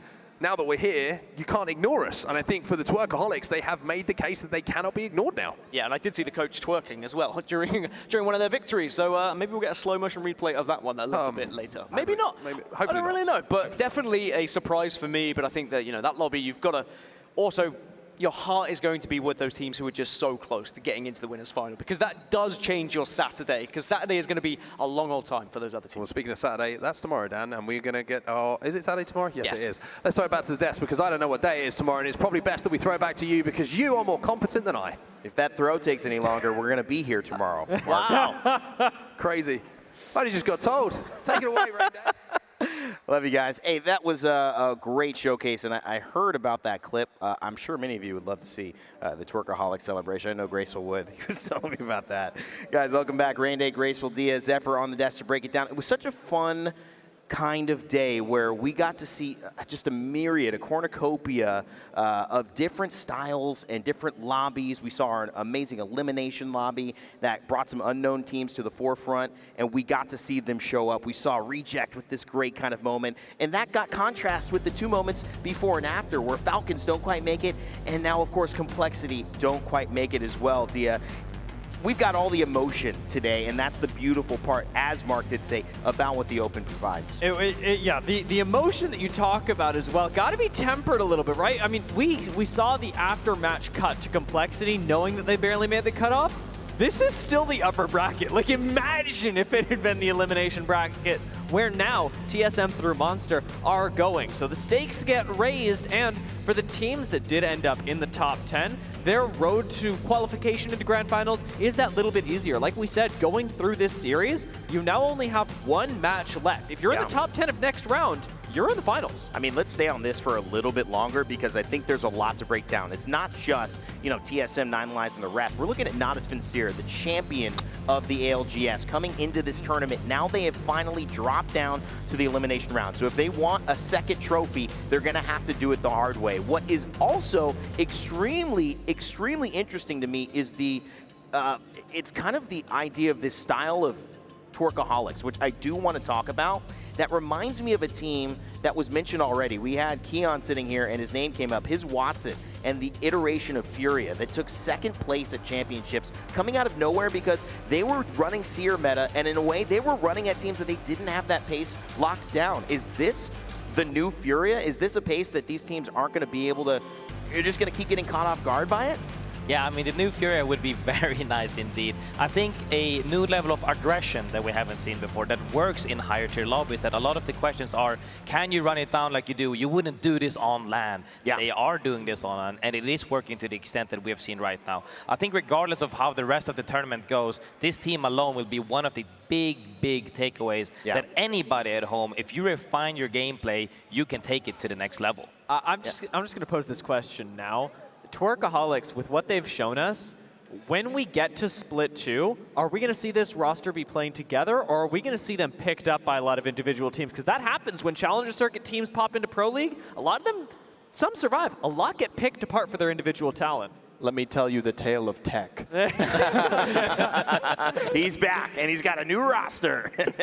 Well, you know, at the end of the day, you know, these matches that you've seen here on main stage aren't the only ones being played. We have a few more finishing up at the pit. We will keep you up to date on them, but they are still in progress. So we're going to talk a little bit here before we give you those full standings across the board for the Open Day 2. But Zeth, I mean, that is a good point. A lot of times, just going into the thought experiment there, teams who are coming from the Challenger Circuit, the difficulty then is to get signed and stay together as a unit, because maybe there are two players really performing well. We've mentioned Floating a lot, so he might get a lot of eyes. If he gets an offer, does he leave his two teammates that got him into the position to be doing this? Do they stay together knowing that this is why we're doing so well? I mean, these are real conversations that, you know, when someone says, hey, I'm getting offered to play pro money, you know, professionally, Mom, I think I got to take it. They're real people issues here. And I don't think anyone should be at fault for taking advantage of the situation, because you're putting yourself in a place of consistency and optimally potentially better reward. We talk about Koiful. That was something that was picked up a long time ago, like I was making reference with Tech, where making that transition happen ultimately absolutely blossomed his career. And so if, per se, someone like Floating was to get picked up, which honestly, if these orgs or teams aren't watching Floating after this LAN, you're crazy, because I've never seen someone tackle the best in the world, or the considered best in the world, as this Open is now showing us, with such confidence. Still very curious about that as well. Our producer, Ben, was asking, can a team get signed mid-event? I think he threw $5 down on the table, and they just kept walking back to their stations. But I do know that some stations that have finished playing, and we want to get the updates on them, is our group number 3 at the pit. If you see that big number there, they tried to match their name. They actually, over-exceeded it. 100 Thieves with 109 points. Lonely Let Gone, Virtus Pro LG? And what's happening? Man, on the flip side, big names dropping into that elimination round to play with those other big names that we just saw here in winners, who will now be facing them. It is gonna be a battle to survive coming up tomorrow. But Shopify Rebellion, Green Stego, also ExoClan staying on that winner side. Those are good notes for those guys. Aru Army as well, been showing pretty well and consistently staying around. Grace, your thoughts on this real quick? Honestly, with the way the tournament has been going, it's not shocking at this rate. We keep talking about, wow, this team pops out of nowhere, and this team could or might be underperforming to a little bit of degree, but as we just see that drop down to the lower bracket, it's not the end yet. So I think that what we've been seeing so far throughout the day is that a lot of the fishes, there's too many cooks in the kitchen right now. Everybody's playing the same playstyle and only a few can succeed. I think these teams will battle it out in the lower bracket. However, they might find a better footing there with less same playstyle. Elimination round 3 here now, another game that had been going on, and this spells not only a little bit of hope, but also that hope destroyed. On that backside, they will not be going into another bracket. Remember, you get to 1 elimination round if you get to another bottom 10 in any of your next series at all in the tournament, you are eliminated. So Temper, Rock, that snipe down and squad going down. Team Nemesis, who we saw do so well. We were looking at them earlier on. They were phenomenal.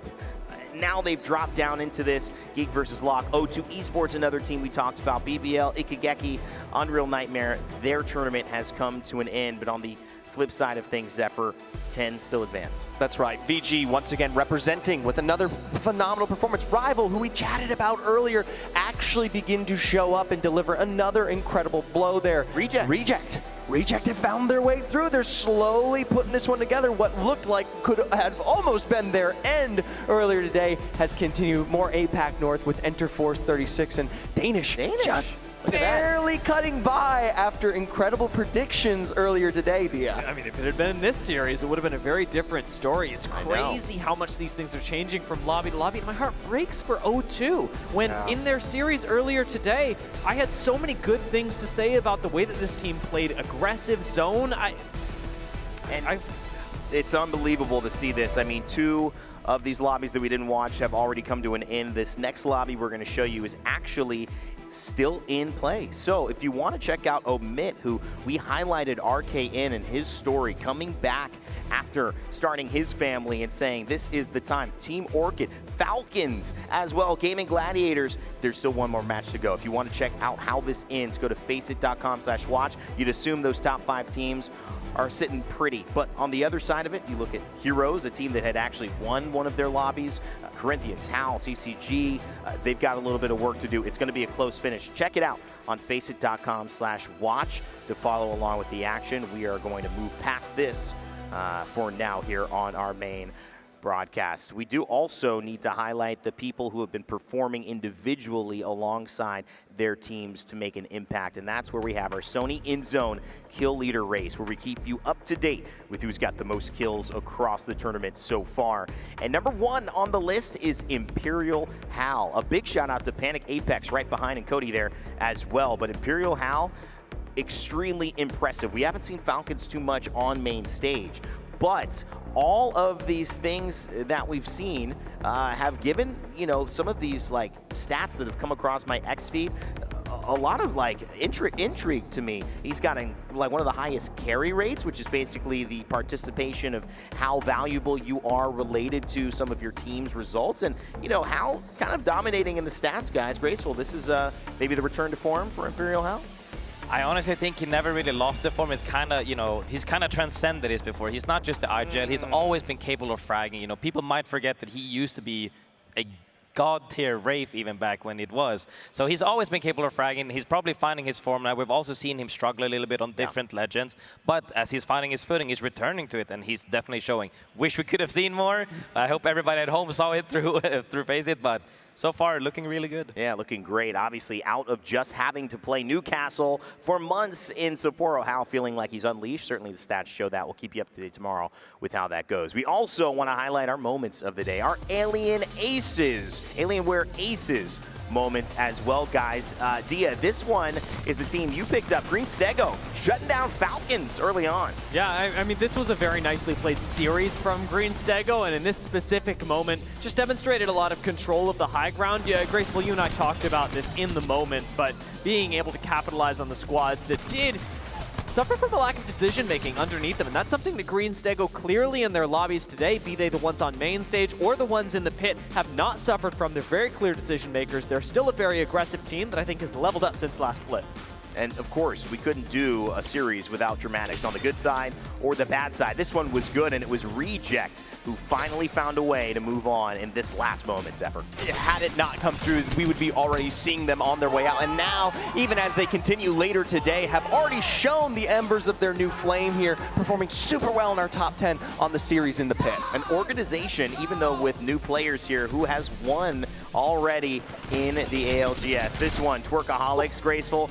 It wasn't a fluke. And yeah, that's full speed. Just kidding. We fast forward to the good part. Yeah, no. Floating, as we've been talking about this, we've been talking about him this whole tournament at this point. He's just fragging unrelented. Lunix as well helping out. Kate's being maybe the backbone, enabling them with that Q and tactical from the ballistic. They've all been showing up to it, and not only that individually, but also being on the same page. I always see double, triple swing, and there's no way, 1 or 2 or 3 times could be a fluke, but when you're dropping 50 kills and a billion damage, it's no longer a fluke. That's your Alienware Aces plays of the day. We'll catch with you later tomorrow to see who's done it on Saturday. The crowd will be bigger, the stakes will be higher, and even more teams will be going home. Guys, to wrap up day number 2 here at the ALGS Open, quick thoughts here on how today has gone and maybe looking forward to the future. I'll start with you, Zeph. I mean, it's been an incredible performance thus far. Today, really starting to capitalize on the difference between a lot of the aggression we saw yesterday. And while, yeah, Twerkaholics are still in the driver's seat here, I think it's impressive that we are beginning to see the detail of discipline that has come out. Teams that are consistent and have that LAN experience are showing that they may drop an early game, finish 20th like Alliance in game 1, but still manage to come all the way back in and finish in a top 5 nonetheless. Yep. I mean, I'm all about Twerkaholics right now in the sense of what's going on with this roster, how far can they make it. There's been so much chaos in these lobbies that I can't wait to see what adaptability from other teams looks like when you are constantly trying to figure out, what is Twerkaholics, and then what are other teams in the lobby doing. Heart breaks for those teams that are going home as well. They've shown us a lot of good stuff, and well, we are going to be sending more squads tomorrow. I'm excited as we approach crowning a champion of the ALGS Open. And Grace, no time to twerk on screen today, but Twerkaholics did represent. What are your takeaways, ma'am? If I could twerk, I probably would, but I can't really. I would say, though, the most impressive part, like we saw about Alliance, is that they bounced back. And a lot of these teams have been able to bounce back, but some haven't really. And I think it really ties down to the playstyle. And I'm just very interesting to see how it meshes now that the lobbies we haven't seen are finally coming on site, essentially. And I really want to see how they mess up each other, because as we saw, when there's too many on the same side, it just becomes messy. Alliance and Aurora fighting each other. Now you're putting Twerkaholic into it. When we go into the lower bracket as well, it's going to be even more messy. But some teams, like Omit in that bracket now as well, were dominating, and normally not in the fashion they would do. So is that tied to the quality, or is that tied to something else? It's going to be interesting. We've kind of set up the idea of who our main characters are in this story of the ALGS Open, but as anybody knows, a good book always has a twist. Tomorrow is definitely the day that we'll be finding that one out. And also, if you want to stay tuned, not just for tomorrow's action in the series, but some of the pieces we put together to tell those stories in a bit of a more special and in-depth way, well, we've got a lot coming up for you as well. Let's take a look at, I guess, some of those things to be highlighted, whether it's what's coming up tomorrow in terms of the schedule, but also the pieces that have been put together. We always, like we've said, we've gone skydiving. We've done little things. We've got more content pieces. At some point, they will show you what they are, and we'll talk a little bit about them. I've kind of hinted that they are there. And, of course, when you guys – actually, you know what? They want me to just let it go. So go ahead. Check out what we've got coming up for tomorrow. All right, Brunsy, the season's over. Time to build a championship-winning roster. Who do you got first? It's Sykes, sir. I love Sykes. Bring him in. Being an Apex Pro is a serious business. Now let us take you to places you could have never imagined.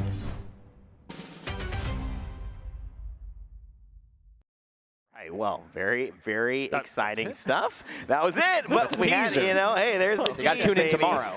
We're doing the real tease. Guys, it's been amazing. Day 2 is definitely fun. The ALGS Open has a pace, doesn't it? It's fast, it's frenetic, it's fun, it's challenging, and it also is teaching us new things about this game that's constantly changing and evolving. If you've been a big fan of Apex for a long time, you know that the best is always yet to come. And I think with Day 3, we're going to see something even more exciting than we've seen before. From all of us here here in New Orleans. We wish you guys a good night. Get some good food, some good rest, because tomorrow it's day 3 of the ALGS Open. So we'll see you there. Good night.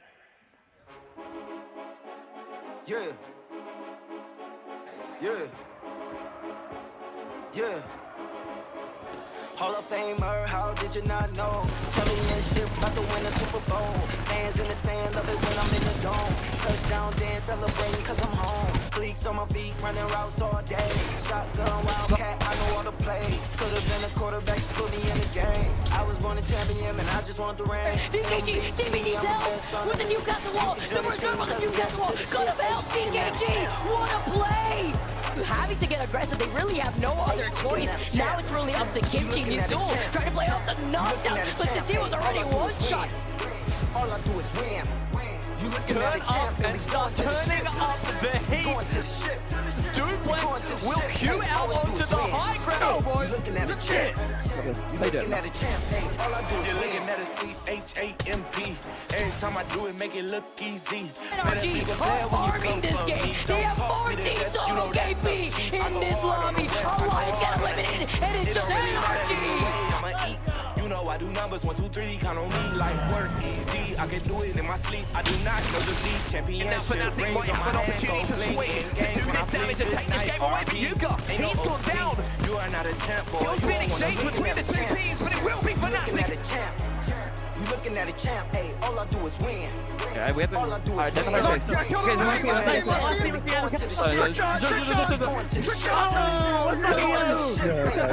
win. It's up to Monsoon. Monsoon, one away, but it's not going to be enough. The twisted minds go back to back.